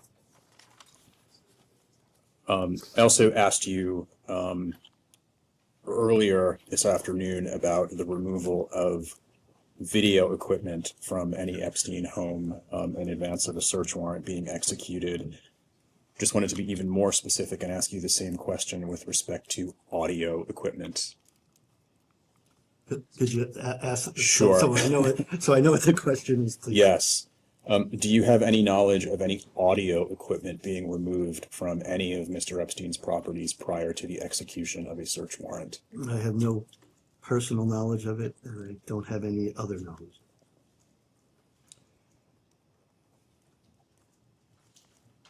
Do you have any personal knowledge or other kind of knowledge of any other type of electronic equipment being removed from any residence of Jeffrey Epstein prior to the execution of a search warrant? Electronic equipment?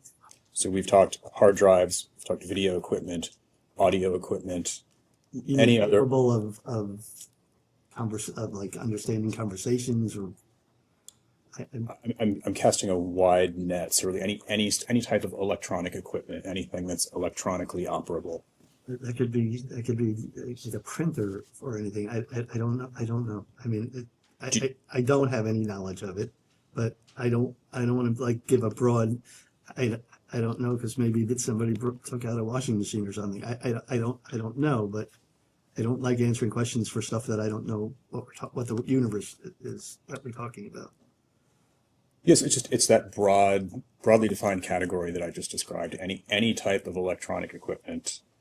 It sounds like your answer is you do not have such knowledge. Nothing jumps out in my mind. And again, I don't know how far back we're talking. You said before, but are we talking about within what period of time also, because that's also an issue. Let's say within a year before the search warrant was executed.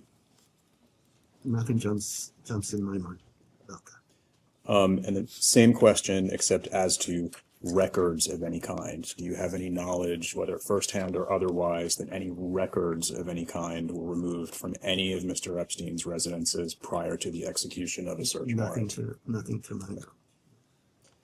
Which is not to say that I don't know. I have no personal knowledge of it. I never heard anything. Did you ever hear any other person express a belief that any hard drive, video equipment, audio equipment, or other type of electronic equipment had been removed from any of Mr. Epstein's properties prior to the execution of a search warrant? Other than the hard drives that we've talked about? Yes. No. So the hard drives, to your knowledge, where are they now? I have no idea. Did you come to learn which Epstein properties specifically the hard drives were obtained from? My sense, because it was the Palm Beach investigation that was being talked about, that it was Palm Beach. But do you have specific knowledge? No.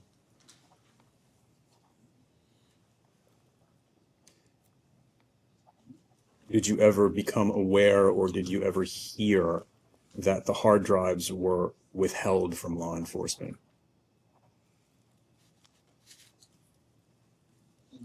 I believe in the context of the discussions with the U.S. Attorney's Office, there were conversations about hard drives and the U.S. Attorney's Office not having those hard drives. The U.S. Attorney's Office in Florida. in Florida. And I believe, I'm not 100% certain, but I believe I believe that's what I recall. And when you say the U.S. Attorney's Office did not have the hard drives, was it to your understanding their expectation that they should have received them? No, there was some discussion back and forth between the defense counsel and them about it.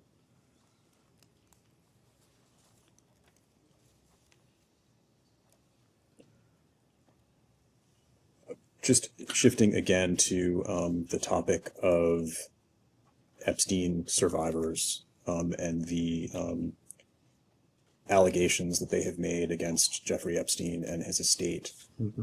Since Mr. Epstein's death, have you had any contact with any women who have made allegations against Jeffrey Epstein? Personal contact, no. With the exception, I was at a couple of mediations where those people appeared. But beyond that, no. Have you instructed or engaged anyone else to contact any women who have made allegations concerning Jeffrey Epstein? No. Have you engaged any private investigators in connection with allegations of sexual abuse by Jeffrey Epstein? I have not personally done that. And I can't recall if one of the civil lawyers representing the estate may have. I remember discussions. I don't recall if they actually did so. And do you recall which lawyer that is?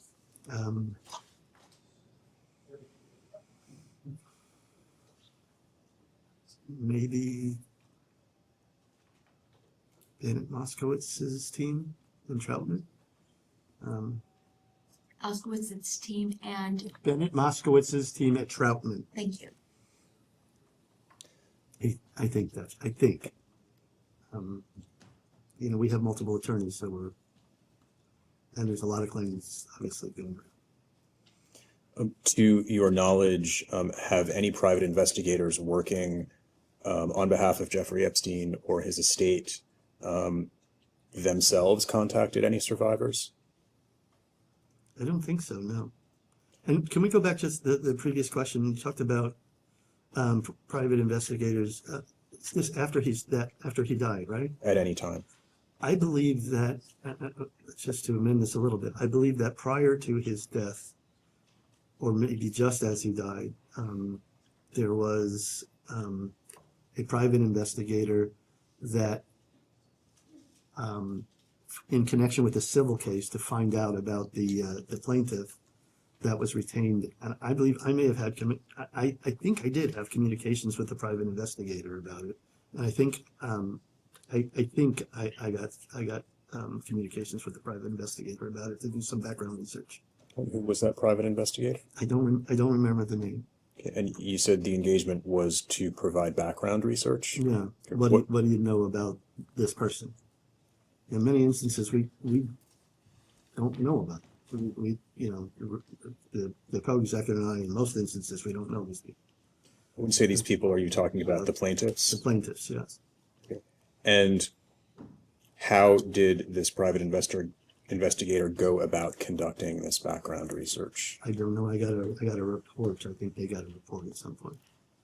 And what did the report say? I think it's privilege, number one, but I don't recall off the top of my head. Did the report contain any indication that this investigator had contacted any Epstein survivors or plaintiffs?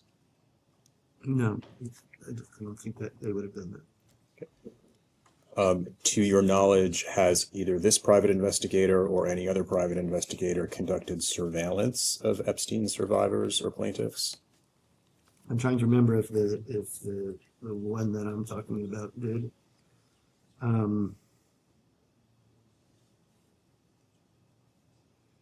It's possible. It is possible. But I don't know for sure.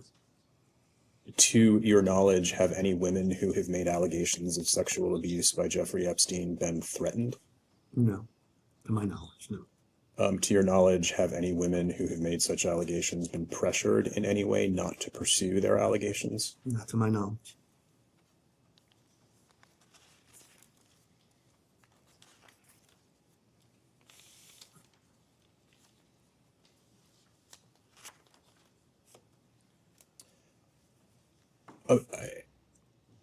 If I could return to the topic of an individual you were asked about several rounds ago, and that's Howard Lutnick. The question, I believe, was whether you ever became aware of a relationship between Jeffrey Epstein and Howard Lutnick. And as I understand, your answer was you did not know of such a relationship. Is that right?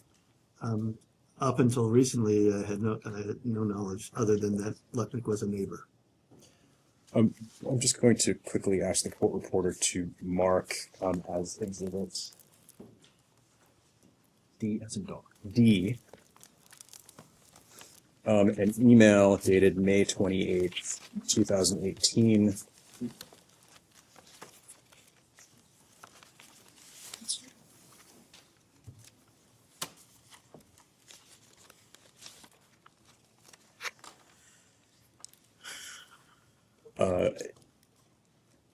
It is a thread between Jeffrey Epstein and an individual with an email address bearing the initials HWL.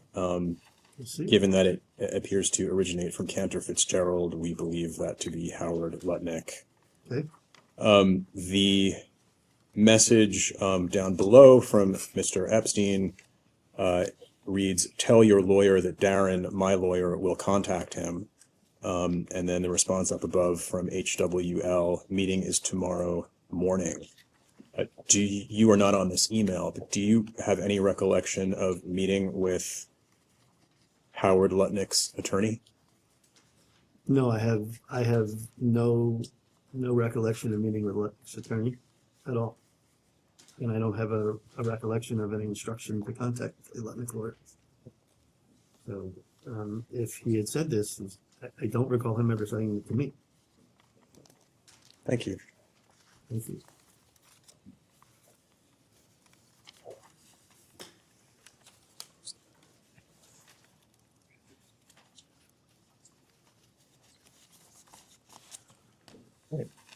Mr. Indyke, thank you.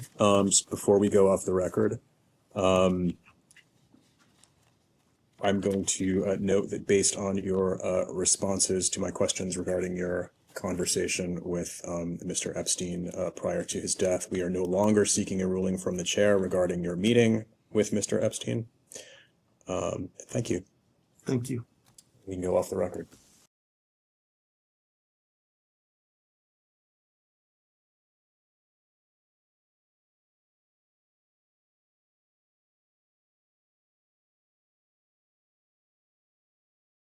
We'll go back on the record.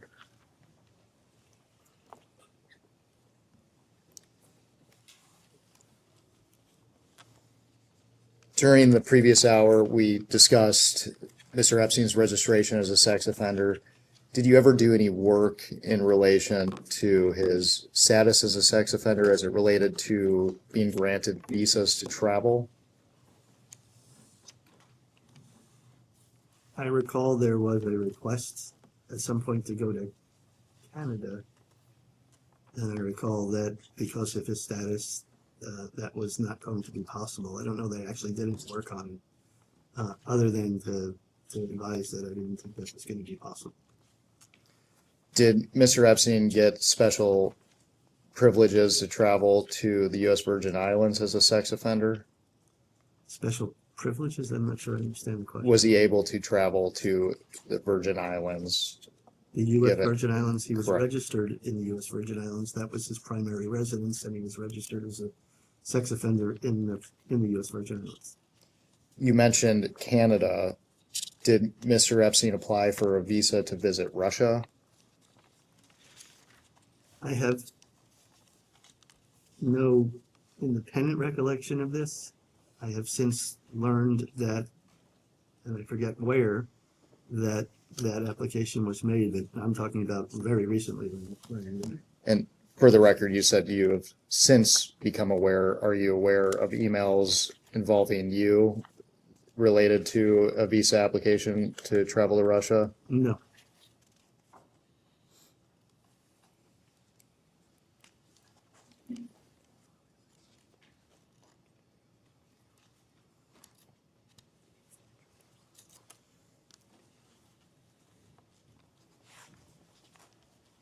Did Epstein ever discuss any business that he had in Russia with you? Generally, I knew there were, though I don't know the names, but there were people that he did business with that had Russian relationships. Generally, there were people that I understood that he did business with that had some Russia connection. Were they affiliated with the Russian government? I don't think so, but I don't know, but I don't think so. My sense was that they were businessmen. Over the course of your representation of Mr. Epstein, did you have signatory authority over his personal and business accounts? Yes. Did anyone else within Epstein's orbit have signatory authority? I believe at times there were people who did. Why were you granted this authority? Two reasons that I recall. One was as to make sure that people who were requesting money on behalf of Epstein had authority to request the amounts. So, and I guess they didn't want the people who were doing the accounting to be the same people writing the checks.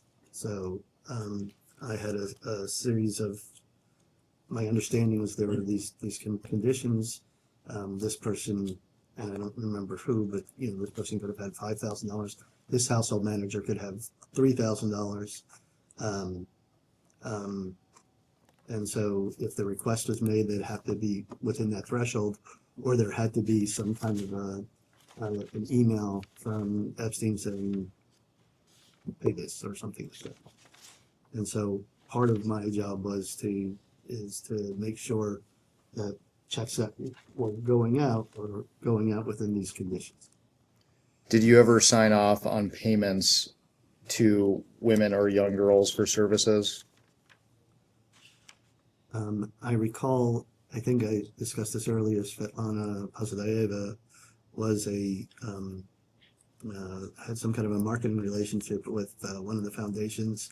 And I remember the foundation was writing checks to her on a monthly basis. And I believe I signed those checks. For what reason were checks being sent? She was a marketing rep for the foundation. Did you ever authorize wires to girls in Eastern Europe? Nothing. You have something that you can show me? Because nothing that I recall. Do you have anything that I could look at?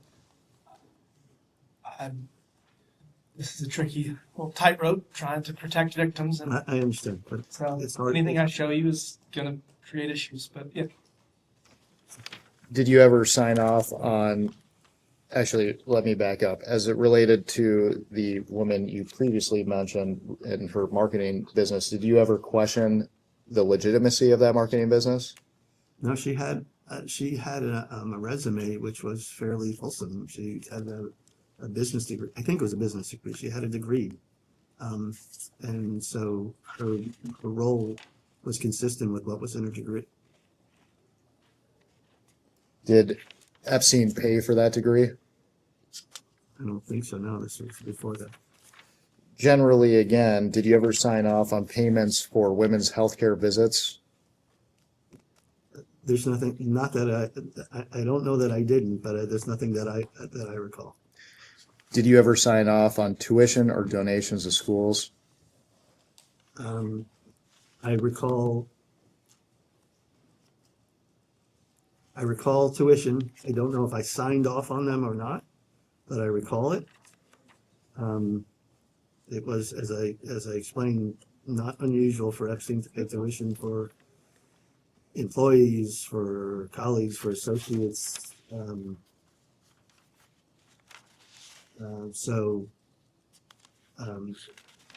It certainly is possible. How many bank accounts did you manage for Epstein and Epstein-related entities? I didn't manage bank accounts. I wouldn't say I managed any bank accounts. That was an accounting function, not my function. I was a signatory on many accounts. I don't know how many. Does 140 sound about right? I honestly, I don't know. And if you're talking about at one time, that doesn't sound right. If you're talking about over the years when banking arrangements were lost and then gained and then lost, and then new ones were created, I think that could be possible. Did Mr. Epstein maintain any accounts in foreign countries? I believe there was in Paris a bank account, maybe more than one. Did you have signatory authority over those accounts? I don't recall if I did or if I didn't.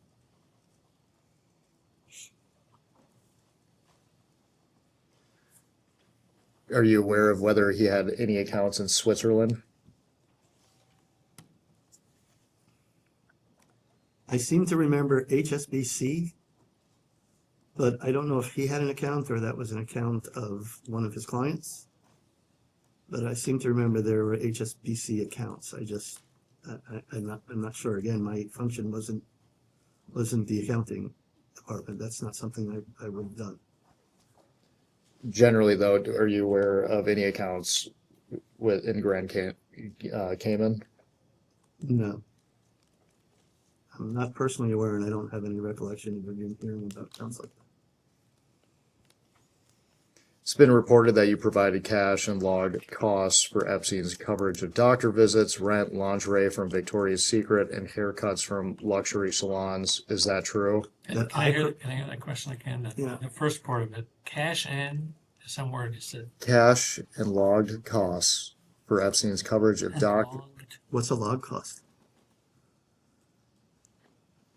Let me rephrase the question. Well, logged costs kept a ledger Okay, of so it's costs. the verb. Yes.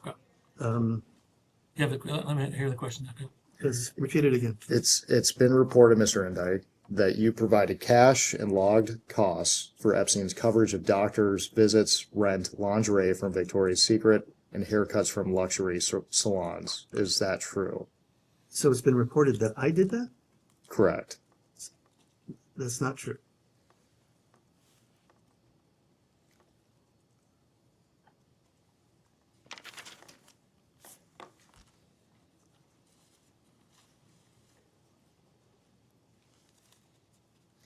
It's been reported and alleged that in February and March of 2016, you authorized approximately $60,000 in wire transfers to young women at foreign beneficiary banks. Mr. Indyke, did you initiate these wires? I don't know what they're referring to. I'm not saying I didn't, but I don't know what they're referring to.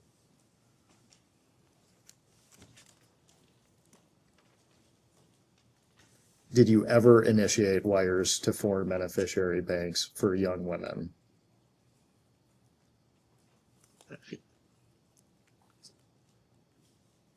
Could you tell me a bank? Could you tell me something? Are there young women?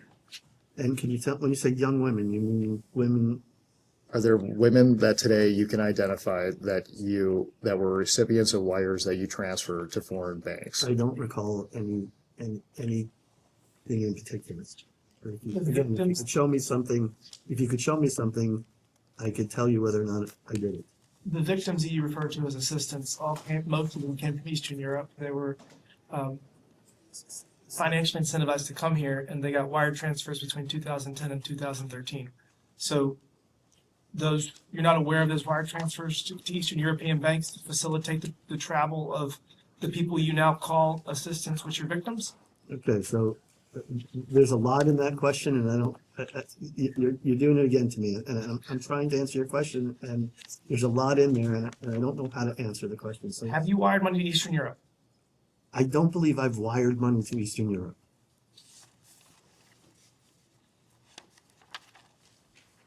Have you wired money to Russia? I don't believe so.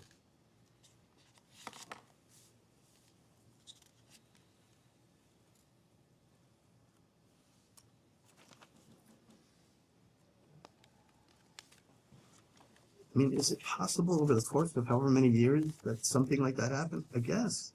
But unless you show it to me, I can't tell you.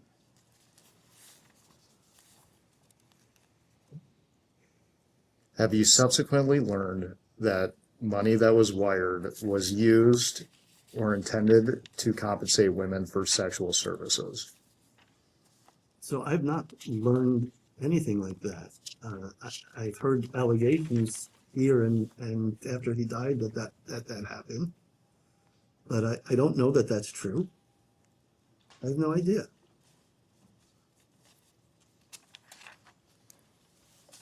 As it relates to foreign wires generally, did you ever have concerns with the volume of wires that were being sent overseas? I don't recall doing a volume of foreign wires. So I don't recall any concerns. And are you sure that these questions are directed at me? Because wire transfers were not generally something I did.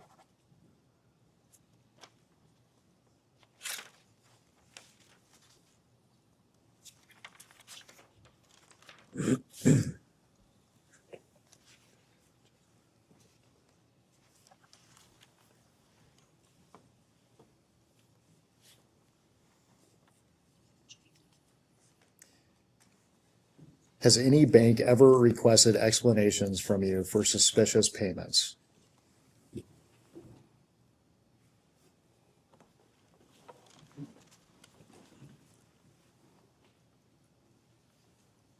I'm not sure if it was from me, but I do recall Deutsche Bank requesting information about payments. I don't recall what the subject matter of or the amount of the payment or who the payment was to.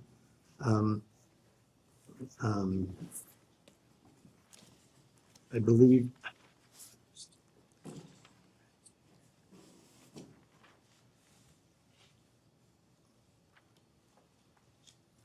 there are times if I am doing a transfer that I'll get a request, what's this for? But not because they were suspicious. And, that happens from time to time when I do wires for any transaction. They want to know what that's for.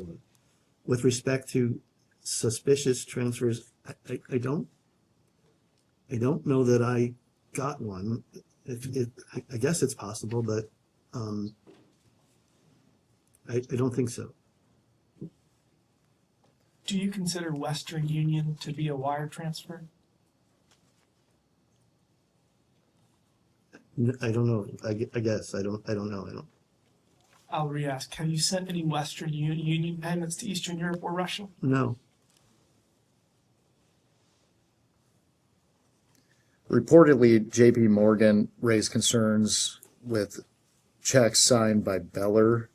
Do you have any recollection of JP Morgan raising concerns to you related to checks signed by Beller? No.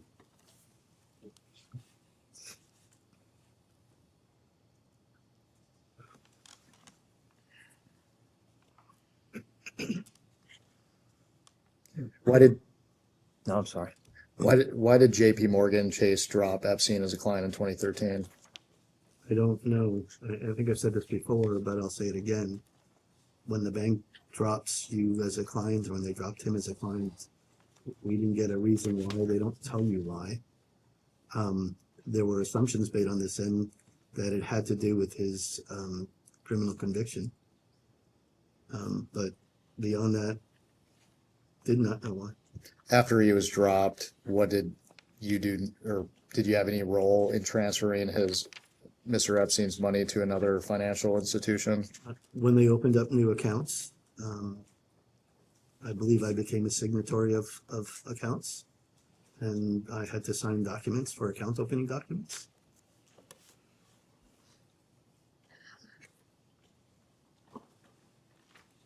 But the actual transfer of funds was not done by me. Mr. Epstein maintained accounts at Deutsche Bank thereafter, is that right? I believe that was what had happened after getting the, yes, sorry, yes.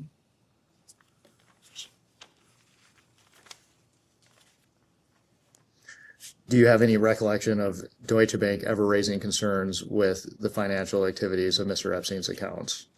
I received a call from Deutsche Bank once. That asked me about an interaction I had at the bank.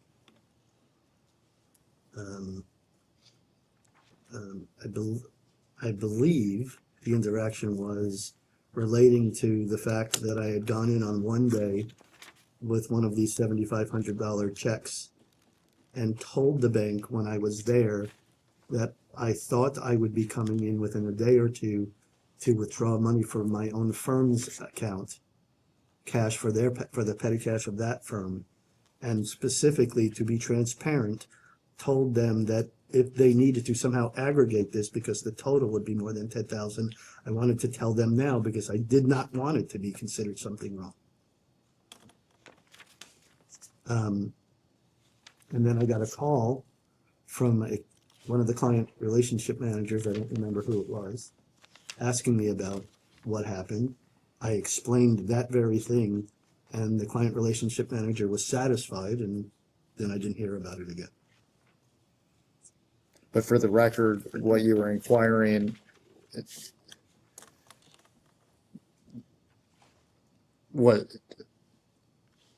why did you make this inquiry?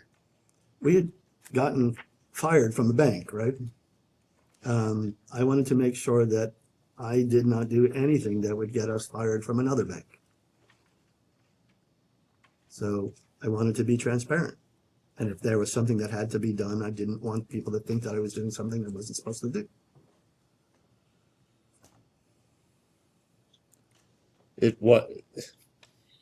So one was for $7,500, one was for, I think, $4,000. The total was over 10, right? So if that was aggregated and they thought I was trying to get under 10, but taking out 10 within the same week, I didn't want them to think that was the case. So I told them in advance, and told them if they had to report it, they should. I didn't know if they had to report it, but I told them if they do, they should, because I didn't want people to be suspicious of me. That wasn't the only time you took 7,500 out, is that right? That's correct. How many times did you take out that specific amount? The number that's been quoted here is like 97 times. I don't know if that number is accurate, but it's possible. And remember, that limit was a limit that the bank imposed.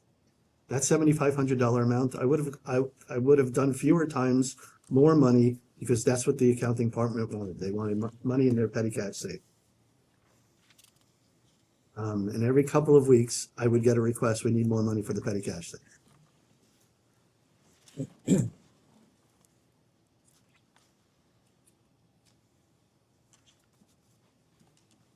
By doing so, were you actively trying to avoid complying with the Bank Secrecy Act? Absolutely not. That's just not possible. The limits were imposed by the bank itself, not by me.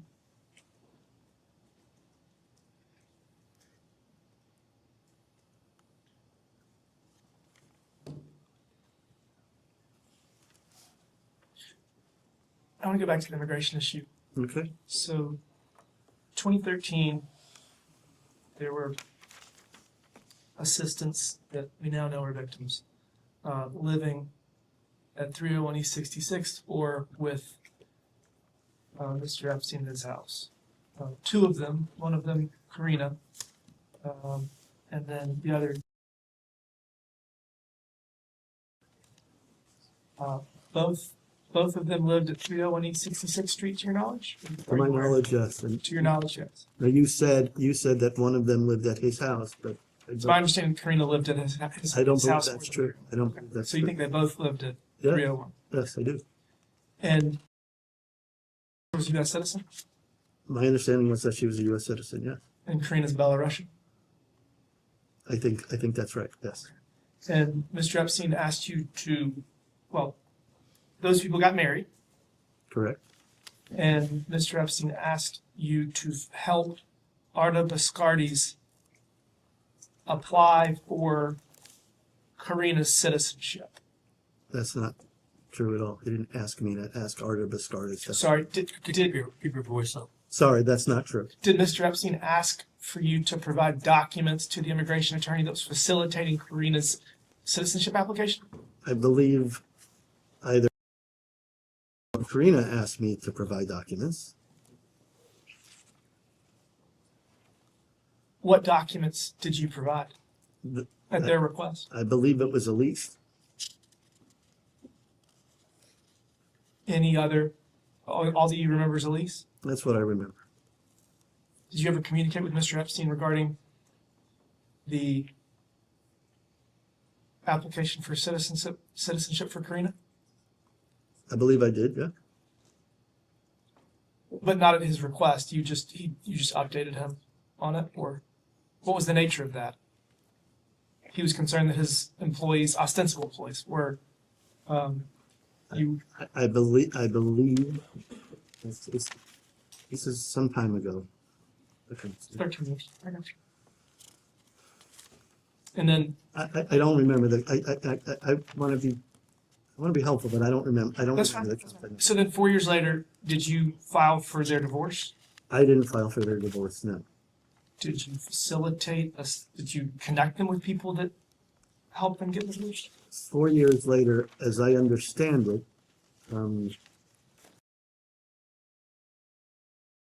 had a divorce attorney that filed for the divorce. How long do you have to be married in order to maintain your citizenship after divorce? I have no idea. It's 3 years. Did you provide documents for another couple that got married in 2013? I believe also a lease. Any other? Who was that? I believe their last name was. Okay. And one was a U.S. citizen, Correct. and one was not. Correct. And again, At the request one of them requested for you one to of them provide a lease. requested that I do it. Yes. Okay. I feel like earlier you said that you weren't involved with 301 East 66th Street substantially. Correct. You just were a tenant. I was a tenant. I had office space there. Why wouldn't they go to a property manager for that? What do you mean? If you're not the property manager of the building, Because Mr. Epstein didn't own the Jeffrey had a connection with 301, okay, so Jeffrey's which is how they found the building. Okay, so Jeffrey's brother owned OSA Properties, I believe he was a principal at OSA Properties. and so And I believe Epstein leased space. I just don't know if the space that he leased was those apartments or not. this is very convoluted. All right, so you were a tenant in 301. I was a tenant in 301. You were not the property manager. Not the property manager. Did you control any units other than your own? No. So what role did you have in providing a lease for a company that your employer didn't own? There was a relationship between Jeffrey and 301. Did you sign the lease or did somebody else sign the lease? 301 signed the lease, I think. Did you sign it on behalf of 301 or did somebody No, from 301 sign it? I don't have that relationship with 301. No, I did not sign. Okay, again, this is just confusing because you're not the property manager. Your employer doesn't own the building. And what role did you have in creating a lease for a building that you have no association with? Well, I never created the lease. I requested the lease. I told you I requested the lease. Okay, so you requested the lease from the property manager. From the property manager, yes. Okay. And that the purpose of that was to get a lease that had was- two names on it instead of one. I was requested to get a lease with them. So that's By by Karina or Karina. did you give it to the women or did you give it to Arda Biscardi's? I don't recall. If I would have given it to Arda, I was probably asked to give it to Arda. By Mr. Epstein or by By the women? By the way. I'm just gonna circle back to the email, and I wish I had it on me, but there's an email on the 5 million documents. It says from Epstein to you and Khan saying that he's worried that Arda Biscardi is going to turn on you. What does that mean? I have no idea.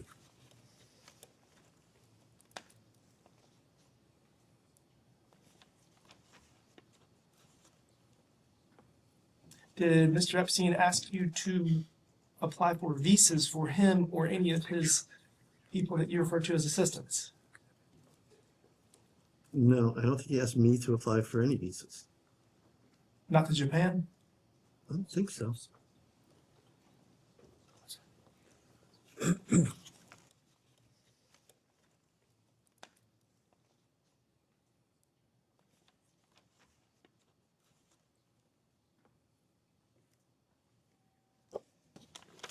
Real quick, you just discussed the marriage between Ms. Shuliak and the other victim.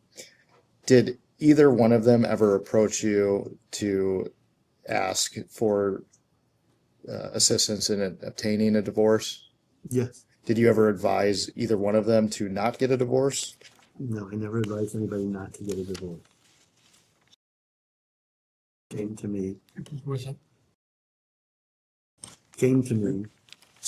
and said, would I help her get a divorce? I told her that, one, I wasn't a matrimonial attorney, so that's not something I ordinarily did.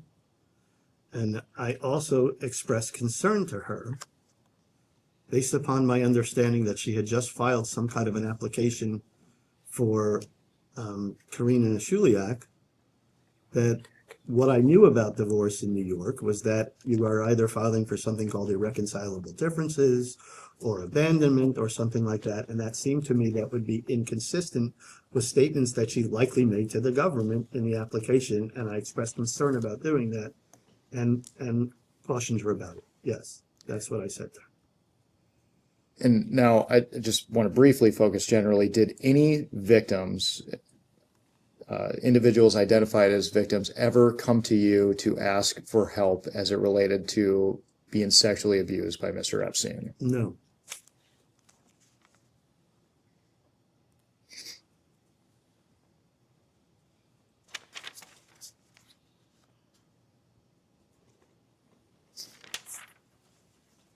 On July 6th of 2019, Mr. Epstein was arrested on federal sex trafficking charges.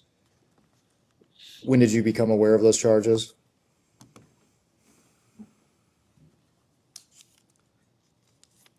At some point, so Epstein was seized at the airport. I'm not sure if it was Newark or Teterboro, but he was seized at the airport. And at some point after that, I forget who told me, but I was told that he was arrested. And we discussed your role during the 2008 prosecution. Did you have any role whatsoever as it related to his arrest in 2019? I went to the jail a couple of times. I understood that that he needed his criminal defense team, and I think I contacted them. And I think I contacted them about it. I believe I did some kind of research or legwork in connection with the bail application. I don't know, and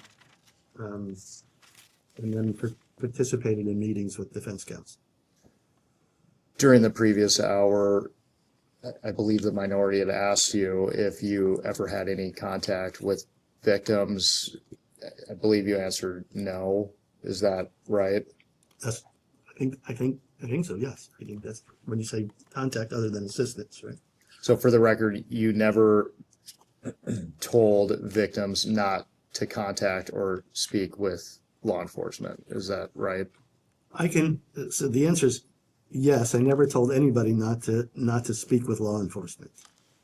I remember one or two occasions, and I don't know when, and I think this was in the early investigation, not the later investigation, that there were people who were concerned that law enforcement was calling them, and the defense counsel, who they didn't know, asked me to call them and tell them that they could have a lawyer if they want, that they didn't have to speak to them if they didn't want, But I never told them not to speak to one. I simply related the statement from the defense counsel that if they wanted a lawyer, they could have one provided.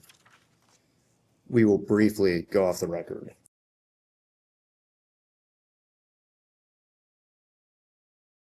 We'll go back on the record. So I just want to finish that answer. So and it's been a long time now, but I believe I would have said and did say something to the effect that you don't have to speak to them without a lawyer present, and if you want, counsel will be provided for you. And the reason that I was asked to do that is that people were expressing fear about having to talk to law enforcement. They didn't know, they'd never done it before, and it scared them, and they wanted to know. Quick question. Do you know the name Ramsey Elkholy? No, I don't think There's allegations that Epstein paid him to recruit women. But if you don't know the name? I don't know that. Mr. Indyke, do you believe that Jeffrey Epstein killed himself? It's a tough question to answer. On the one hand, the answer is I don't know, really. At the end of the day, I just don't know. I could see reason yes, and I could see reason no. Do you have concerns that he didn't kill himself? I really don't know. Did he appear suicidal when you met with him? No. Did he ever say he was depressed? No. It's not something he would have said to me anyway.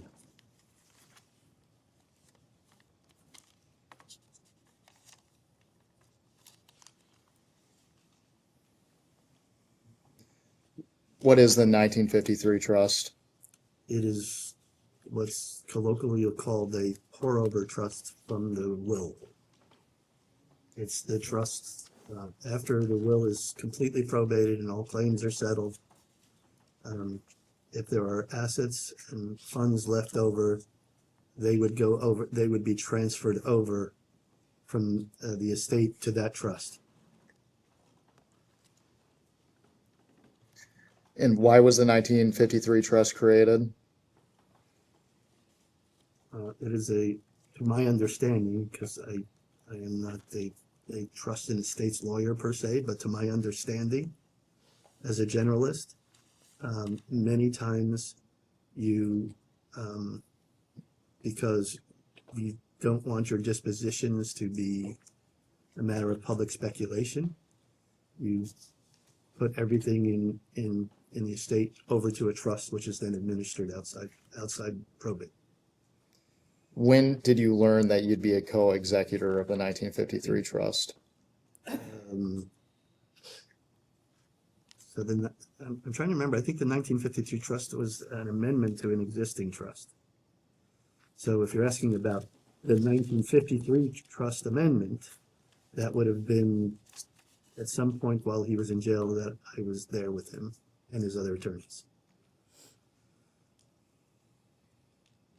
If you're talking about the prior trust, that the name was changed to that trust, if in fact I'm remembering correctly, it would have been when that trust was drafted and I was appointed as a trustee of that trust. What was the discussion around how much you would receive as a co-executor of the trust? As a co-executor, there was no discussion. There was simply, this is what it provided.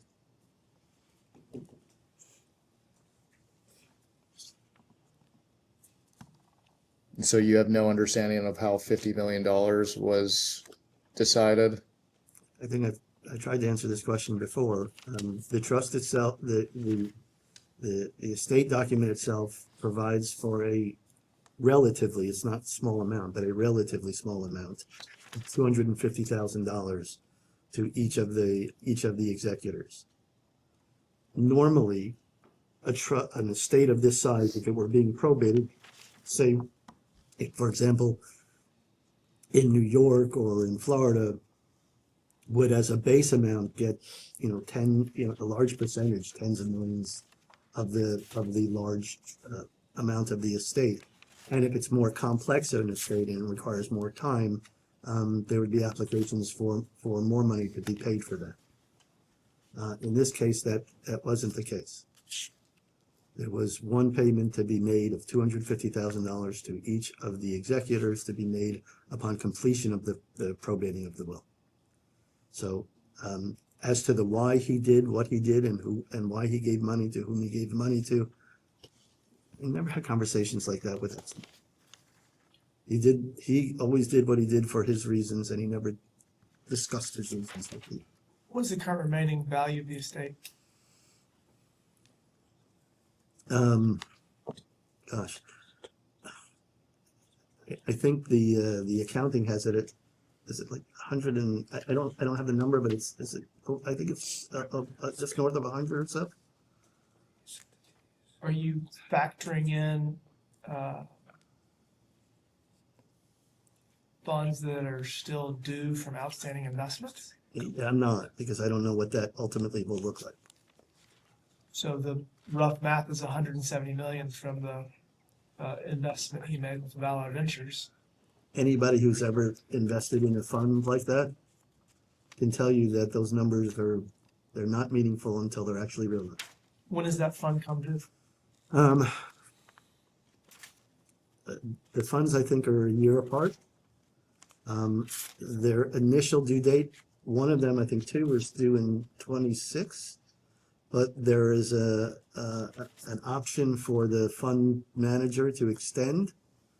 I think at least 2 years, and then even then, with the consent of the majority of the holders, could extend it further. So right now, I don't have any specific details on when those funds will ultimately be realized. So the estate is currently valued just north of 100 with the potential of 170. I appreciate that's unknown. And the fund allocation at the wrap up of all of the outstanding claims would be 100 to Karina, 50 to you, and 25 to Con. That's roughly 100 to her, except no, because at the end of the day, because Karina was the recipient of all of the properties that were ultimately sold to pay off all the claims, there's some kind of a makeup formula for that. Based So she'll upon, get more than 100. she'll get more than 100. So, and that's first. So that makeup formula for all those properties gets done first, and then the rest gets done. Do you all get paid in order? Or do you strike a proportional balance? I believe it's a proportional balance after the payment of the makeup for the properties. Okay, so first is property makeup, and then the 150, 25 is divided proportionally based off of available assets. This is my understanding, and remember, You're in charge of this. I know, but I have Sure. counsel that tells me what to do. Okay, just clarify. So that's, Are there any other unknown amounts that are due other than other than the potential of 170 from Valor Ventures? there are two other funds. One of the funds is, I think Sum or something like that, so a partnership. That I believe that's being sold in the, I don't know after taxes what the number comes to, but it's a Tens or hundreds? 10, less than 10, or maybe it's just over 10s. But we have to pay for taxes, number one, and that money is in part being used to fund the cash requirements of the class action settlement. You said there's 3 outstanding claims? The third one, Or so are there 3 overall outstanding claims? when I say 3 outstanding claims, you're talking about, Against the estate that would Again- preclude you from wrapping it up? well, there's new claims that are filed almost daily, so. Okay. It's certainly, there were new claims filed this past month, in addition to this class action. I don't know, So it could be a while. it could be a while, look, And the most you can get paid, you've got paid $250,000 for the entire thing? I haven't gotten paid 200, that doesn't get paid until after the estate is probated. How are you paying for attorney's fees associated with all this? So the attorney's fees are paid from the estate, because this is all Okay, expenses. not of the estate. yours. No, That's not fun. well, I think he's saying that I'm not. Are you getting paid hourly for services associated? You're talking about my attorney's fee? Correct. Oh, I'm not getting paid from the estate. For 7 years, this has taken up Well, thousands of hours of your life, exactly. and you have not gotten paid $1. Not from the estate, no. I pay, you know, I had a legal practice that I'm trying to work up. I have a real estate business that I'm trying to get off the ground. Now, can we consult on one that's an earlier question? I just want to make Sure. sure we get the record straight on the value of the estate. Can we consult for 1 minute? Yeah. Mr. Indyke? We can go off the record.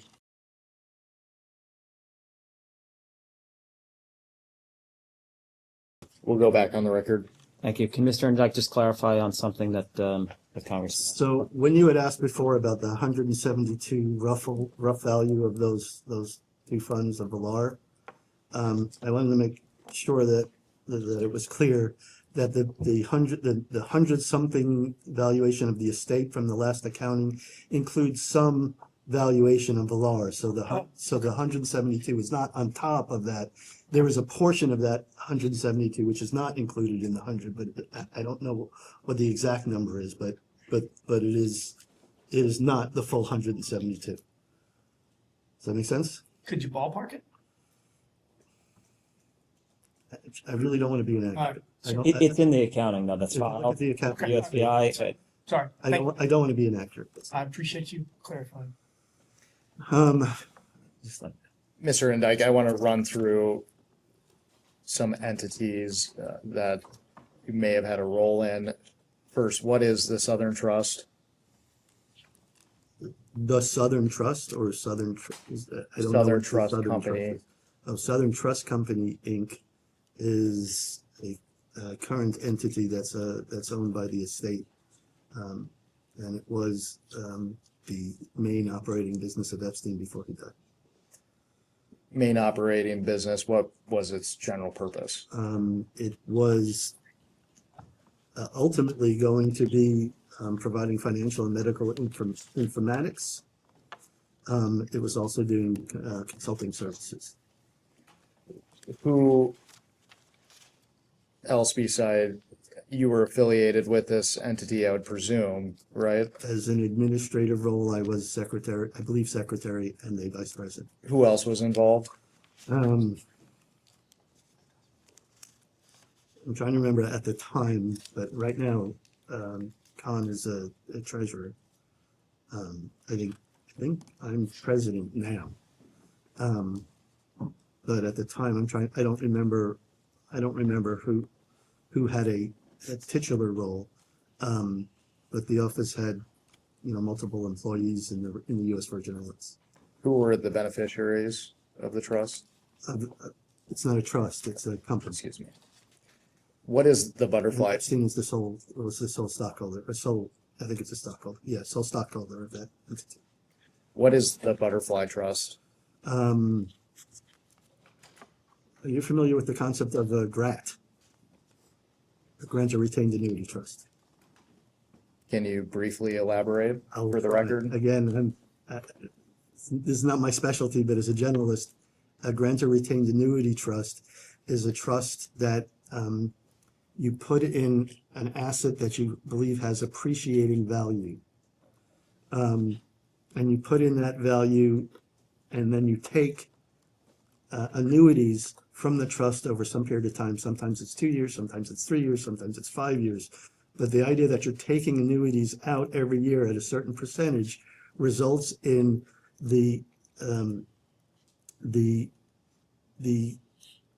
gift being the gift to the trust being zero, and because you're getting it back a percentage every year, and while it's in that trust and assuming it appreciates over the term of that trust, the appreciation,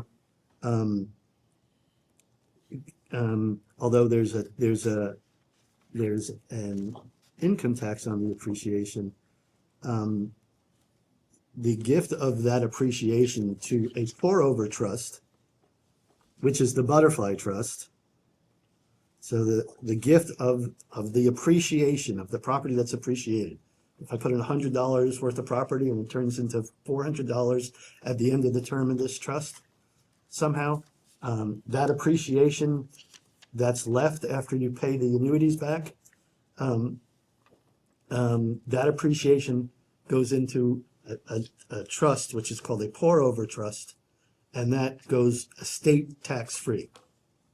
So you're getting, it's a convention that, as I understand it, is used regularly for appreciating assets to put those in a new trust after they've appreciated in value.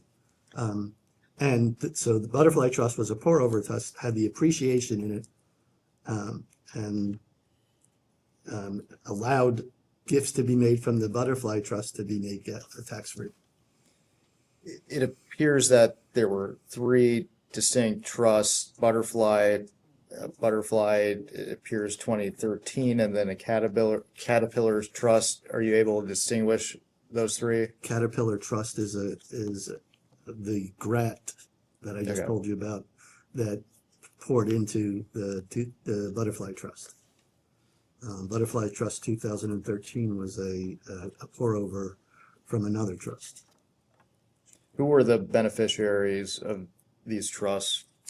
I can't tell you all of the names today.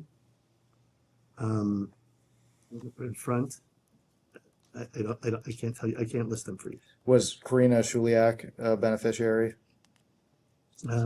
It's possible. Were you a beneficiary? Yes. And why would you be a beneficiary if you're organizing? The same. I wasn't the organizer of the trust, but it's the same. You'd have. Unfortunately, the only person who would know that would be Jeffrey Epstein.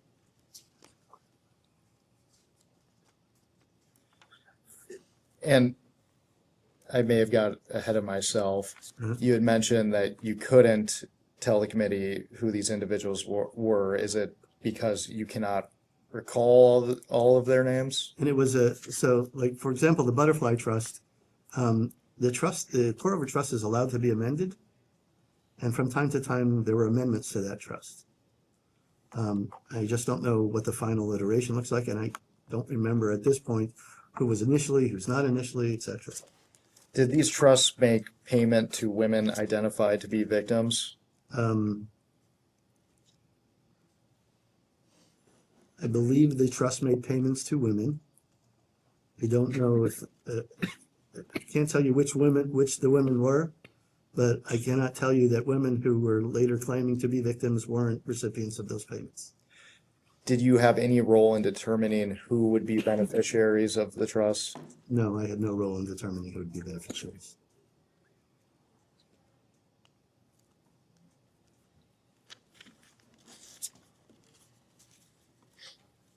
How much did you receive as from being a beneficiary?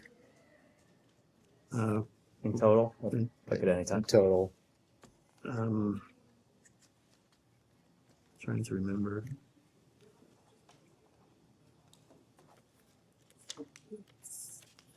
Either 3 or 4 million over time.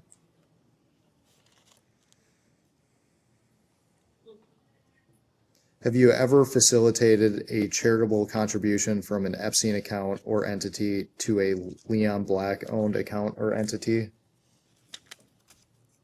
I don't understand what that word facilitated means. Could you kind of? Did you ever have any role in transferring or wiring money as a charitable contribution from an Epstein account to a Leon Black owned account? No, I don't think so. No.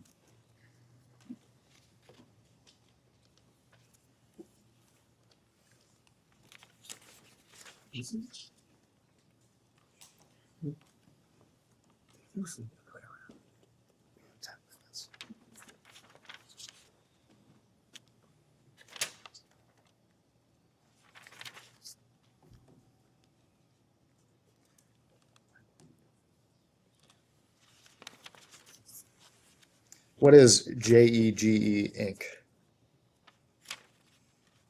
There were 2 JEGEs. One was an Inc., one was an LLC. Each of those entities owned separate aircraft. We don't remember what Inc. owned. I think Inc. owned the Boeing aircraft. And I think JEGE LLC owned either a G4 or a G5 aircraft. Did you have any role in the employment of staff for the plane? Did I have a role in the employment of staff? Could maybe ask. Did you draft employment agreements for staff of the plane? No, I didn't draft employment agreements for the staff of the plane. The planes were, so there was one pilot who was the chief pilot. And then there were other, some of the planes required two pilots at a time because they were so large. But they were kind of part of the staff. And to the extent a second pilot was employed, I wasn't the one doing the employment. What is the COUQ Foundation? COUQ Foundation, I think it's a private foundation. It's a corporation. I don't remember if it's Delaware or not, but I think it might be a Delaware corporation, but it's a private foundation. The primary kind of idea of which was to make grants to individual research and scholarship. And I think it also did other charitable contributions as well. Income tax filings from this foundation reflect over $200,000 in scholarship payments to NYU, Columbia, and Hunter College between 2001 and 2006. Do you know who these scholarships were for? I don't know as I'm sitting here today. There are also reports that COUQ made direct payments of over 30,000 euros to women with Eastern European surnames. Did you initiate these payments? Is there any way to tell me what you're talking about? Because it doesn't, as I'm sitting here today, I don't have a recollection of that. But if you could tell me, if it's possible to tell me what payments you're talking about, I'd like to answer the question. During your time working for Mr. Epstein, do you recall any payments made to women with European surnames? Or Eastern European, excuse me. First of all, the idea of an Eastern European surname, I'm not sure, I'm not exactly, I understand like the implication of it, but I don't know for sure. But putting that aside, there were payments for employees made by some of the foundations. It's not in front of me. It is possible that this was one of them. But it's hard for me to answer that question without looking at what it is that you're talking about. What is the Gratitude America Foundation? Also a private foundation. I believe Gratitude America was formed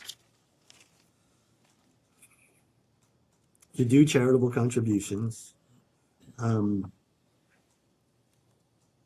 trying to remember if there was anything more specific other than charitable, general charitable contributions. The name would suggest more, but I don't remember there actually being more than charitable contributions.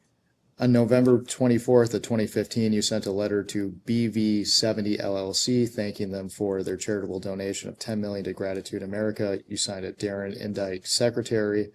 Are you familiar with BV70 LLC? I want to say, the answer is I think so. I want to say, I believe that was a Leon Black entity and that Leon Black made a contribution to Gratitude America through that entity. Or that entity made a contribution. I don't know if it was Leon Black, but I know it was associated with it. And we've discussed Leon Black throughout our questioning today. Why would this entity make a charitable contribution of $10 million to Gratitude America? Whatever discussions were made between Leon Black and Jeffrey Epstein as to that contribution would have been between Jeffrey Epstein and Leon Black, and not something that is not something that I was told the reason why for, just that it was going to happen. And then when I received it, I was told to acknowledge receipt.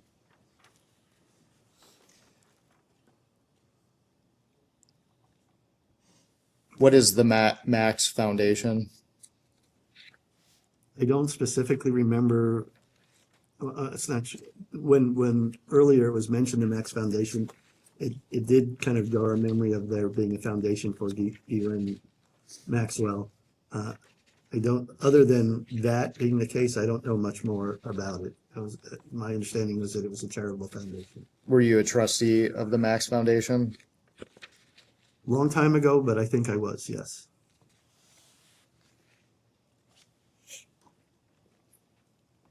And what was the purpose of the Max Foundation? It was a charitable foundation. Did Mr. Epstein direct you to serve as a trustee of this foundation? I believe it was either him or Maxwell that had requested me to do this, and this was before any information about any allegations were made about either of them. Were you compensated for your services in serving as a trustee? No. Not separately from whatever compensation I received from Epstein. Did your relationship with Miss Maxwell end at some point? The relationship, such that it was a kind of a professional relationship. When she no longer worked with Epstein, it kind of discontinued. When was the last time you talked or communicated with Miss Maxwell? I don't remember specifically, but as I think I said, it was a couple of years before he died. What is the year or two? I'm not exactly sure. What is the LSJE LLC? LSJE or LSJ? Excuse me, what is LSJE LLC? My understanding is that LSJE LLC was the operating entity. Ultimately became the operating entity for Little St. James, the island in the U.S. Virgin Islands run by Mr. Epstein. Did LSJE make payments to women identified as victims? I don't know. I wouldn't have done payroll for LSJE. LSJE was actually called LSJE stands for Little St. James Employee or Employment LLC. So that so to the extent it was making payments, it was, at least to my understanding, was making payments to people who were employed doing work on Little St. James.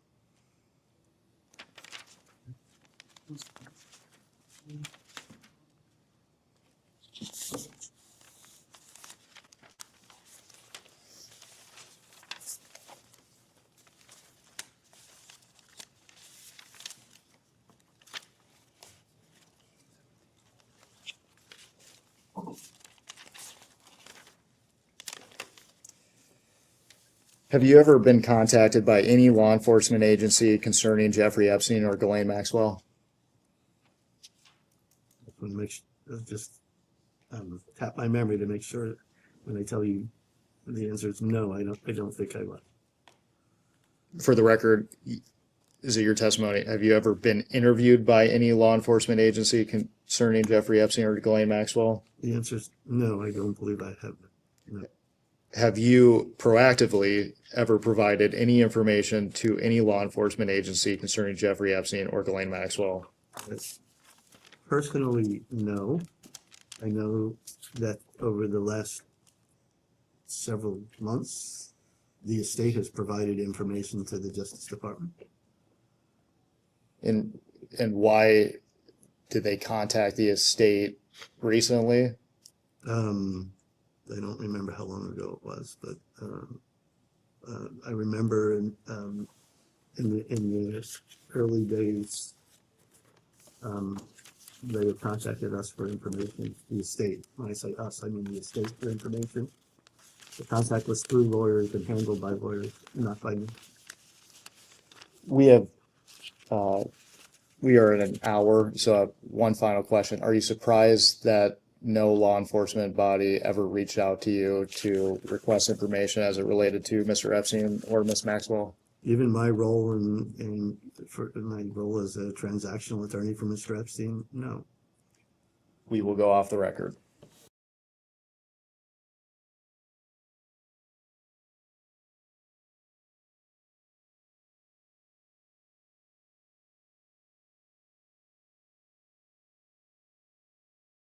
Go back on the record, just one follow-up question from us.